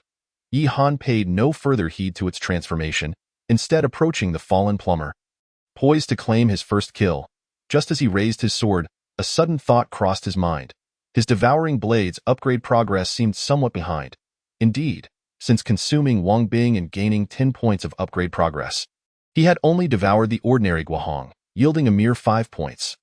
This meant that the devouring blade, requiring 100 points for an upgrade, currently stood at only 15 points, leaving a considerable journey ahead to evolve to level E. Should fortune favor him, by the conclusion of this zombie tide, he would likely succeed in injecting himself with a level 3 enhancement serum, joining the ranks of level 3 enhancers, while the sword could be upgraded with various materials. However, the Devouring Blade could only progress incrementally through consumption, at this rate. He might reach level 3 or even 4, yet the Devouring Blade would still remain at level E, a rather disheartening prospect. After a brief moment of contemplation, Yi-Han activated the Devouring Blade's consumption skill. This was essential, for the skill required the opponent to be utterly incapacitated, and the plumber, being a level 3 special zombie, could indeed contribute to the upgrade progress of the Devouring Blade. Consume the plumber. As the words left his lips, a cloud of pitch-black mist emanated from the slender blade, swiftly enveloping the plumber's body. When the dark mist returned to the blade, no trace of the plumber remained on the ground, not even the lone bone spike he had possessed. The global announcement panel reappeared before Yi-Han. But he had little interest in reading it. After all, he was the one who had made the kill, so it mattered little whether he viewed it or not. What truly piqued his concern was the apparent anomaly in the Devouring Blade's upgrade progress. Upgrade progress. 85-100. Observing the slender blade faintly shimmering with a grayish light, Yi-Han found himself momentarily lost in thought. Was it truly possible to receive such a rapid surge in upgrade progress all at once? According to reason, a level 3 special zombie should provide at most 30 points of evolution progress, yet it astonishingly granted a full 70 points instead. Why Yi-Han found this quite unbelievable. Had he known that level 3 zombies could yield such bountiful rewards, he would have fervently scoured the map for them long ago. However, upon further contemplation, he sensed that there was more to this situation, for no matter how formidable a level 3 special zombie might be, it could not possibly bestow an entire 70 points of upgrade progress to the Devourer Blade. It is worth noting that the previous level 1 enhancer, Wang Bing, had merely contributed 10 points to the upgrade. Something was amiss, very amiss. Could it be the bone spurs wielded by the plumber? After much deliberation, this was the only conclusion Yi-Han could arrive at, for the plumber's bone spurs were exceedingly rare materials, renowned for their hardness and strength, which was precisely why Yi-Han sought to collect them. When the Devourer Blade devoured the plumber, the bone spurs were still in the plumber's grasp, and at that moment, there was no trace of the bone spurs on the ground. They must have been consumed alongside the plumber, resulting in the remarkable surge in the Devourer Blade's upgrade progress. Despite the lack of tangible evidence, Yi-Han remained steadfast in his deduction. Nevertheless, it was fortuitous. Now, the Devourer Blade needed only 15 more points of upgrade progress to ascend to level E, which would significantly enhance his combat prowess and bolster his confidence against higher-level zombies. Having clarified these thoughts, Yi-Han finally turned to glance at the 3 monstrous hellhounds behind him. These beasts were summoned from a green card, a D-level monster summoning card, known as the Hellhound Cerberus, drawn from the level 3 blind box machine atop the municipal building. The immense form of Cerberus starkly contrasted with the horde of zombies, and although Yi-Han had yet to issue any commands, a mere movement from Cerberus, a slight lift of its paw, could crush several zombies in an instant. Furthermore, each of its 3 heads possessed unique abilities. The 2 side heads were capable of exhaling elemental fire and ice, while the central head had the special ability to unleash deadly toxins.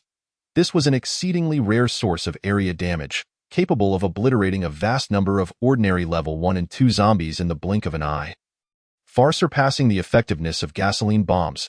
However, the summoning card had a time limitation. A D-level summoning card could only exist for 30 hours, after which it would turn to ash, leaving nothing behind. Currently, Yi-Han possessed only 2 of these rare summoning cards, making him reluctant to expend one.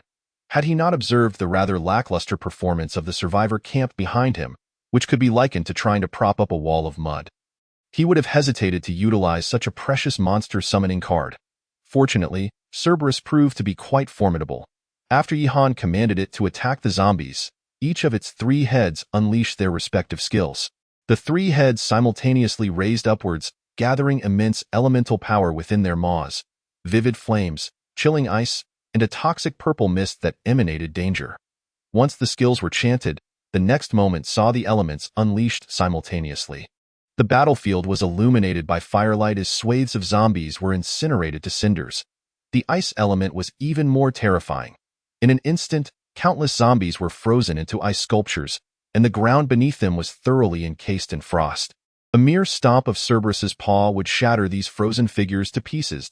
As for the Central Head's deadly toxins, Yi-Han decided against employing them, for poison was uncontrollable and could potentially devastate the survivor camp alongside the zombies. However, the combined elemental skills of ice and fire were more than sufficient. Yi-Han, being the strongest on the battlefield, lacked large-scale damage skills, making it difficult for him to swiftly clear out the lower-level zombies. Cerberus, on the other hand, proved to be a game-changer. After just 2 breaths of fire and ice, nearly 1/3 of the zombie horde was decimated, an efficiency that could only be described as terrifying. With Cerberus joining the fray, the tide of battle swiftly turned, and the scales of victory began to tip in favor of the survivors. The gazes of all the survivors shifted towards Cerberus, evolving from initial fear and despair to newfound confidence and excitement, undoubtedly providing the greatest encouragement for the survivors. When the last zombie on the battlefield was slain by Fu Xiaoxiao's blade, the survivors outside the city erupted into cheers. This marked humanity's first victory since the onset of the apocalypse, and it was a resounding triumph. The casualties on the survivors' side were merely in the double digits, while the zombie horde had been annihilated by the thousands. All of this was thanks to the man wielding dual blades atop the massive hellhound, who resembled a war god, the man named Yi-Han. Chapter 54. The system's creation, terrifying indeed. The first wave of the zombie tide had been thoroughly eradicated. Over 10,000 zombies had been completely cleared by the survivors' efforts.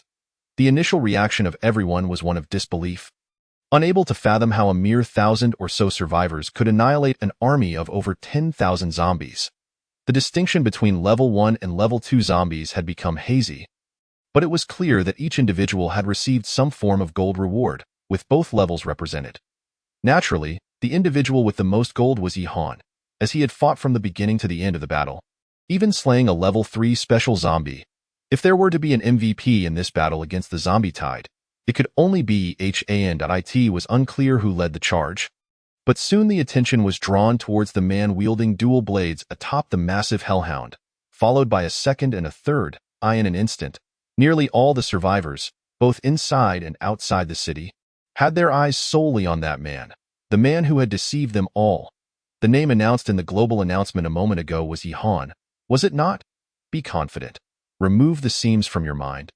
If you were to open the announcement panel now, you would still see his name, and no wonder he was so formidable. The mayor even referred to him as Mr. Li. Was that not absurd? You see, the world has grown exceedingly complex. Having 1 or 2 aliases is quite normal.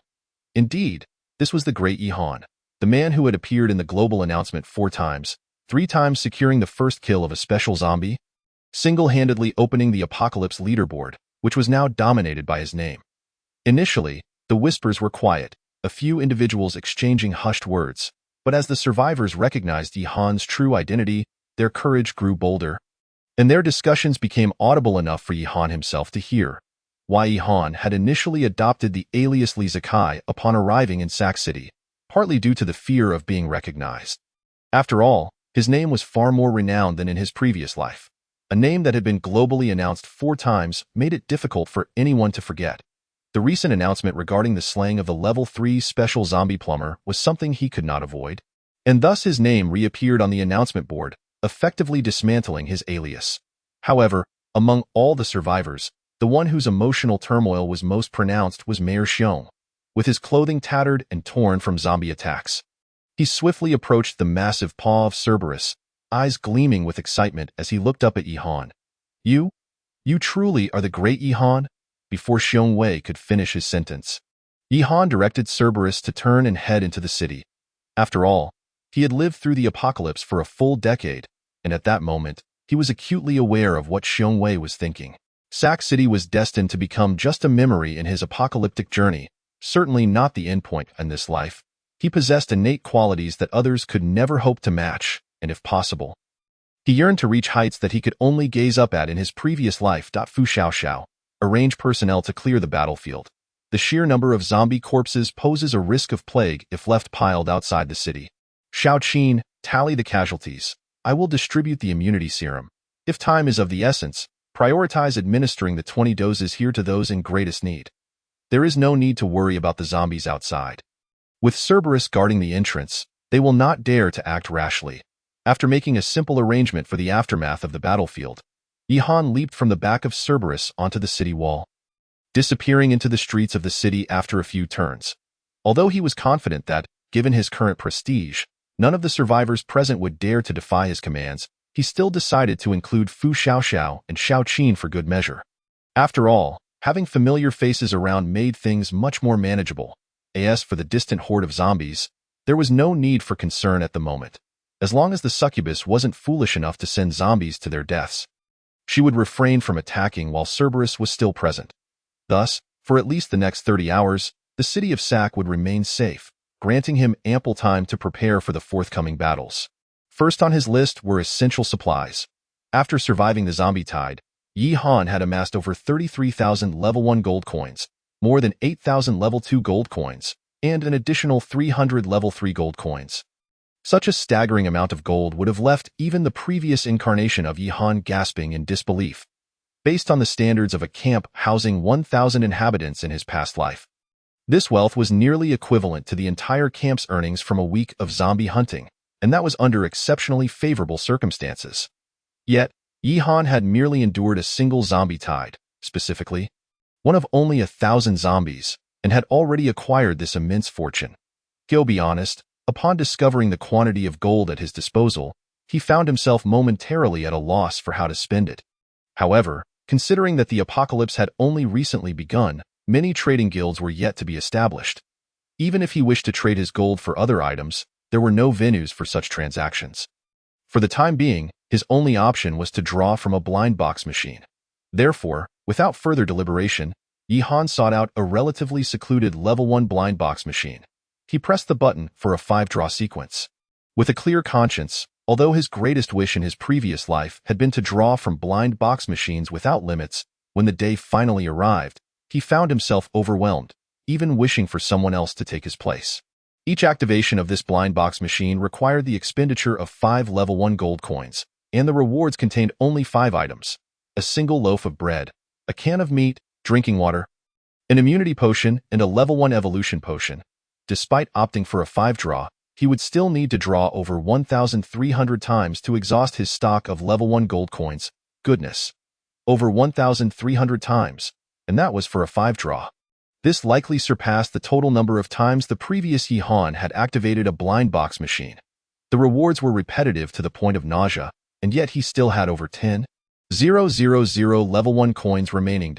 At this moment, a small mountain of rewards had accumulated at Yi-Han's feet, with the exception of the immunity potions and evolution potions which he had stored away. The rest were carelessly piled at his feet like refuse. Even though Yi-Han had not once glanced at the rewards spewing from the machine, nor had his hand left the 5-draw button, it still took him a full hour to deplete his 30,000 level 1 gold coins. As for the remaining 3,000 coins, he had no desire to draw any further. Simply put, he was tired of it. Of course, he could not allow other survivors to hear such sentiments. If word got out, he would likely be met with a torrent of abuse from his fellow survivors. It was worth noting that all survivors at present could only squat on the ground, pressing the single draw button while risking their lives to slay dozens of zombies for the chance to draw even once.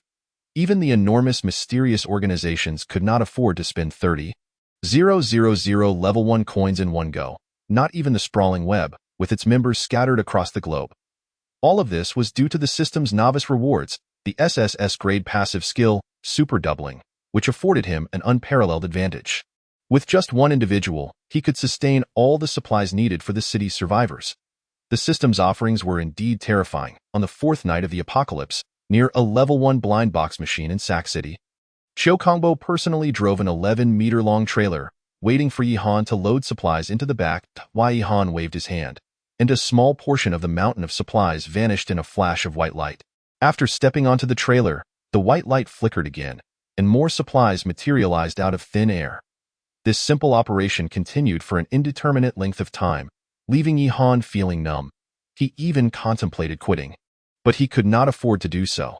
With so much material piled on the ground next to the level 1 blind box machine, it was easy to deduce that it originated from there. Although he had led the survivors of Sac City to their first victory against the zombie tide, he was not familiar with these individuals. if this scene were to be witnessed by other survivors and inadvertently exposed. Yi-Han would likely find himself living in constant peril. Thus, for the sake of his own safety, Yi-Han preferred to transport the supplies himself, cubic meter by cubic meter, rather than risk revealing his secret. After over 10 minutes of laborious transport, he finally loaded all the supplies onto the trailer, along with 50 immunity potions, before Chiu Kangbo drove off to deliver the goods to the city wall. While it may have seemed wasteful to transport several thousand units of food and water via trailer, this was merely the yield from the Level 1 blind box machine. He was about to activate the Level 2 blind box machine next. It was important to note that from the Level 2 blind box machine onward, the outputs were generally boxed, and even a slightly smaller truck would be inadequate for one-time transportation. At this point, many of the survivors in Sac City had fled, with most of the remainder assisting in clearing the battlefield outside the city. The interior was nearly deserted. In such an environment, finding an unoccupied Level 2 blind box machine was remarkably easy. He stumbled upon one just a few meters away. Then came the monotonous 5-draw sequence again. Naturally, such thoughts must not be uttered aloud, or many would likely contemplate self-harm. The vast majority of survivors had yet to experience a Level 1 blind box machine, while Yi-Han was already engaged in the tedium of Level 2 draws. Fortunately, there was no one nearby to hear his potential lamentations. The Level 2 blind box machine required 6 Level 2 gold coins per activation, offering 6 rewards: boxes of bread, canned meat, self-heating rice, drinking water, Level 2 evolution potions, and a gray glowing manufacturing blueprint. Except for the blueprint, which was somewhat unexpected, the other rewards held little surprise. However, the odds of obtaining rewards from the Level 2 blind box machine were considerably lower, resulting in a meager yield of merely 10 Level 2 evolution potions after a total of 205 draw attempts. In contrast to the over 200 Level 1 evolution potions obtained previously, the scarcity of Level 2 evolution potions was indeed disappointing. Fortunately, the gray manufacturing blueprint was successfully drawn, serving as a form of compensation. This haul totaled 989 boxes of supplies, and merely transferring them onto the trailer nearly drove Yi-Han to frustration. Unless unforeseen circumstances arose, he had no intention of drawing from such low-level blind box machines for the foreseeable future. He planned to directly transfer the gold coins to Fu Xiaoxiao, allowing her to endure the tedium. As he contemplated this wicked idea, he arrived at the top floor of the municipal building, where the Level 3 blind box machine awaited, one that had previously cost him 300 Level 3 gold coins. At this moment, 5 rewards remained in the machine. Once the blue scroll was drawn, the machine would cease to produce further rewards, while the other items could be drawn repeatedly, including the D-grade monster summoning card he had previously utilized. Nonetheless, none of these items piqued Yi-Han's interest. At this juncture, all he desired was the Level 3 evolution potion perched atop the list. Taking a deep breath before the blind box machine, he pressed the 5-draw button once more. The thrill of the Level 3 blind box machine's 5-draw sequence far surpassed that of the Level 1 and Level 2 machines. Yi-Han scarcely dared to blink, stopping after each draw to meticulously inspect the rewards, fearful of missing the coveted Level 3 evolution potion.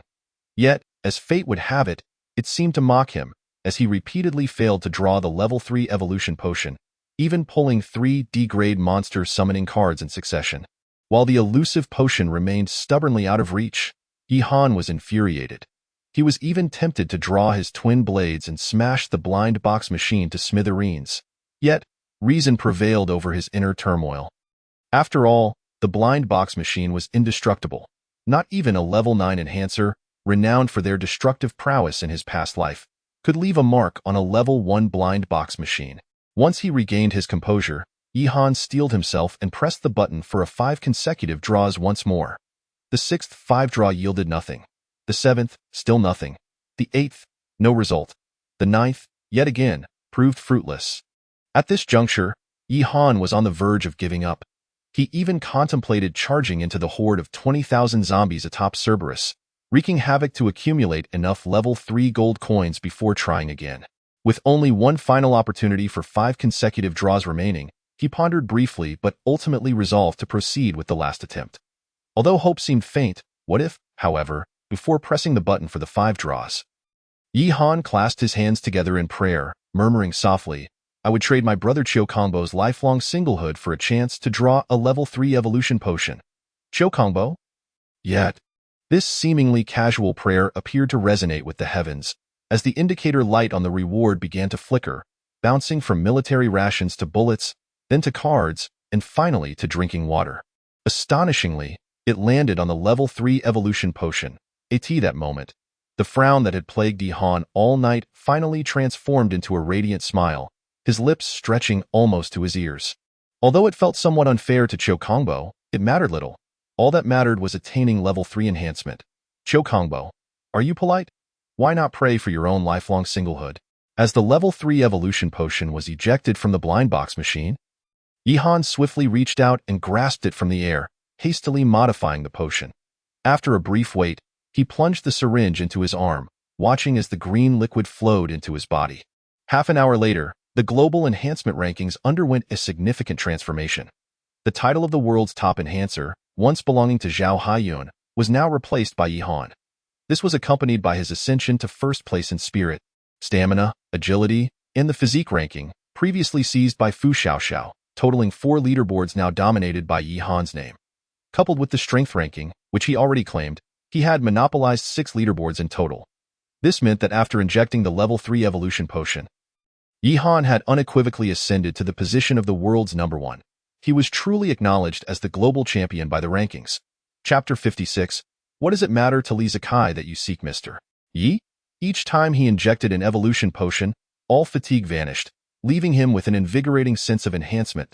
Yi-Han, having successfully injected the level 3 evolution potion, was no exception. All weariness dissipated as if the fierce battle had never occurred. He even believed that if another level 3 pipe worker were to appear, he could easily dispatch them with a single punch. Yi-Han's attributes had always been exceptionally high, and since he had injected modified evolution potions from level 1 to level 3, each level surpassed the ordinary potion by 20 attribute points. Thus, even without opening his attribute panel, he could sense that his strength attribute had already surpassed that of a level 4 enhancer. Upon opening the attribute panel, his perception was indeed validated. Name: Yi-Han enhancement level, 3 physique, 53 spirit, 61 strength, 69 stamina, 51 agility, 52 if Yi-Han's current attributes were presented to the survivors of his past life. No one would believe these belonged to a level 3 enhancer. They would assume these were the attributes of at least a level 4 enhancer, particularly one known for their strength. Tio put this into perspective. A conventional level 3 enhancer, without the aid of equipment or class, would have a base attribute value of merely 40, which is already considered quite high. Yet, Yi-Han's attributes were all at least 10 points higher than those of a level 3 enhancer, with strength exceeding by a staggering 29 points. Such a discrepancy in attributes was akin to possessing the strength of 3 enhancement levels. This meant that without equipment and class attributes, to match Yi-Han's current strength, one would require at least a level 6 enhancement, and of course, most enhancers above level 3 typically possess some form of attribute-enhancing equipment or class. Though the quality may vary, the quantity is assuredly significant. If one reached level 3 without any glowing equipment or class, they would be embarrassed to admit their status as a level 3 enhancer. According to the current Apocalypse's enhancement levels, Yi-Han, with his 69 strength attribute, could be deemed the world's strongest and could easily outclass the second-place contender by several streets. At this moment, Yi-Han finally remembered to check the leaderboard. When he saw his name dominating the rankings in every attribute category, he let out a sigh of relief. The enhancement level leaderboard was relatively unimportant, especially for survivors like him whose attributes were extraordinarily high. Conventional enhancement levels could not accurately represent his strength. As long as he topped all the attribute rankings, Yi-Han felt confident in facing anyone, including high-level zombies, who would merely fall to his blades. However, when he clicked to view the enhancement level leaderboard, he was astonished to find his name displayed. He had supplanted Zhao Haiyun, who was also a level 3 enhancer. This was unexpected. According to the leaderboard's rules, the enhancement level ranking only displayed the first person to reach the highest level. Even if others caught up, their names would not be replaced. Could it be that his dominance in single attribute rankings was the reason? After much contemplation, Yi-Han settled on this explanation, though he was unsure of its accuracy. Regardless, he realized that other than his class level and weapon equipment, he had effectively monopolized all other rankings. Seeing the leaderboard, Yi-Han couldn't deny his elation, yet a sense of unease crept in. Being the global number 1 indeed carried an intangible aura of intimidation, but it also posed a significant risk. The leaderboard only displayed the names of survivors. No other details were revealed, meaning that apart from Yihan, no one truly understood the extent of his strength, only that he occupied multiple top spots. This could lead many ordinary but overly confident survivors to become curious about him, resulting in both overt and covert challenges. It is crucial to note that there was an undisclosed hidden rule on the global leaderboard. Slaying the top-ranked survivor would yield 1,000 coins equivalent to their enhancement level. Yihan had witnessed in his past life how the top-ranked survivor faced daily challenges from various opponents, ultimately perishing under the siege of multiple strong contenders, thus losing his position as the global number one. Why Yihan, of course, was not afraid of any challenges. He simply lacked the time to engage in daily brawls. However, being a walking treasure of 1,000 coins was an enticing temptation for anyone. Thankfully, at this stage, survivors had yet to discover the hidden rules of the leaderboard, so Yihan remained in a relatively safe environment for the time being. Though this would not last indefinitely. In summary, the elevation of his enhancement level and his dominance over all leaderboards, save for class and equipment, were indeed matters of joy. Casting a glance at the heaps of military rations on the ground, Yihan tossed them all into his storage space and departed the municipal building with a light step. However, as he approached the city gate, he sensed an unusual atmosphere. All survivors halted their tasks upon his arrival, their gazes shifting towards him, filled with reverence. Even the recently bandaged injured stood upright, their eyes fixed on him. Not only did Yihan relish this peculiar attention, but even Fu Xiaoxiao, Qiu Kongbo, and Xiao Qin enjoyed special treatment. Initially, Yihan had instructed them to lead the survivors in their tasks, yet the situation had transformed into them merely observing while the survivors energetically toiled away. A few times, Qiu Kongbo attempted to join in but was sidestepped by survivors shorter than him. It was peculiar that even Mayor Xiong Wei was personally clearing the corpses of zombies outside the city, while the survivors insisted that the trio rest nearby. Finally, a survivor approached Xiong Wei, whispering a reminder. Only then did Xiong Wei set down his shovel and rush over in a few strides. Mr. Yi, you have finally arrived. If you had not come soon, I fear these survivors would have sought you out themselves. Uncertain whether it was fatigue from running or the agitation of emotions, Xiong Wei spoke in a breathless manner, addressing Yihan with an excessive formality that caused Yihan to frown. Although Yihan was aware that his true identity had been largely deduced by these individuals, he nonetheless took the art of shamelessness to its zenith by outright denying it. What, Mr. Yi? What does seeking Mr.Yi have to do with me? Li Zikai. Chapter 57. A win-win situation. The new mayor of Sac City. Yihan's immediate rebuttal left Xiong Wei somewhat flushed. After all, he was still the mayor of Sac City, and being publicly embarrassed in front of so many people was undeniably awkward.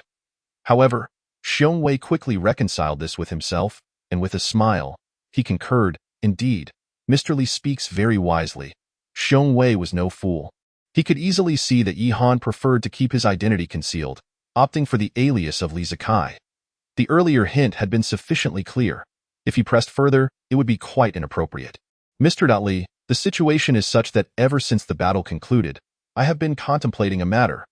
The world has changed significantly, and at my advanced age, I find myself unable to keep pace with the administration of Sac City. Moreover, I am currently only a level 1 enhancer, my strength even inferior to that of the young girl by your side. Should a stronger horde of zombies attack, I would be at a loss. Thus, after careful deliberation, I have decided to entrust the position of mayor of Sac City to you, hoping you can lead the survivors through the chaos of this apocalyptic world.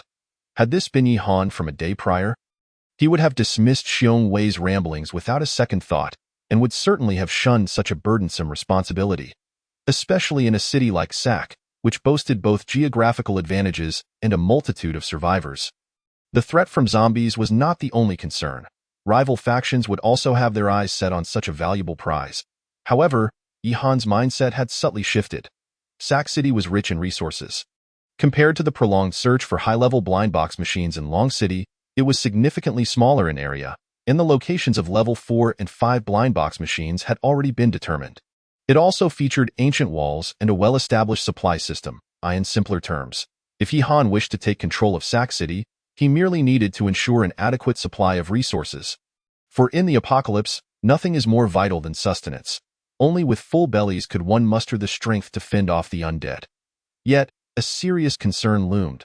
While leading a small team was manageable, The thought of overseeing a city of thousands, or even tens of thousands, of survivors was daunting. Just the idea of waking each day to the expectation of feeding thousands of mouths made Yihan instinctively feel a headache coming on. Observing Yihan rubbing his temples, Xiong Wei seemed to grasp his apprehension, quickly pulling him aside to lower his voice and elucidate his plan. Mr. Li, fret not. I shall assume the role of deputy mayor. Allow me to handle all the trifling affairs. You need only to be seen wandering the city, assuring everyone of your continued protection over it. That alone will suffice.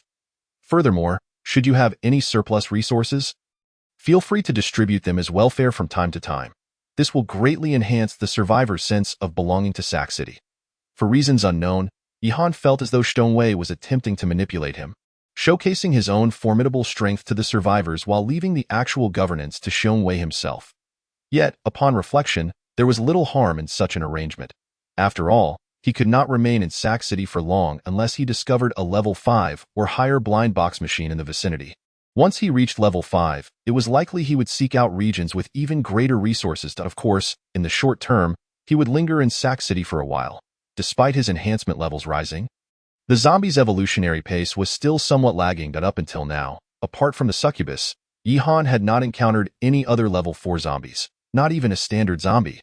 After pondering for a moment and weighing the pros and cons, Yihan ultimately agreed.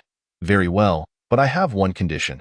The day Sac City's resources no longer meet my needs, I will not hesitate to leave with my team. At that time, I ask Mayor Xiong not to impede my departure. Otherwise, Yihan left the latter part of his statement unvoiced, but fortunately, Xiong Wei was astute enough to nod in acknowledgement. Though somewhat abrupt, Yihan had effectively seized control of all resources in Sac City and successfully ascended to the position of mayor. Meanwhile, Xiong Wei had found a powerful protector for Sac City. This arrangement was undoubtedly mutually beneficial, both parties eager to solidify the agreement, promptly announcing the news. The municipal building worked through the night to issue a statement, but they were too late. The news had already spread like wildfire among the survivors present at the scene, reaching every ear in Sac City in no time. Did you hear? Mayor Xiong has stepped down, and the new mayor is a young man. Don't underestimate this young man. He possesses remarkable strength, having dispatched a level 3 special zombie with ease. Rumor has it he even has a hellhound guarding the city gates. Moreover, have you seen the mountains of supplies stacked beneath the city walls? That is all the work of the new mayor's own efforts. Wow. Who is this new mayor? Don't you know, you rustic fool? The new mayor is called Yi, cough cough. Don't misstate it. The new mayor's surname is Li Zikai. Yes, that's right. It's Mayor Li. I misspoke. Thus, when Yihan personally took to the city walls to oversee operations, the survivors below were imbued with renewed vigor, managing to pile the corpses of the thousands outside the city into large pits before dawn. They then allowed these survivors to return within the city to rest, promptly organizing another group to begin digging trenches outside the city. This method effectively slowed the zombies' advance, akin to a formation of vehicles, but with a higher success rate and the added benefit of reusability, unlike vehicles, which became useless once damaged. However, due to time constraints, they could only hastily place rows of vehicles outside as a stopgap. With 20 hours remaining until the Hellhound's disappearance, as long as its deterrent presence lingered, the horde of zombies remained hesitant to act. They dug over a dozen trenches spanning nearly 100 meters, taking a total of 12 hours to complete before nightfall. During this time, the survivors rotated. Yet Yihan remained on the front lines, personally directing the efforts. Primarily, he was unwilling to entrust such defensive constructions to others, and additionally, having just reached level 3, he was fully revitalized and brimming with energy. Feeling no need for rest in the remaining hours, Yihan also arranged for reinforcements to replenish the gasoline drums and liquefied gas canisters outside the city, as explosions remain the most effective means of mass extermination of zombies at any time.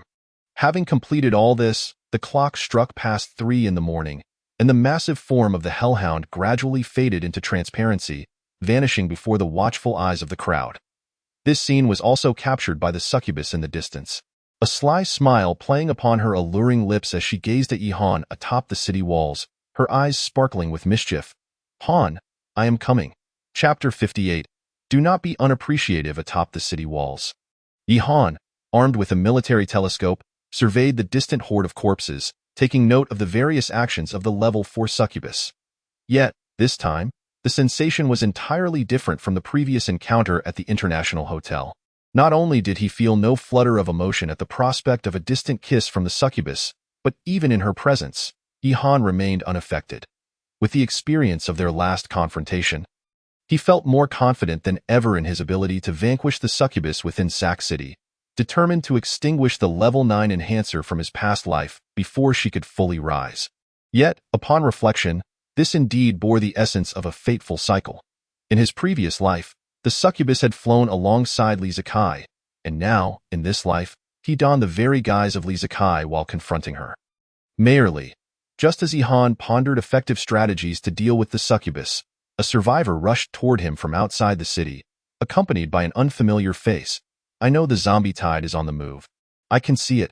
Please, do not disturb me. I need a moment of solitude. Without allowing the newcomer to finish their words, Yi-Han waved his hand, effectively stifling their speech, as he continued to ponder effective strategies in his mind. However, the visitor did not relent. After taking a deep breath, they proceeded to articulate their unfinished statement. Mayor Li, there is an outsider seeking you, seemingly prepared to support our city of Sake. Unfortunately, yet again, they were interrupted mid-sentence by an unfamiliar face behind them. What nonsense, forget it, I'll speak for myself. I have no idea how many coins I would lose by letting you talk. In the midst of this, the unfamiliar figure stepped forward, and to Yi-Han's surprise, extended a right hand, hovering in the air, inviting Yi-Han to meet it. I presume you are Mayor Li Zikai. Allow me to introduce myself. My codename is Arrogance, affiliated with the 7 Deadly Sins. I wonder if you have heard of us? Upon hearing the phrase 7 Deadly Sins, Yi-Han instinctively snapped back to reality, casting a perplexed glance at the woman beside him. Her appearance bore a resemblance to her codename, strikingly arrogant. She held her head high as she spoke to Yi-Han. Though some of this could be attributed to a difference in height, her habit of looking down her nose at others was undeniably irksome. Despite her looks being somewhat appealing, barely matching the charm of the petite officer Xiao Qin, her cascading waves of curly hair exuded a mature allure. The cool, high-waisted tank top paired with denim shorts showcased her figure.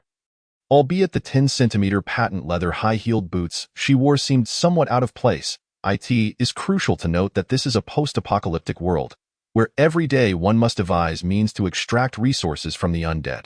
In such an environment, lacking coins renders survival nearly impossible. One might even find themselves pursued by hordes of zombies. To don high heels in this world, one must either be a fool or possess formidable strength. It is said that among the level 9 enhancers of the past life, several had a penchant for high heels, including the notorious Arrogance herself. Indeed, Yi-Han had heard tales of Arrogance in his previous life, as well as of the 7 Deadly Sins, a mercenary organization that had existed even before the apocalypse, frequently traversing war-torn nations and engaging in activities like espionage. It seemed that this organization had foreseen the impending doom, hoarding supplies and weapons in the 6 months leading up to the apocalypse, even amassing a significant cache of firearms in Long Country. This foresight granted them considerable power at the onset of the apocalypse. However, what truly made the 7 Deadly Sins infamous were their participation in several notorious zombie extermination battles, which had garnered them a rather unsavory reputation. As a mercenary group, their survival hinged on the principle of taking payment to eliminate threats. Yet they often displayed a rebellious nature, seizing the opportunity to claim special zombie kills from their employers, or even annihilating them on their return journeys. Yet, it was utterly unexpected that the 7 Deadly Sins would approach him. And even more astonishing was that the renowned Arrogance, despite her high heels, could barely reach Yi-Han's chin. The height disparity was amusing, causing Yi-Han to reflect on all the unfortunate events of his life and inadvertently chuckle. He even contemplated whether her need to look up at others stemmed from her lack of height rather than the arrogance people attributed to her. I don't know. I've never heard of it. Yi-Han's response was somewhat dismissive, yet Arrogance remained unfazed, continuing to tilt her beautiful face as she slowly elaborated. Not knowing is no issue. It is quite normal for an ordinary person like you to be unaware of the 7 Deadly Sins. However, I have come to negotiate a business deal on behalf of the 7 Deadly Sins with you. Mayor Li.At this, Yi-Han's smile widened. It was evident that these individuals had set their sights on the impending zombie tide before him. After all, the congregation of tens of thousands of zombies was hard to overlook, and it was likely that not only the 7 Deadly Sins had caught wind of it, Other factions had probably heard the rumors as well. Just unable to arrive in time. Just as he was about to respond, he noticed the zombie horde across from him becoming agitated. Realizing the urgency, Yihan set arrogance aside and resumed his observation of the distant undead with binoculars. Arrogance's expression soured at being disregarded, yet for the greater good, she suppressed her irritation and patiently began to outline her proposal for cooperation. I am aware that Mayor Li achieved a remarkable victory last night, exterminating over 10,000 zombies in one night. However, I assume your forces have suffered substantial casualties. Last night's survivors from Sake numbered merely around 300, including several sharpshooters on the city walls. And the total casualties exceeded 1/6. Moreover, a crucial point was that the entire city of Sake had fewer than 10 enhancers, including Mayor Li himself, am I correct? Without waiting for Yihan's response, Arrogance continued her assertive discourse. As for that three-headed dog from last night, it has not reappeared since it vanished earlier. I presume it was merely a temporary item, not designed for prolonged use. Furthermore, Sake would face over 20,000 zombies tonight.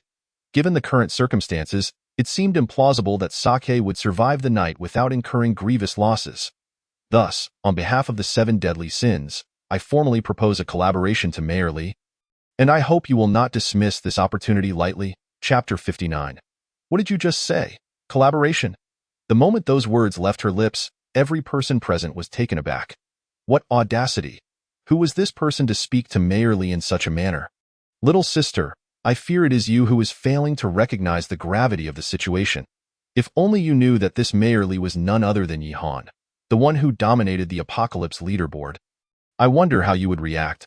Would you feel any shame for your words? Especially Fu Xiaoxiao, who had been quietly standing behind Yihan, clenched her small fists tightly, nearly bursting with rage as she contemplated delivering a lesson to this oblivious arrogance. However, such thoughts could only remain unvoiced, as they had only known Mayor Li for a day and were not yet familiar with his temperament. Without a response from him, they were unsure how to react to this arrogant woman. Yet arrogance remained oblivious to the gazes around her, casually toying with her curly hair as she maintained her haughty demeanor, attempting to convey her intentions to all. Let me introduce the 7 deadly sins to you. Mayor Li, established in the year 258 of Blue Star, we have a rich history of 45 years and are currently the oldest mercenary organization in Long Country. It would be a privilege for you to collaborate with us. Although I have brought only 50 personnel this time, each one is a level 1 enhancer, vastly superior to the motley crew you command. 50 level 1 enhancers. In the entire Long Country, there is likely no other faction capable of mobilizing such a force for support. Furthermore, the 7 deadly sins not only boasts the largest number of enhancers in the country, but also possesses the most comprehensive equipment system. To my knowledge, we are the only organization in Long Country that can simultaneously employ weapon and equipment smiths, meaning our gear is arguably the best available at this stage. Moreover, our prices are fair and transparent. For just 1,000 level 1 coins, we can take full responsibility for eliminating all special zombie kills, including this catastrophic horde threatening the city. What do you say, Mayor Li? The zombie army has already begun to mobilize. Your time to deliberate is running thin. Having recounted all her self-perceived advantages, Arrogance soon realized that the reactions of those around her were not as she had anticipated.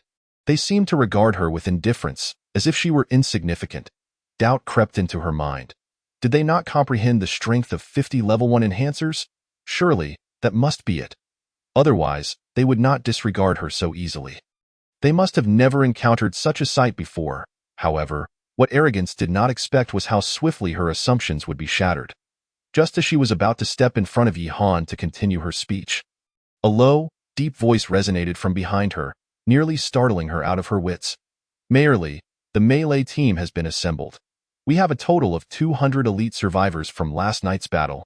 Upon hearing the familiar voice, Yihan finally lowered the binoculars, directing his gaze toward the imposing figure behind Arrogance.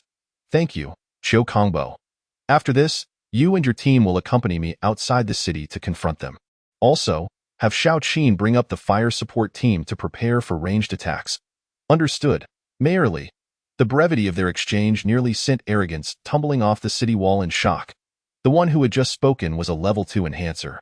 Although she had just recently advanced to level 2, the aura of a strengthened individual had yet to dissipate from her presence. However, This was undeniably excessive. The moment Xiao Kongbo leapt down from the city wall, a wave of arrogance surged as he cast his gaze upon her. Arrogance felt as if death itself were imminent. Below the city wall stood a neatly organized group of survivors, all of whom had just completed their level 1 enhancements. Their faces alight with excitement as they awaited something. Moreover, each of them wielded identical gray long knives, strikingly similar in appearance to the gray long knife that Mayor Li had held in his left hand the previous night. As for the level 2 enhancer who had just jumped down, he drew a distinctly different gray cleaver from his back, resembling the cleaver that Mayor Li had wielded in his right hand. Albeit in a gray hue instead of white. It is worth noting that the weaponsmith of the 7 deadly sins, who had amassed countless gold coins to create weapons, could only produce a maximum of 10 weapons per day at this stage. And those were merely marginally more durable than standard weapons, incapable of producing colored weapons.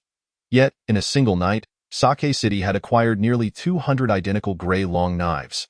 What did this imply? It indicated that Sake City boasted weaponsmiths superior to those of the 7 deadly sins. Furthermore, there was an extremely significant point. Overnight, Sake City had gained close to 200 level 1 enhancers, and judging by their conversation, it seemed that all had participated in the battle the previous night.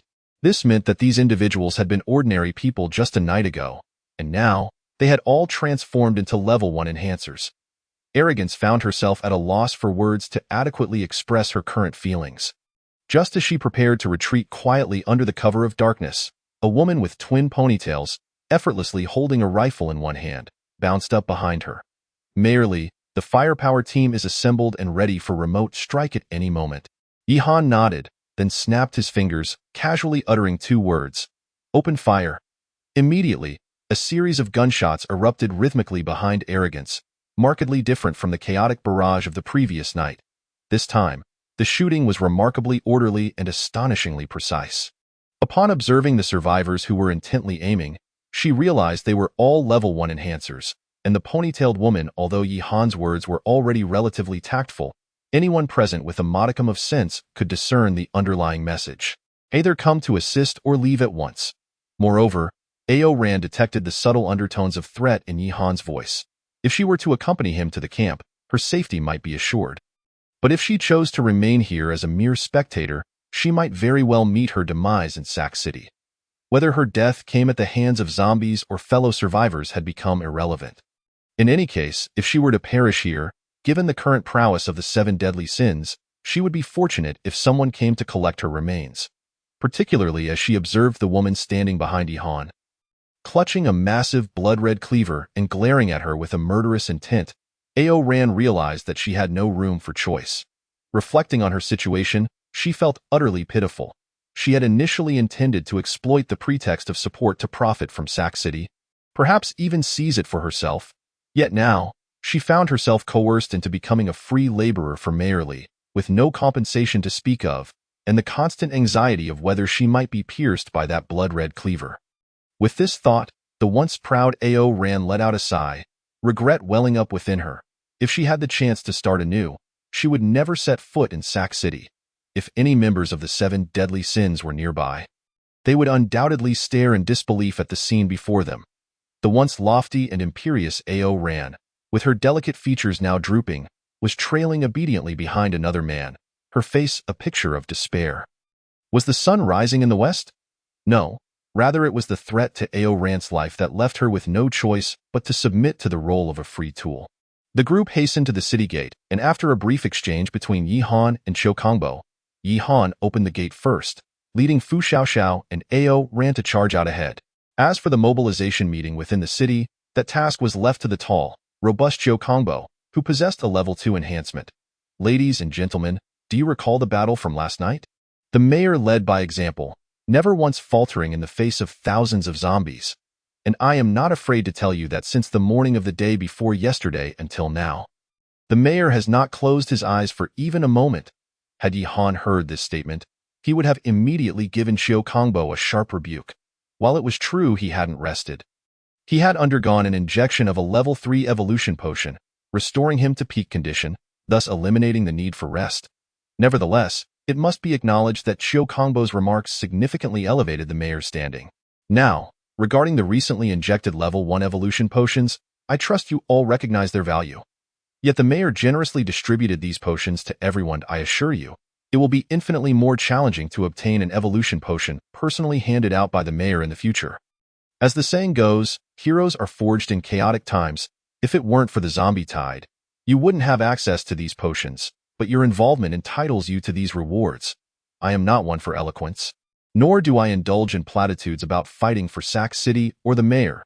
We fight simply to ensure our own survival in this apocalyptic world. Brothers, for our own sake, let us charge forth and eliminate those vile monsters. Drawing his gray machete from behind, Qiu Kongbo turned and rushed through the city gate. Even though Yi Han's figure had already receded into the distance, he steadfastly followed in Yi Han's footsteps. Meanwhile, the survivors within the city, who had recently injected the level 1 evolution potion, felt its effects coursing through them, filling them with newfound strength and an urgent need to release it. Coupled with Qiu Kongbo's grounded speech, everyone surged forward, brandishing their gray long blades. This scene left the survivors transporting supplies nearby envious. They had not trusted the new mayor during the first wave of the zombie tide, hiding in the shadows and consequently missing out on the rewards. Now, having witnessed the mayor's might, they sought to lend a hand, yet could only engage in menial labor to earn their keep. However, this was preferable to hiding in darkness and enduring hunger. After all, there remained a substantial stockpile of supplies beneath the city walls, which they could barely scratch the surface of. Even if they gorged themselves, if given another chance, they would undoubtedly choose to join the main force in charging out of the city on the first night. Even if it meant sustaining some injuries that could be treated with green and blue potions, while also securing a gray weapon for free to it, was worth noting that just a few days prior, even Mayor Xiong had coveted such treasures. Who wouldn't want to receive a weapon capable of slicing through iron for free? Yet life offers no second chances. They could only silently fulfill their logistical roles, hoping that the new mayor would notice their efforts, perhaps rewarding them if he were in a good mood. Outside the city walls, Yi Han led the two women at the forefront, his gaze sweeping across the distant horde of zombies, confirming the absence of advanced special zombies. Once he ascertained that the majority within his sight were level 1 and 2 zombies, he noticeably slowed his pace and turned to Ao Ran, inquiring, "What is your profession? Or rather, what is your preferred method of attack?" His closed-ended question caught Ao Ran off guard. How could he be so certain of her profession? Although perplexed, she found herself instinctively responding due to the pressure emanating from Yi Han. Elemental Mage, specializing in mid-range combat. Yi Han nodded slightly. Excellent. I am in need of a mage. What is your profession level? Can you utilize fire elements? Upon hearing this, Ao Ran was taken aback. Elemental mages were exceedingly rare, and she had to beg her father for a considerable time to secure this opportunity. Yet why did this man seem so familiar with elemental mages, even knowing the skill levels so precisely? When the apocalypse had only begun a few days ago, E-level, just learned the fire element, Ao Ran replied. Yi Han couldn't help but sigh, his frustration palpable. It was disheartening that his craftsman profession required 5 badges to level up, an excessively stringent requirement. Both his other profession, Weapon Master, and Fu Xiaoxiao's Blood Mage only needed 2 badges to reach E-level, and even Guo Hong's Thief had managed to attain E-level. Zhao Haiyun's professional level was likely at the global peak, probably even reaching D-level. Yet his craftsman profession remained at F-level, only capable of weapon forging, which felt rather meager. That said, it must be acknowledged that craftsmen were exceedingly rare S-level life professions, and once maximized, they possessed unparalleled potential. The difficulty in leveling up was merely a minor issue. As the trio approached the zombies, Yi Han finally retrieved his dual blades from storage, gripping them tightly. This seemingly minor action startled Ao Ran, causing her legs to weaken slightly, nearly resulting in her stumbling. Fortunately, as a level 1 enhancer, her physical condition was commendable, allowing her to regain her balance before falling. The reason for her significant reaction was entirely due to the dual blades in the man's hands. Just one night without seeing them, and the 2 blades had undergone changes. The long blade in his left hand had transformed from gray to white, while the cleaver in his right had shifted from white to green.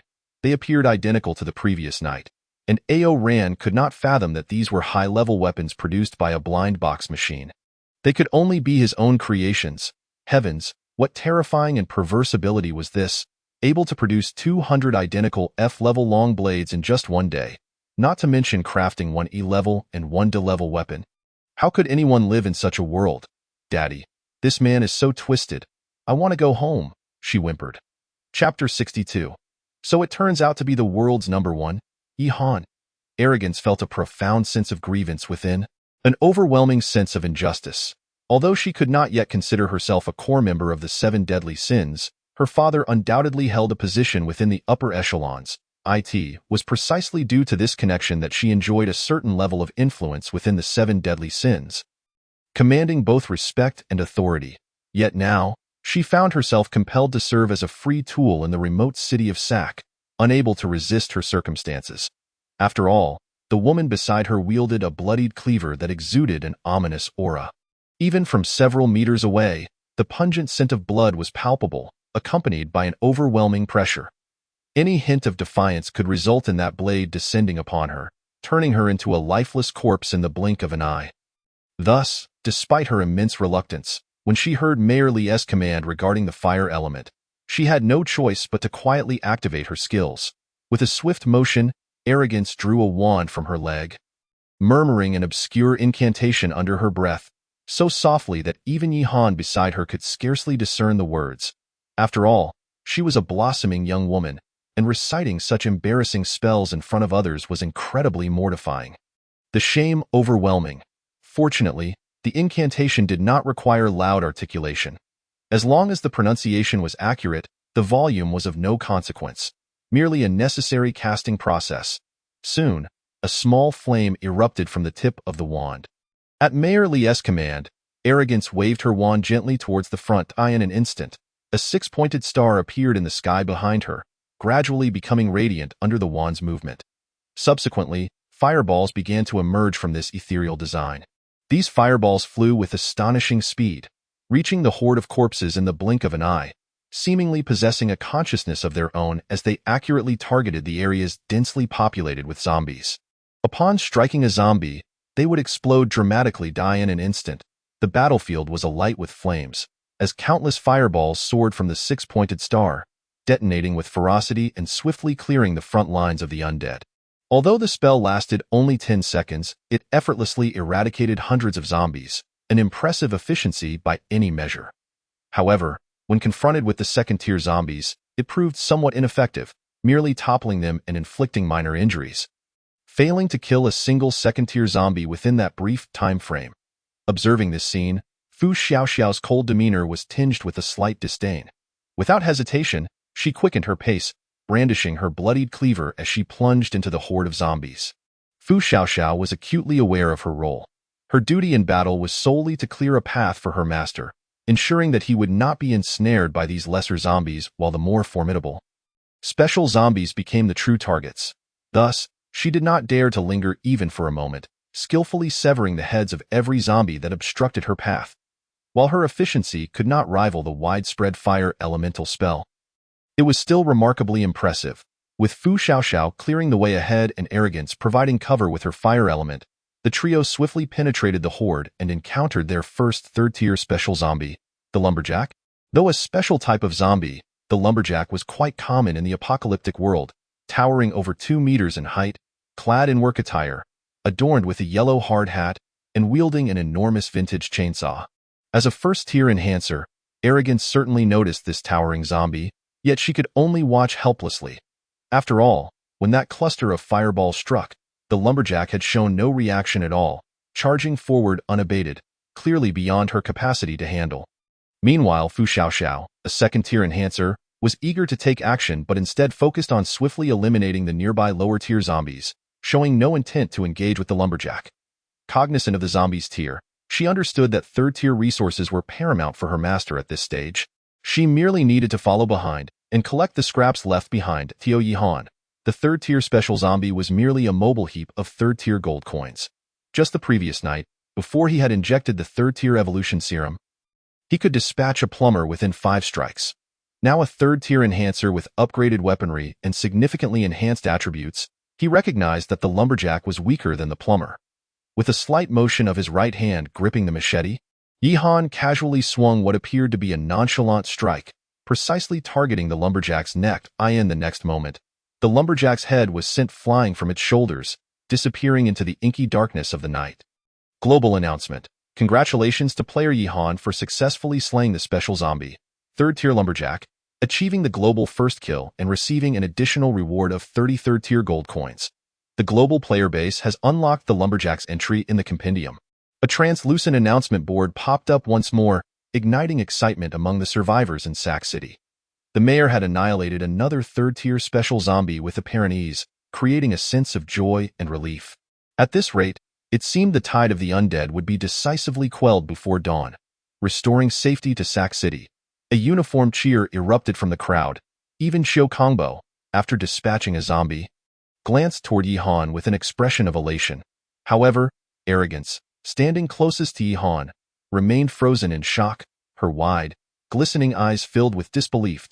Why Yihan had slain a 3rd tier zombie? Was he not Mayor Li Zikai of Sac City? How had he transformed into Yihan? That name sounded so familiar, as though she had encountered it before, perhaps on the leaderboard. Suddenly, a critical realization struck her. After casting the fire elemental spell, Arrogance had opened the leaderboard, and indeed, from the enhancement rankings to the individual attribute rankings, Yihan's name was prominently displayed. Gasp! Arrogance stood utterly dumbfounded, her mind blank, even forgetting that she was on a battlefield surrounded by countless zombies. The name Yihan consumed her thoughts entirely. She could no longer recall how many times she had been astonished since arriving in Sac City. From the 251st tier enhancers, 3 2nd-tier enhancers, to the overnight transformation of standard gray long knives into D and E grade weapons, and now to the global ranking of the first 3rd-tier enhancer. This was truly staggering. After trailing behind for so long, she finally realized that the person she had considered a free tool was, in fact, Yihan. The very same Yihan who stood at the pinnacle of the global rankings. Chapter 63. I have many dogs. Which one would you like? Arrogance attempted to call out Yihan's name, and indeed, the man turned around. His reaction was somewhat surprised, but a gentle smile soon graced his face as he placed a slender finger over his lips. Sure, or I might have to silence you. The unexpected Arrogance seemed to comprehend the unspoken words, for at least Yihan's subtle lip movements had been entirely understood by her. There was a hint of tenderness, a touch of charm, provided he had not uttered that subsequent threatening remark. Nevertheless, she had now received a definitive answer, and the emotions that had previously lingered in her heart had been somewhat alleviated. After all, the man before her was none other than the globally renowned Yihan. Any peculiar occurrences surrounding him seemed perfectly reasonable, for how else could he ascend the ranks with such remarkable speed? Moreover, it was not merely his level that was exceptional. Each of his physical attributes ranked first, and it was likely that no one in this post-apocalyptic world could surpass his strength, not even the zombies themselves. According to the intel from the 7 Deadly Sins, the current mainstream zombie classification had barely advanced from level 1 to level 2, with level 3 zombies being exceedingly rare and level 4 a mere handful. As for the elusive level 5 zombies, no traces had been found globally thus far. While the evolutionary levels of zombies are generally higher than those of humans, in terms of combat capability, a level 1 zombie is roughly on par with an ordinary person. Once an ordinary individual wields a weapon, the threat posed by a level 1 zombie diminishes significantly, often leading to an easy defeat. Although it remains uncertain whether higher-level zombies possess any unique abilities or attributes, calculations based on the findings of the 7 Deadly Sins suggest that an ordinary level 4 zombie would struggle against a level 3 enhancer, particularly one with a combat-oriented profession. However, at this stage, all level 4 zombies present were of a special variety, such as the succubus that appeared amidst the horde. Investigations indicated that the succubus possessed remarkable speed and strong regenerative capabilities. When first encountered, she was engaged in combat with 12 level 3 zombies and ultimately overwhelmed them with astonishing speed, sustaining only the loss of an arm. Yet, astonishingly, an hour later, the severed arm had fully regenerated. Appearing indistinguishable from its original form, save for a paler complexion, resembling a newly grown limb point, one could only speculate whether Yihan, standing at the pinnacle of humanity, would prove stronger or weaker against this level for succubus. If Yihan were privy to the inner thoughts of Arrogance at this moment, he would undoubtedly be astonished by the intelligence department of the 7 Deadly Sins, for there were many details he himself remained unaware of. As for Arrogance, she had completely lost interest in the horde and was now solely curious about the true extent of Yihan's formidable power. After all, the leaderboard does not reveal specific data. However, witnessing Yihan unleash his full strength in battle would allow her to approximate his capabilities. Securing even a morsel of information about the world's number one would make her journey worthwhile. Yet, it seemed she had forgotten the threatening words Yihan had directed at her moments ago. "Keep it a secret, or I'll kill you." That moment, arrogance appeared to be favored by fate. As if whatever she wished for materialized almost instantaneously. Just as she yearned to witness Yihan in full combat, a naked level 4 special zombie descended from above, landing before him. Upon witnessing this, Arrogance felt a surge of excitement, her focus on the battle gradually waning as she fixated on observing the confrontation between Yihan and the special zombie. Meanwhile, when the succubus appeared, Yihan's heart remained untouched by any tumult. To him, the succubus was no different from the earlier level 3 lumberjack zombie. Both were merely moving coins, albeit the succubus represented a level 4 coin while the lumberjack was a level 3. "Han, long time no see," came the alluring voice, but to Yihan, it sounded akin to the barking of a dog, even deserving of a derisive scoff. Should all go as expected, they would likely never meet again. The succubus, undeterred by his indifference, approached him slowly, her delicate hand caressing his chest as she murmured, "But Han, I miss you dearly, thinking of you at every moment, which is why I could not wait to come to your side. Just to see you." Stunned, this scene was far too shocking for the inexperienced Arrogance. She almost wished to abandon the battlefield entirely and grab a bucket of popcorn to enjoy the spectacle. Who would have imagined that the world's top-ranked Yihan had such an intimate connection with the currently most powerful known special zombie, the succubus? Their affectionate demeanor resembled that of a quarreling couple, and Arrogance found herself conjuring an even more outrageous narrative in her mind. Although she understood the peril of distraction on the battlefield, no woman could resist the allure of such titillating drama, particularly one of such monumental proportions. As the plot reached its climax, a few oblivious zombies suddenly targeted her. This was intolerable. In a fit of rage, she unleashed a fire element spell, incinerating the offending zombies to ashes, with the remaining fireballs relentlessly crashing around her, serving as an outlet for her frustration at being interrupted. After dispatching the zombies, Arrogance raised her gaze towards Yihan's direction, astonished by the unfiltered content before her. The succubus planted a kiss on Yihan's face, as if it were the most natural thing in the world, and she was unclad. Arrogance felt a thrill, although she could not comprehend why Yihan did not evade or why there had been no confrontation thus far. She was in no hurry. After all, the unfolding drama was infinitely more exhilarating than mere combat. She could hardly contain her anticipation for what would happen next, in stark contrast to Arrogance's growing excitement. Yihan remained unperturbed, adhering to the principle of letting her be flirtatious while he awaited the opportunity to strike. The succubus leaned in closer, her body nearly touching his, whispering in his ear, "Han, that dog of yours was quite formidable last night, slaying many of my subordinates. How ruthless you are. It's a pity it has vanished." Yihan replied nonchalantly, "That dog is indeed impressive. I've been contemplating whether to summon it again." Upon hearing this, the succubus couldn't help but laugh. "Don't jest, Han. I know you can no longer call it forth, given the limitations of such a powerful creature." Yihan retorted, "Are the limitations that severe? I believe it's manageable." As he spoke, he retrieved a collection of summoning cards from his storage space, playfully waving them in front of the succubus. "I don't know about the limitations, but I do have quite a few dogs. Would you like to choose one?" Chapter 64. The reckless and impulsive Yihan before the astonished eyes of all. He produced 6 identical cards from his storage space, each adorned with the same image as the hellhounds from the previous night. Anyone who laid eyes on them could not help but be awestruck. What were these cards?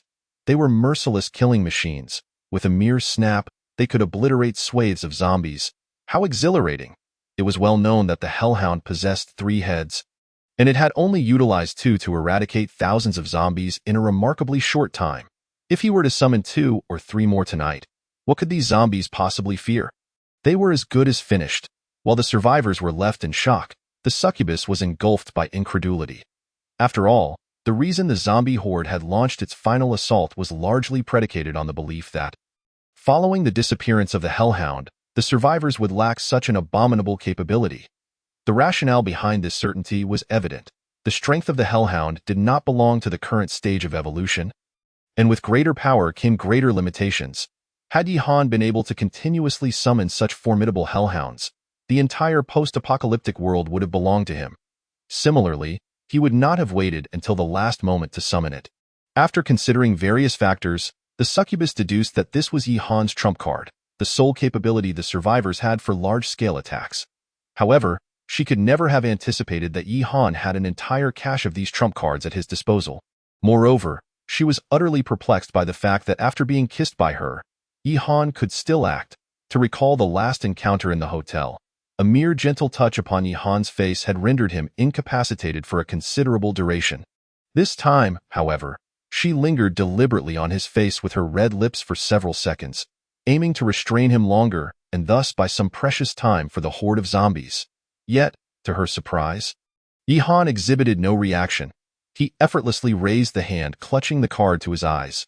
Despite her astonishment, the succubus knew she had to regain her composure to devise a strategy. After all, the zombies were not akin to humans. Among the tens of thousands of them, she alone retained the cognitive abilities of a human, as the sole intellect amidst the army of the undead. She had to remain perpetually calm to control the rhythm of their assault. Without her, given Yi-Han's currently exaggerated prowess, the over 30,000 zombies would have been annihilated the previous night. Fortunately, Wu Mingming possessed a keen intellect, and even after transforming into a succubus, she only became more formidable. After a brief contemplation, the succubus recalled Yi-Han's previous infatuated demeanor, leading her to believe she could easily manipulate him. By merely revealing a hint of her beauty and offering him a taste of sweetness, would it not be an effortless conquest?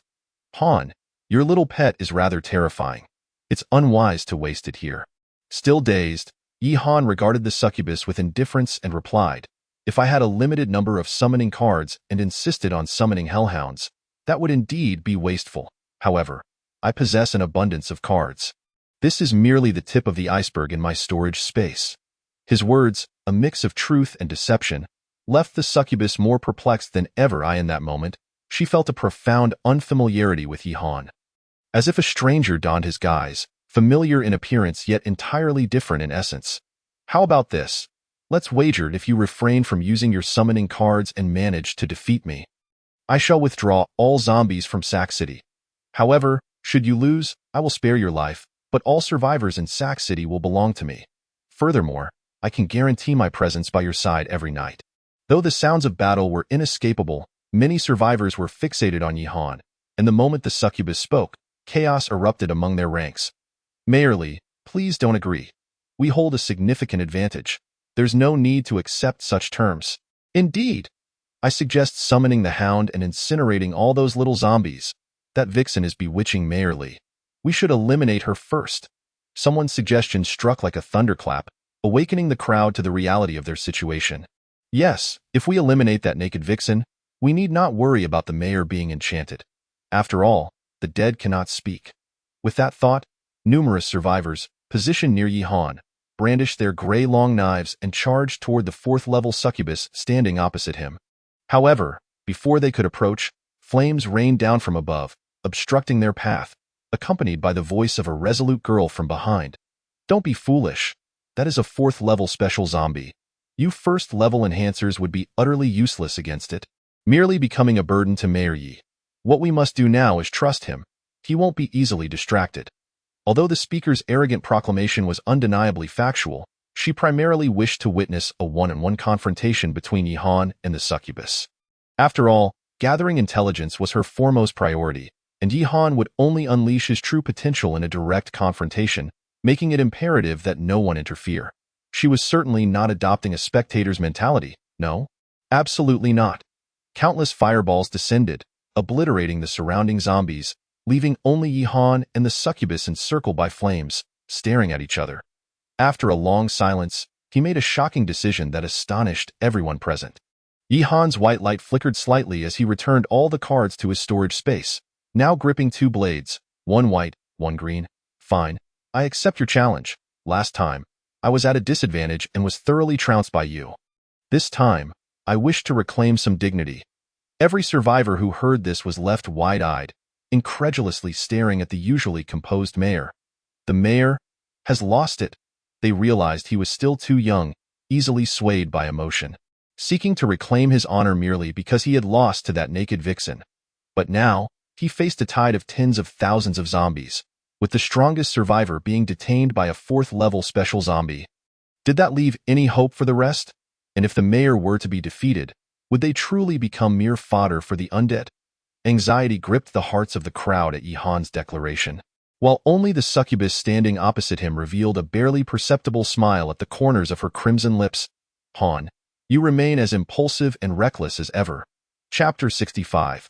Generally, such a situation deserves to be referred to as a mere remnant.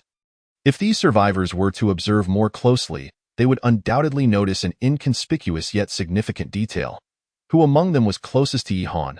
Naturally, it was the strongest girl on the battlefield aside from Yihan himself.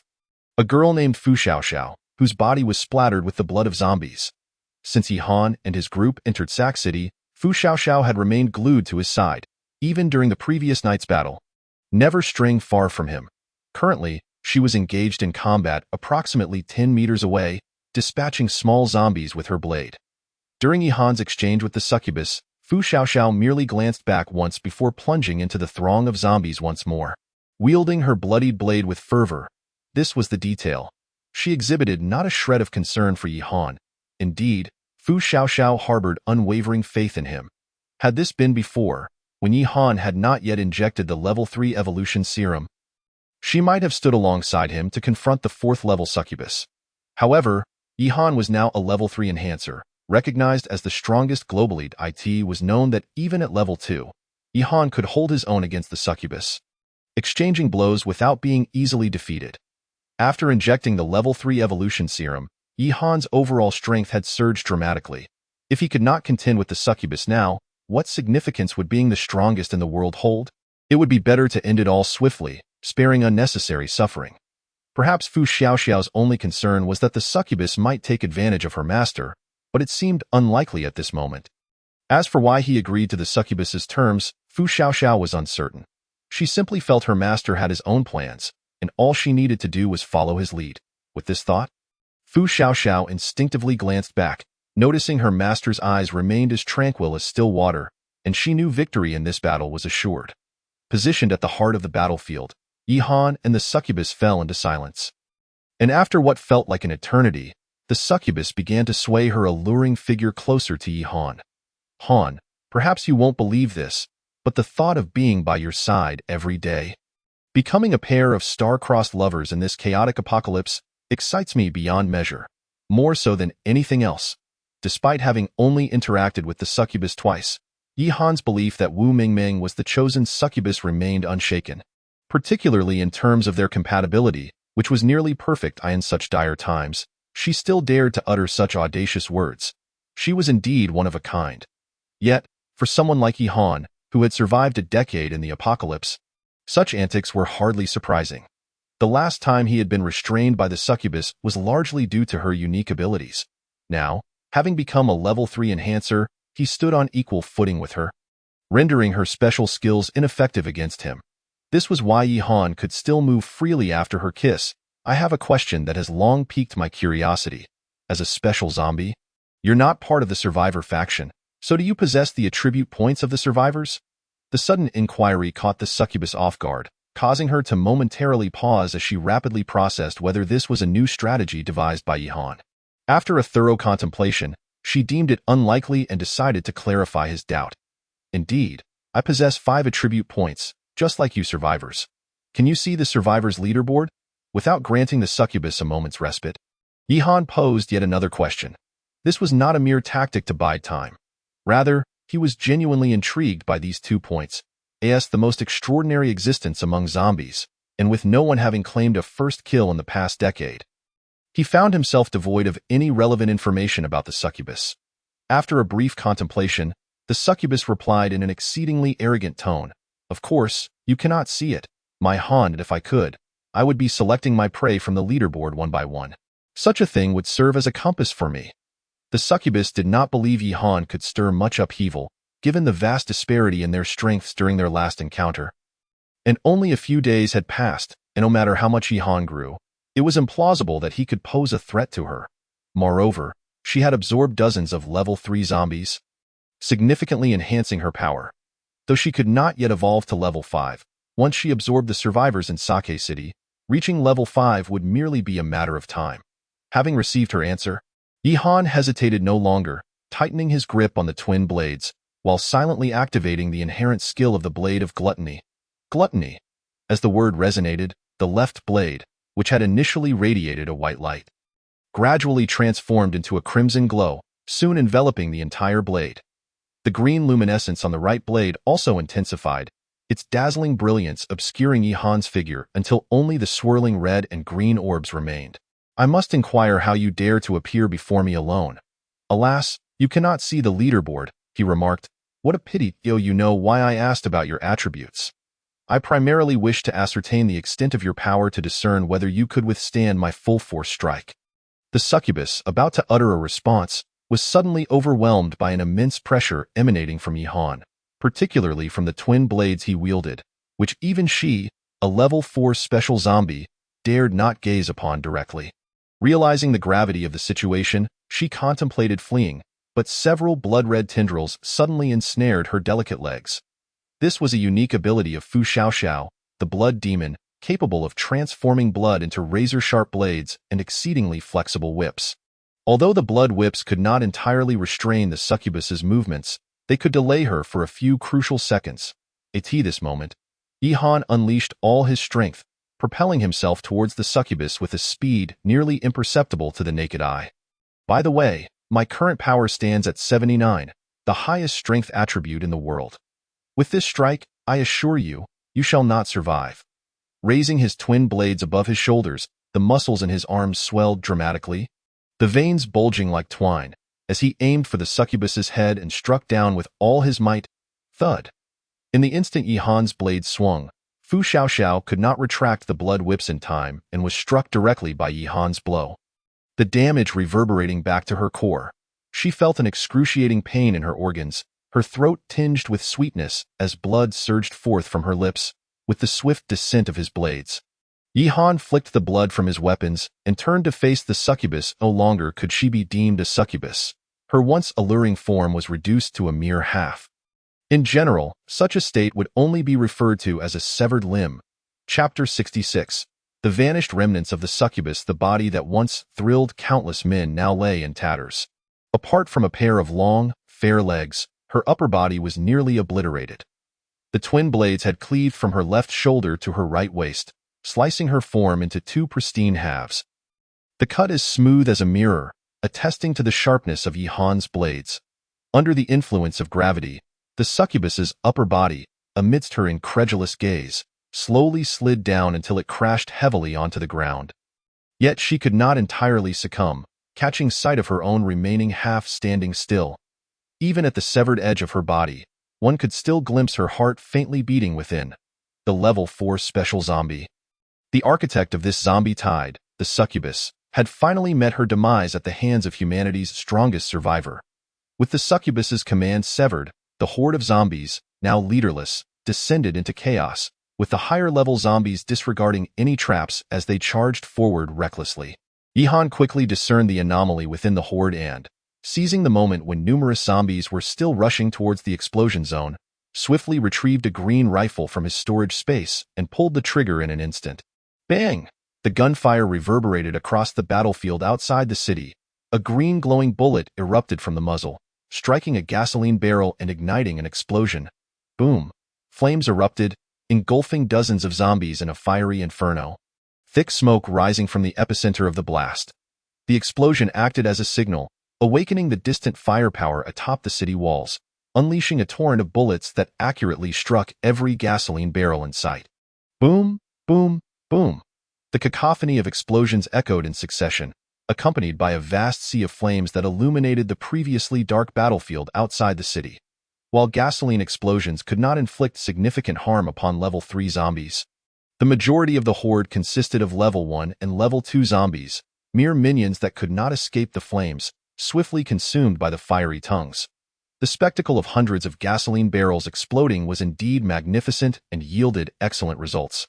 As within mere minutes, a substantial number of zombies had perished, an estimated 5,000 had been entombed within the inferno.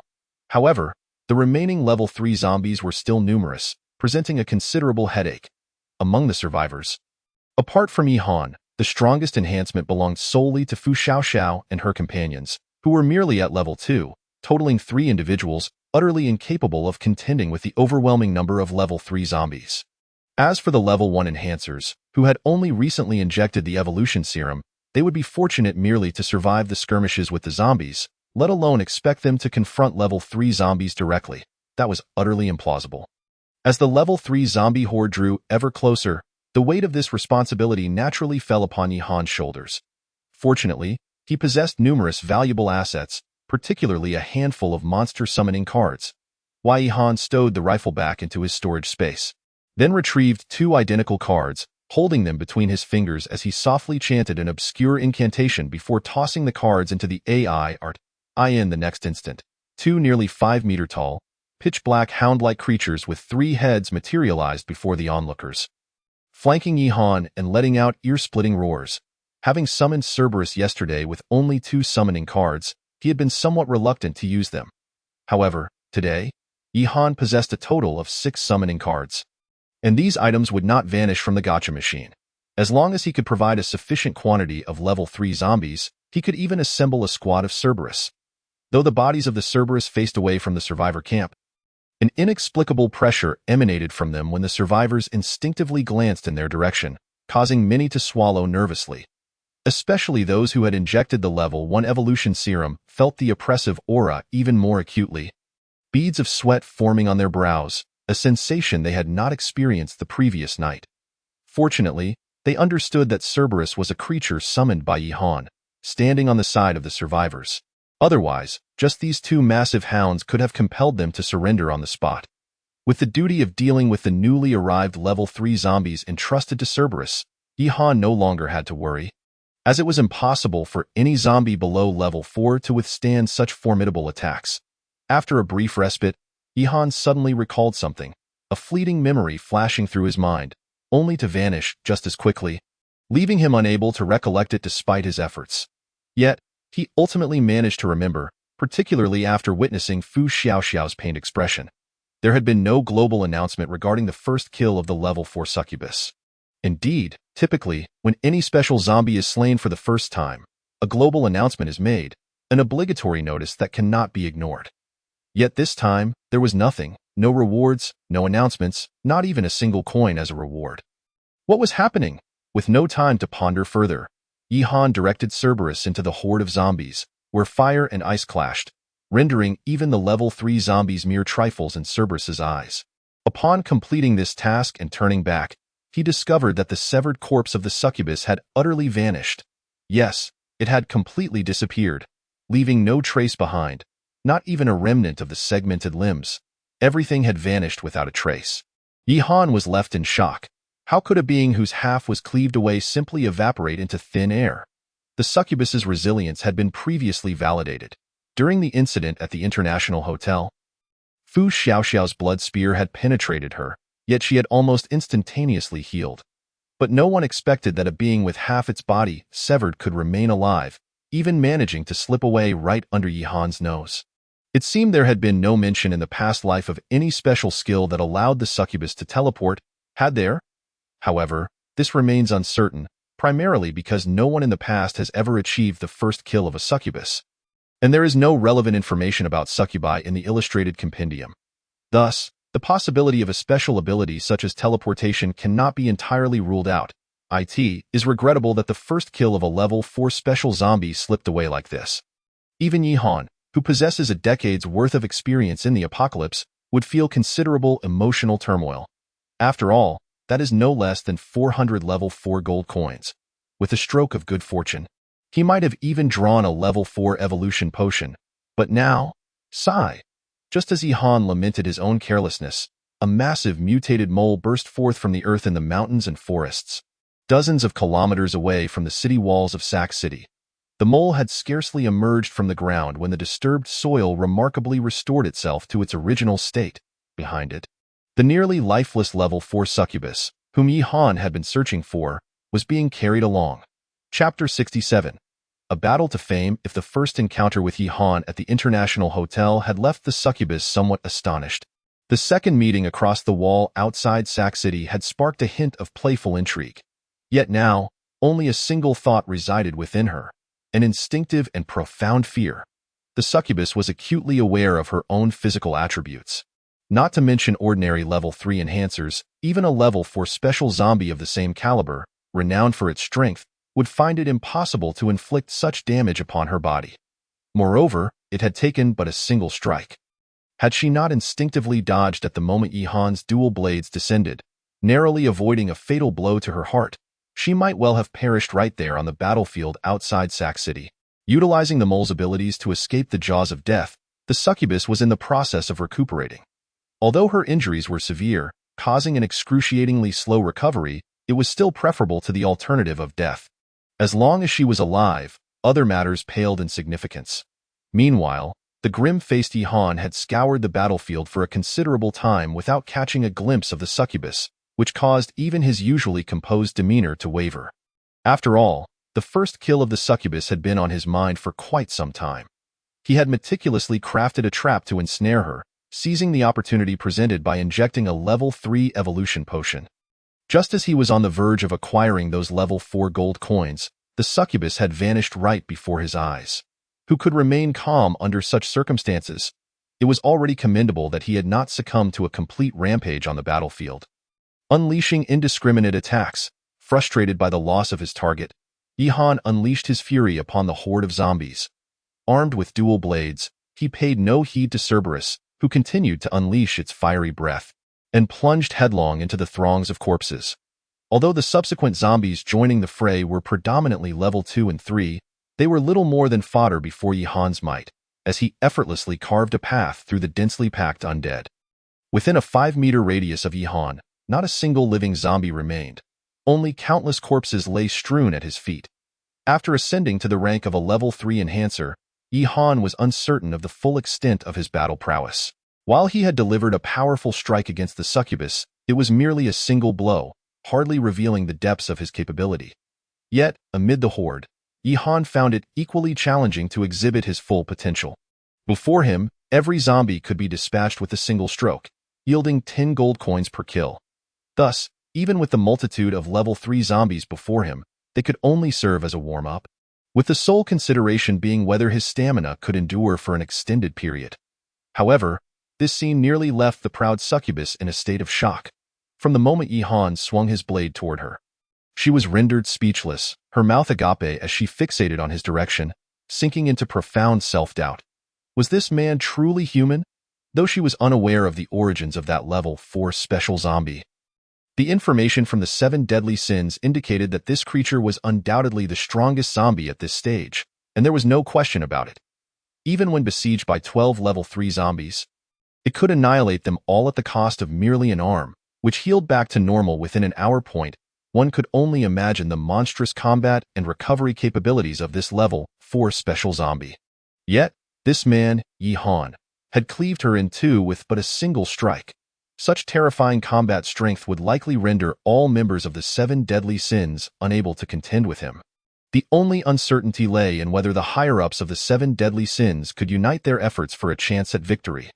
Then, Yi-Han summoned 2 3-headed giant dogs, creatures that had previously instilled a profound dread in the succubus, causing her to contemplate abandoning Sac City altogether. Had she not witnessed the giant dog vanish an hour ago, she would never have dared to confront Yi-Han alone. Yet, to her astonishment, after defeating the level 4 special zombie, Yi-Han summoned 2 more giant dogs. Just 2. This was no trivial matter. As long as these 2 monsters stood outside the city, annihilating the zombies would merely be a matter of time. Consequently, she overlooked Yi-Han's rampant slaughter within the horde. The sheer magnitude of earlier shocking events had rendered such rampant killing of level 3 zombies seem rather insignificant in comparison. At this moment, the succubus was eager to relay the intelligence she had gathered back to the 7 deadly sins. Fearful, unknown, and invincible.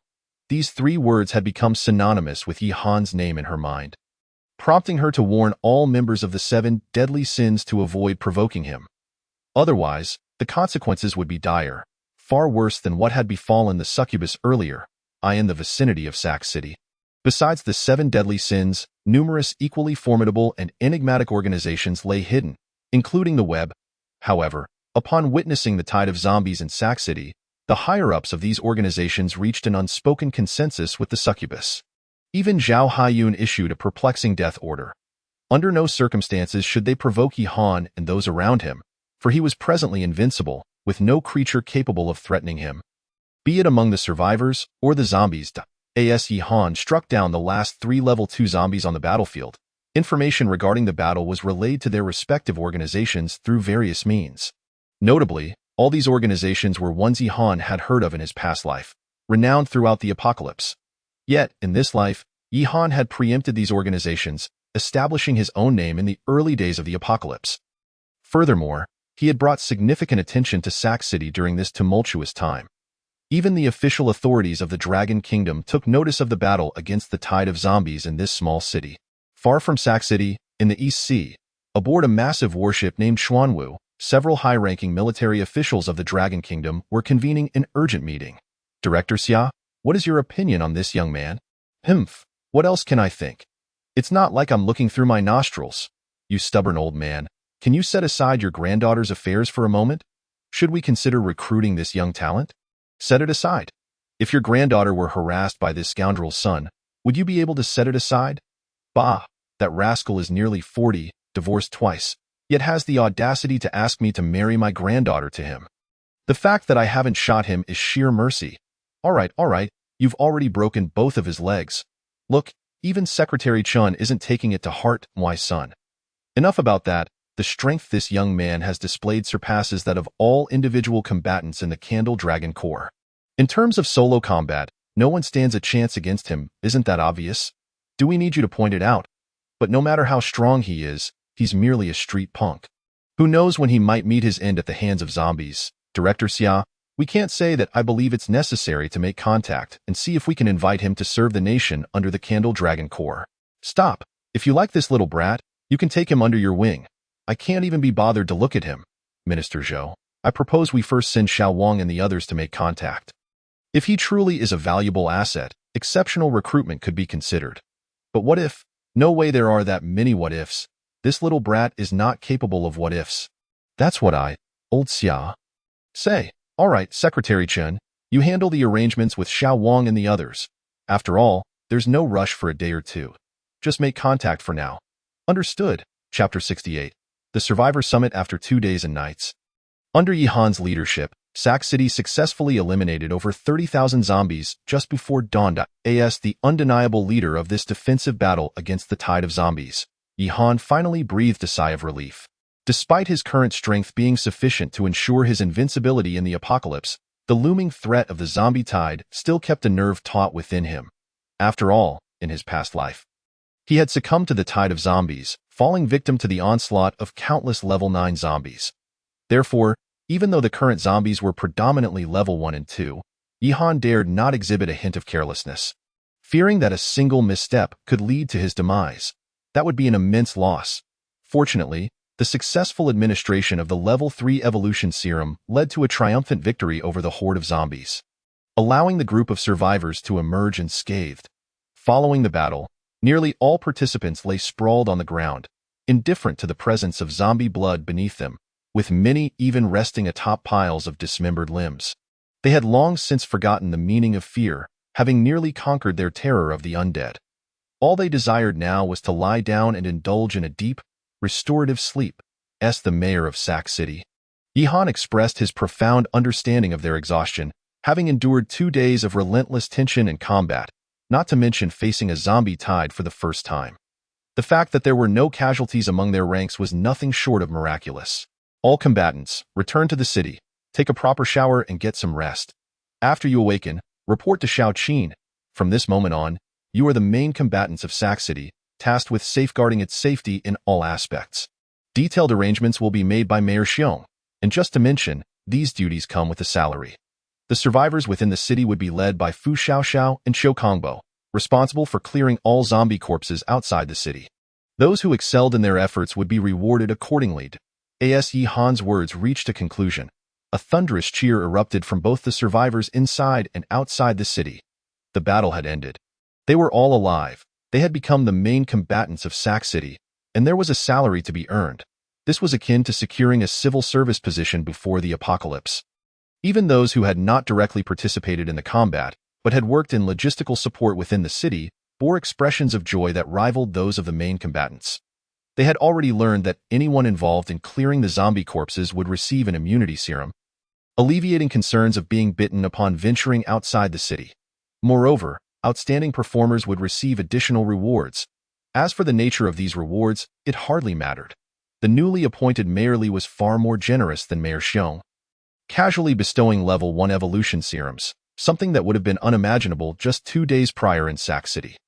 Once the subsequent work details were arranged, Yihan was about to head back into the city when an unfamiliar yet graceful figure approached him, accompanied by a voice that stirred a sense of familiarity in his mind. "I never expected, Mr. Yi, that in just a few days, you would establish your own faction and ascend to the top of the global enhancement rankings. Your rate of growth makes the rest of us feel utterly inadequate." This voice was recognizable. Though not deeply etched in his memory, it was recent enough for him to recall its source. "President Zhao, I didn't expect the zombie tide would draw you here, but you've arrived a bit late. Had you come sooner, we might have discussed potential collaboration." When it came to choosing partners for cooperation, Yihan would first eliminate the notoriously infamous 7 deadly sins from consideration. However, the organization known as Spiderweb had left a positive impression on him, particularly due to Fu Xiaoxiao's blood mage profession, which seemed tailor-made for her and consequently bolstered the combat capability of Yihan S Group. "Thank you for your trust in Spiderweb, Mr. Yi. However, my arrival is not late at all. I merely observed that once you summoned the giant dog, it appeared you no longer required assistance, hence I refrained from intruding."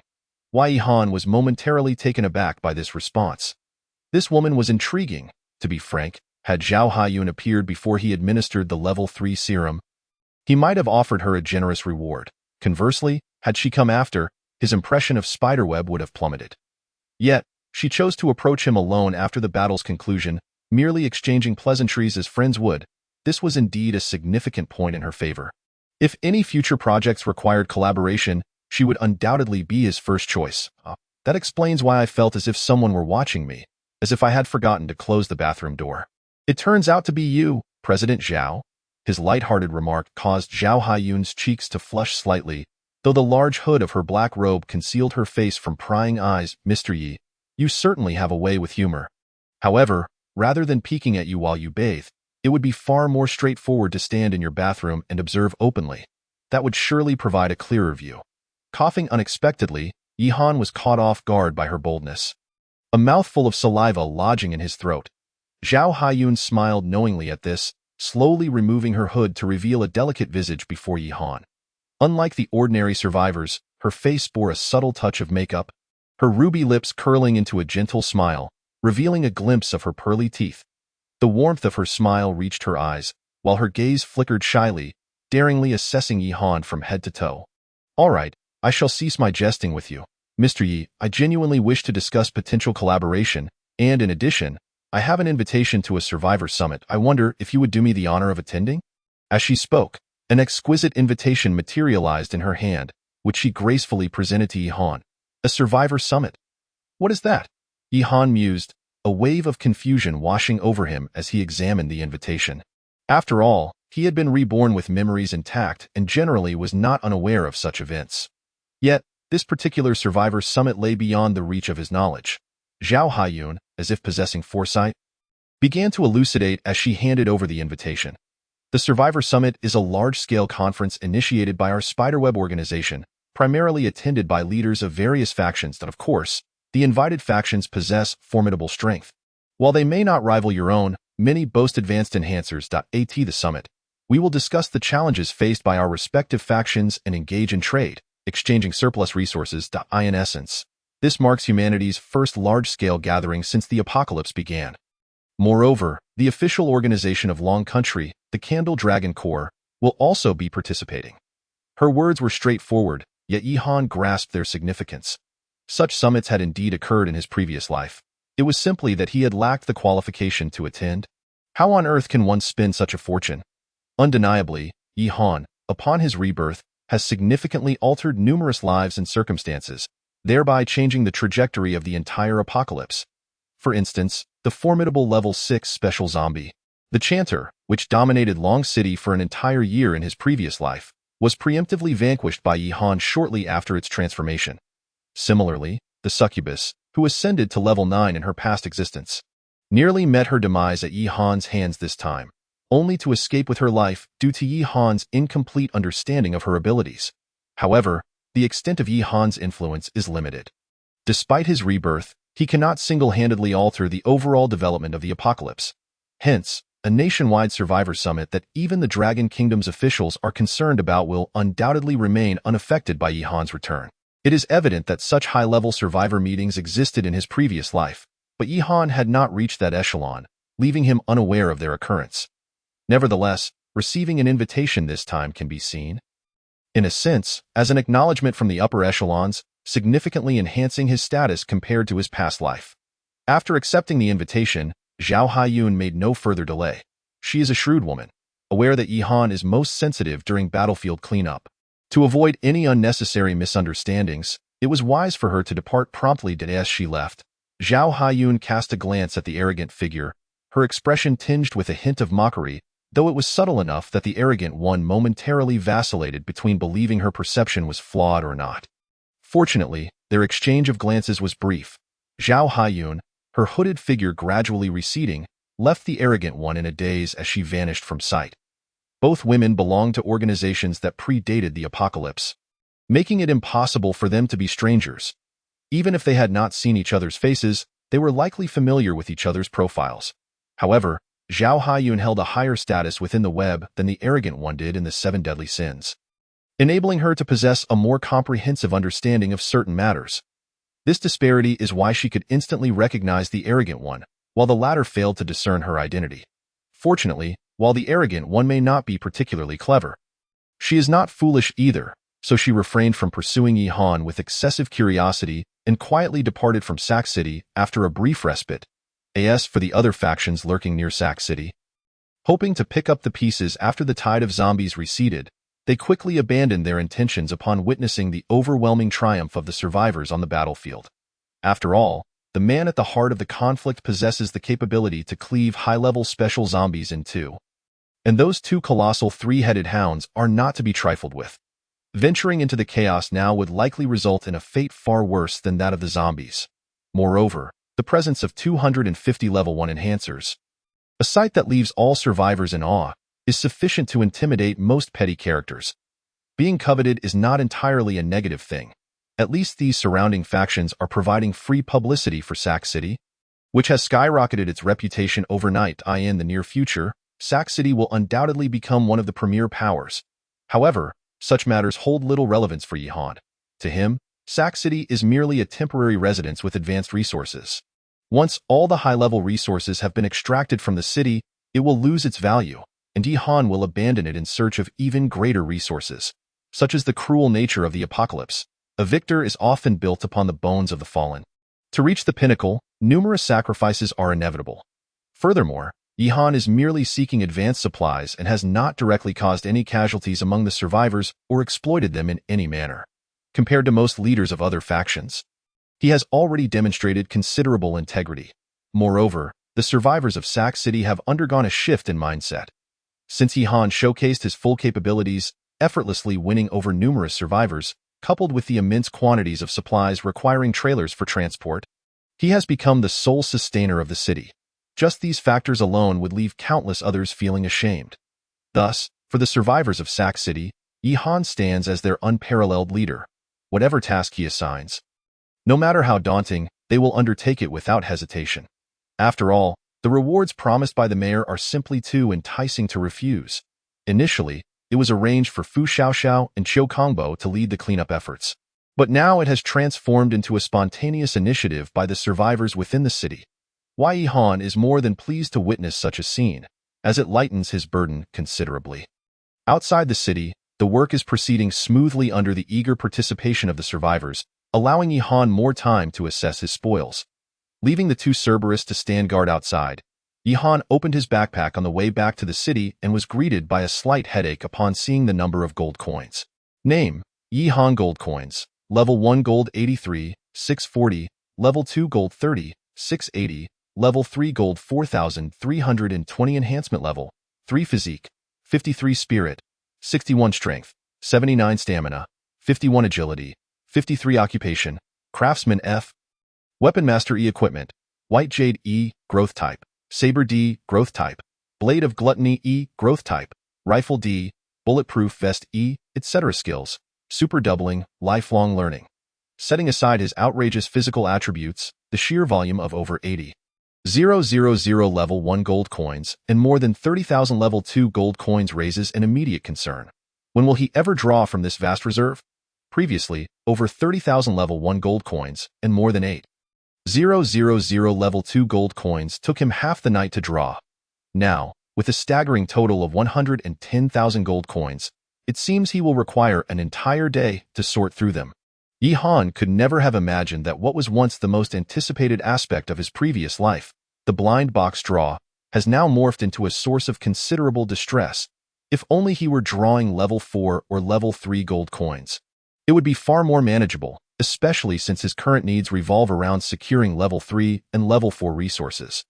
Alas, these coins can only be exchanged for level 1 and level 2 supplies, which are utterly useless to him. Is he truly expected to hoard 1,000 level 1 evolution potions and gradually distribute them as rewards to the survivors of Sac City, transforming all of them into enhancers? That is simply untenable. If enhancers become commonplace, the value of evolution potions would plummet. Thus, the pressing question of how to expend these more than 100,000 gold coins weighs heavily on Yi Han's mind. However, this is not something he dares to disclose.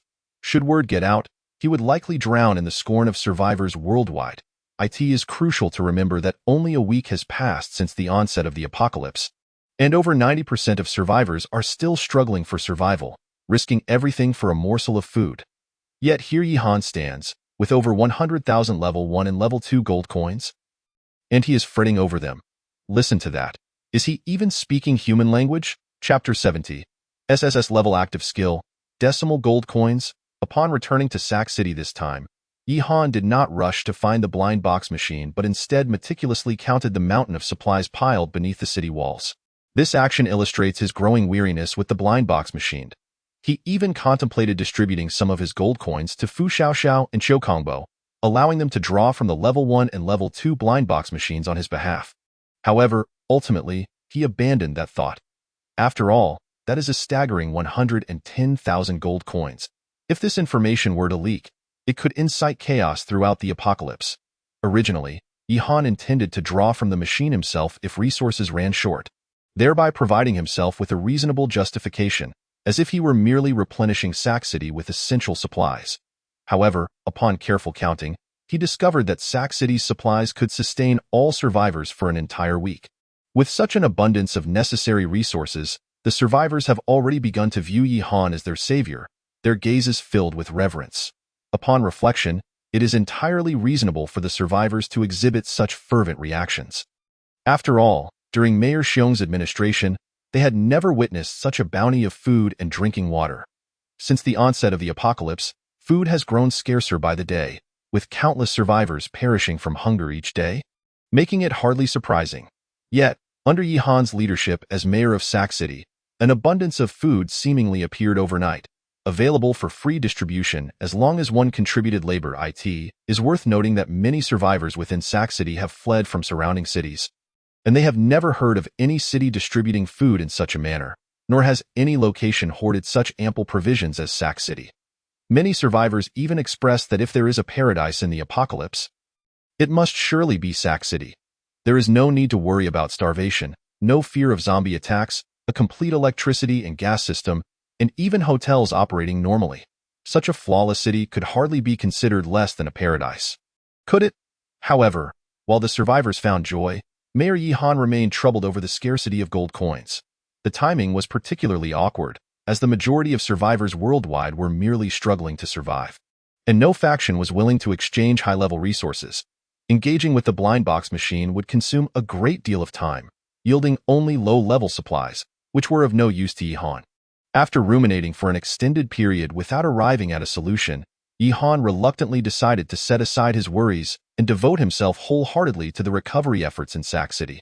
Unexpectedly, at that moment, a chilling notification echoed in Yihan's mind, leaving him momentarily stunned.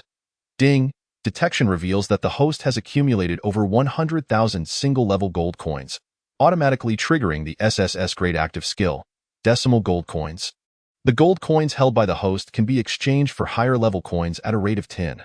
1. Note: the highest level of exchanged coins cannot exceed the current level of the host.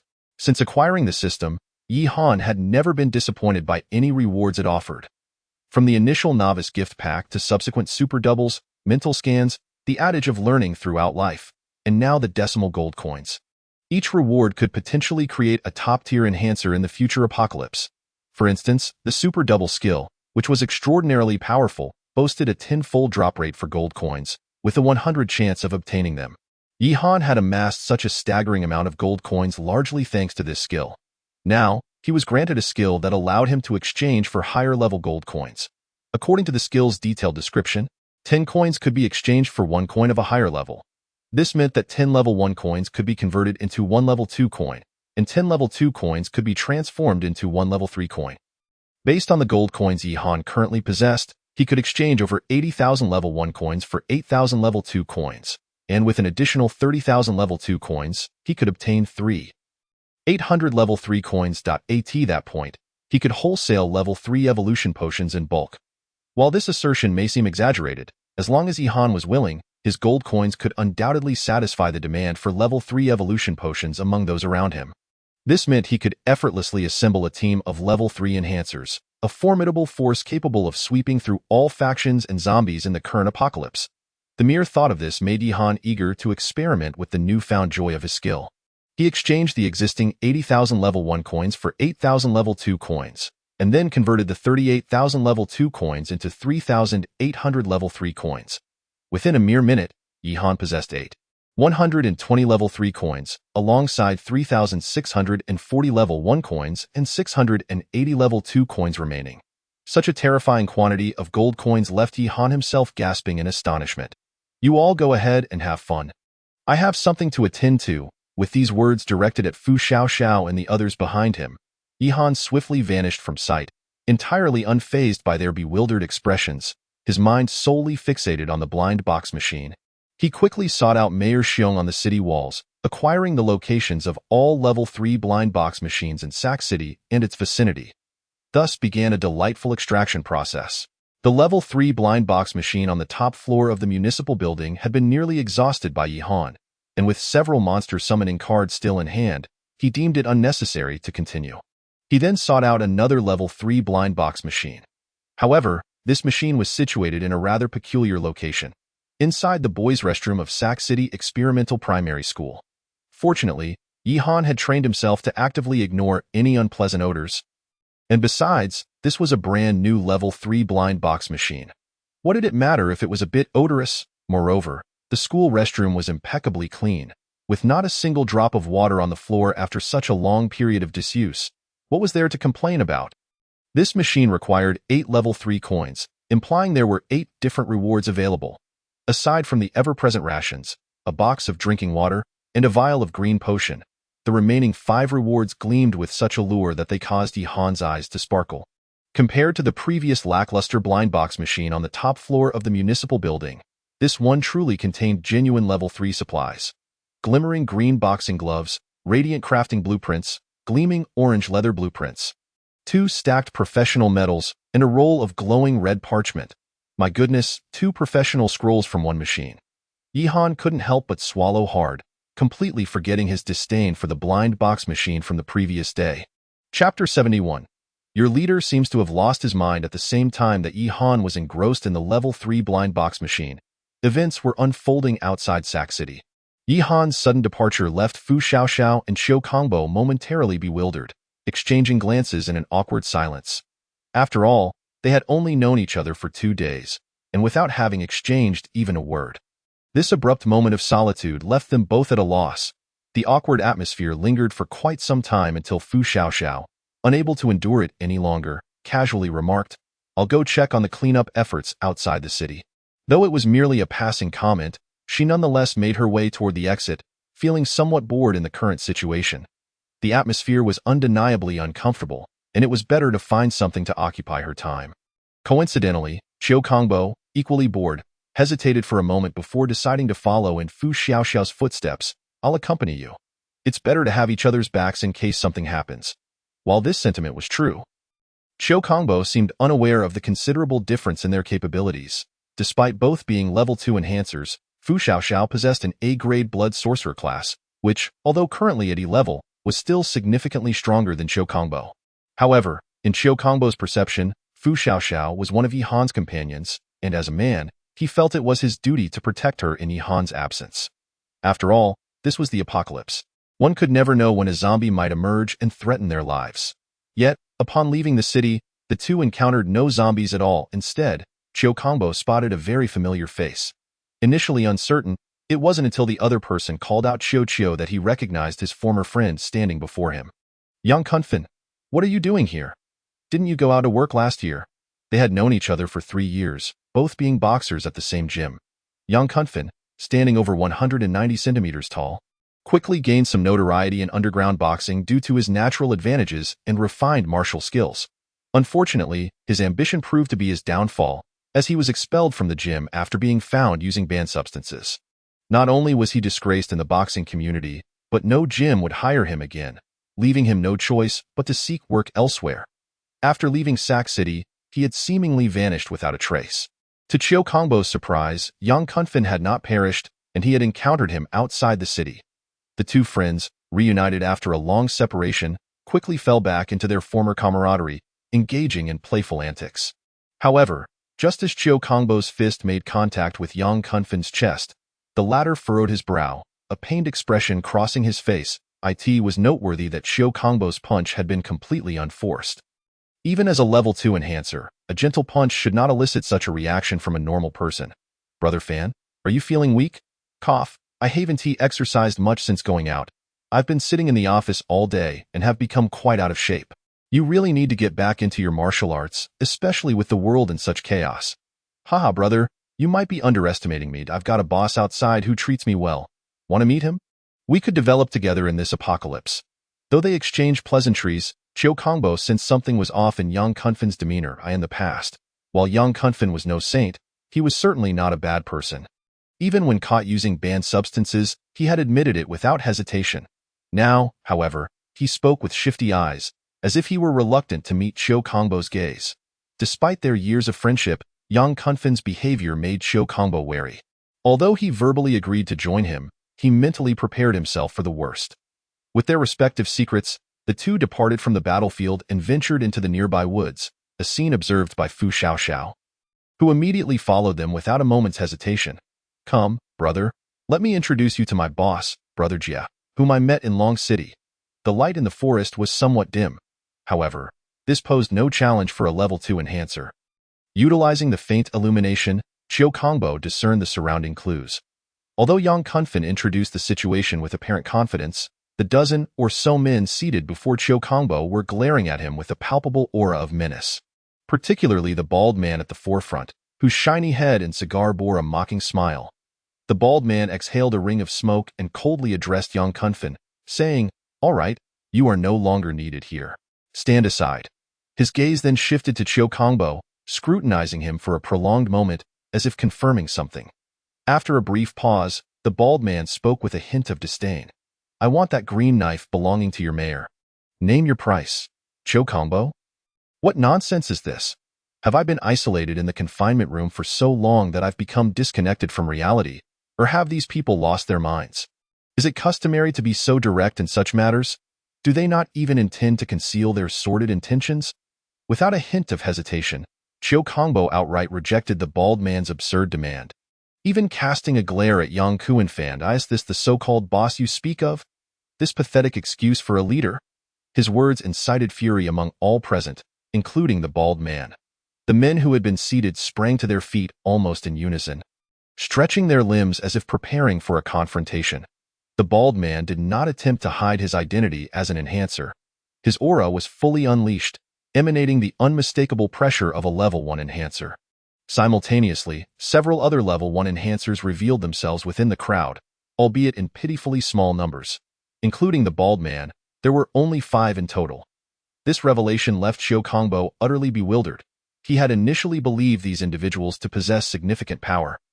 Yet this was all they could muster. Just a handful of level 1 enhancers? Reflecting on this, he cast a sympathetic glance at Yang Kunfen. After all, he was once a good friend, yet he had fallen in with such a second-rate leader. In all honesty, it was a source of embarrassment to speak of it. Look at Yi, who has already become a level 3 enhancer, dominating the rankings. And this so-called boss, unable to perceive the disparity, dares to covet Ye's saber. Alas, Yang Kunfen, your leader's intellect seems quite lacking. Chapter 72. The Martial Arts of Longhua, terrifying indeed. Once Qiu Kongbo discerned the intentions of this group, he found no further need to maintain his pretense. After all, he had been away from Sake City for over 10 minutes. Should Yi Han emerge from the city and fail to locate him, it could lead to unnecessary misunderstandings. He raised his hand to grip the hilt of the sword at his back, only to realize with chagrin that it was conspicuously absent. Upon reflection, it seemed he had left the long blade with Shao Qin after the battle, neglecting to retrieve it upon exiting the city. This situation was undeniably awkward. Just as Qiu Kongbo prepared to face the imminent conflict unarmed, a somewhat unfamiliar female voice suddenly rang out from above. Need any assistance? Not only Qiu Kongbo but nearly everyone instinctively paused, turning towards the source of the voice, where they could barely make out a petite figure perched upon a branch in the dim light. Amidst the bewilderment of the onlookers, Qiu Kongbo recognized the figure's owner, Fu Xiaoxiao. He was surprised that she had followed him. When had she arrived? It seemed that, prior to her speaking, no one had noticed her presence. Fortunately, she was an ally. Had she been an outsider, he might not have realized his peril until it was too late. Thank you for your concern, but it's not necessary for now. If I require assistance, I shall call for you. Looking up at Fu Xiaoxiao, Qiu Kongbo smiled warmly. He was gentle with his own, a stark contrast to his earlier confrontation with Yang Kunfen. Moreover, in his heart, he regarded Fu Xiaoxiao as someone with a unique relationship with Yi Han. She might very well become his sister-in-law one day, thus he sought to leave a favorable impression. However, he dared not voice this thought, as it remained a mere speculation. The truth lay solely with Yi Han. You should hurry then. The master is likely to conclude shortly. Fu Xiaoxiao maintained a neutral tone, her demeanor exceedingly calm, and settled herself upon the branch to observe the unfolding drama. Hey, am I invisible? While the exchange between the two had been relatively amicable, an inconsiderate individual rudely interrupted, raising his fist to strike Qiu Kongbo's head. This person was also a level 1 enhancer, moving at remarkable speed. In the blink of an eye, his fist was nearly upon Qiu Kongbo, destined to make contact. However, such a blatant attack was hardly unforeseen by Qiu Kongbo. Speed, while impressive relative to an ordinary person, was akin to slow motion before a level 2 enhancer. This was the advantage of level disparity.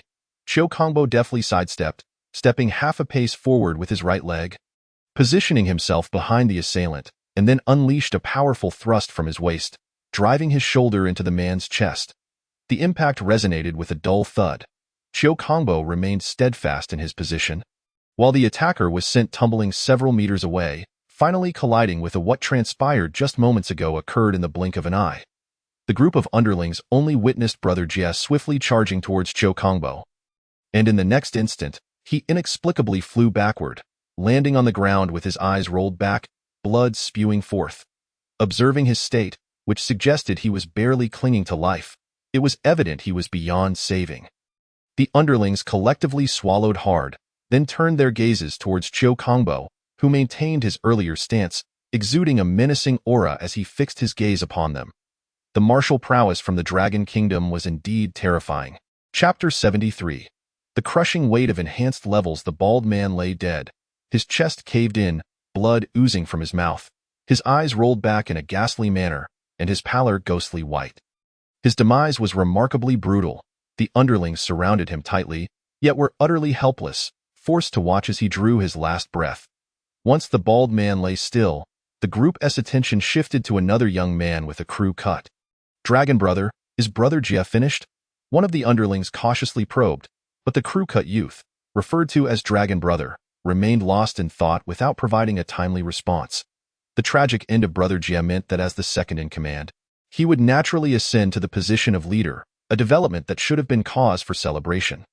Yet, the individual who had slain Brother Jia was evidently no ordinary foe. With merely a glance, he had dispatched Brother Jia in such a wretched manner. Had he known the extent of this foe's strength, he might have preferred to confront a level 2 zombie horde instead, where at least the chances of survival were greater. And he might even have acquired some level 2 coins with a stroke of luck. Now, he found himself in a predicament, torn between action and inaction. Engaging in a fight did not guarantee victory, while fleeing in front of so many underlings could potentially diminish their loyalty.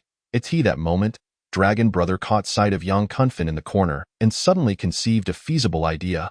Xiao Yang, you recognize that as Baji Quan with just one glance, so you must be quite familiar with his skills, correct? In stark contrast to the chaos among the underlings, Yang Kunfen appeared rather composed, even displaying a hint of nonchalance, although he refrained from making it too evident in front of the crowd. To some extent, yes, I've known him for several years now. We used to compete at the boxing gym where I practiced Tai Chi while he practiced Baji Quan. Then why aren't you as formidable as he is? I'm not an enhancer, and besides, I squandered an entire year. Even if I were given a level 1 evolution potion, I might not stand a chance against him. Yang Kunfen could not help but roll his eyes, thinking to himself that had his evolution potion not been taken by the very person questioning him, he wouldn't be subjected to such treatment. However, Dragon Brother was clearly not one to ponder deeply. He merely nodded and continued his inquiry. Are there any weaknesses to Baji Quan? Weaknesses? Indeed. The greatest weakness of Baji Quan lies in its lack of agility due to its emphasis on power. And its heavy strikes are relatively slow to initiate. As long as you maintain distance and a faster speed than him, Baji Quan becomes ineffective. As the saying goes, in the realm of martial arts, speed is paramount. Upon hearing this, Dragon Brother could not suppress a chuckle. Competing in speed? That's my forte. Before the apocalypse, my pickpocketing skills were the fastest, and my escape speed was equally impressive. I was never caught. Even when discovered, if it came to a contest of speed, he had never feared anyone. Dragon Brother didn't pay attention to the rest of Yang Kunfen's words. He bent down and seized the gray-level katana from Brother Jia's corpse, then lowered his voice to issue commands to his underlings. Did you all hear that? Speed is the key. As long as we are faster than him, no matter how powerful his strikes, they will be rendered futile. Let us avenge Brother Jia. Armed with the knowledge of Baji Quan's weakness from Yang Kunfen, coupled with Dragon Brother's rallying cry for vengeance, and their numerical advantage, everyone, including Dragon Brother, felt invigorated, raising their arms high and shouting fervently. Uncertain who initiated the charge, one of them picked up a sturdy branch from the ground and, with a roar, dashed towards Qiu Kongbo. With a leader emerging, the others followed suit, frantically searching for weapons. The forest echoed with their battle cries, creating an atmosphere of bravado. However, their naivety was apparent. While it was true that Baji Quan lacked agility, this was not absolute. It should be noted that Qiu Kongbo was a level 2 enhancer. In terms of speed, all his physical attributes overwhelmed those of these level 1 enhancers. Even if his agility was relatively lacking, it was so only in comparison to level 2 enhancers, a mere handful of level 1 enhancers, when exerting their full strength, would find themselves unable to comprehend his movements. In the face of absolute strength, it mattered not whether there were 10 or 20 individuals. The gap between enhancement levels could not be bridged. Thus, in the blink of an eye, the first attacker was sent flying once more. Following him were the second and third. Moreover, Qiu Kongbo employed the same technique, merely using his elbow strike. Those who were sent flying were not fools. They clearly perceived Qiu Kongbo's solid elbow hurtling toward their chests in the instant of impact. Yet, despite their awareness, Qiu Kongbo's speed was simply too swift. They had no time to react or even to halt their advance before being struck and sent sprawling on the ground, unconscious. Only after 7 or 8 had been sent flying did the remaining onlookers finally grasp the reality of the situation. This was not a lack of agility. It was a display of extraordinary flexibility. With each elbow strike, it was as if they were playing a game, and the few brothers who had been launched into the air hadn't even managed to make contact. Even the level 1 enhancers fared no better than those who had not injected enhancement potions. They too were sent flying with a single elbow strike. The only distinction was that the level 1 enhancers could struggle a little after hitting the ground, while the others were almost immediately rendered lifeless. Despite the remaining few recognizing the stark disparity in strength, it was too late to retreat. The frenzied Qiu Kongbo swiftly dispatched the last 3 individuals with ease. Among them, the most unfortunate was the crew-cut youth, Dragon Brother. His wild slashes with the katana had no semblance of strategy. Qiu Kongbo did not even attempt to evade. With a mere flick of his hand, he sent the katana flying from Dragon Brother's grasp, embedding it squarely in his shoulder. But that was not the end. Qiu Kongbo followed up with another elbow strike, landing squarely on the handle of the katana, simultaneously grasping Dragon Brother's arm with one hand while delivering a direct elbow strike to his chest with the other.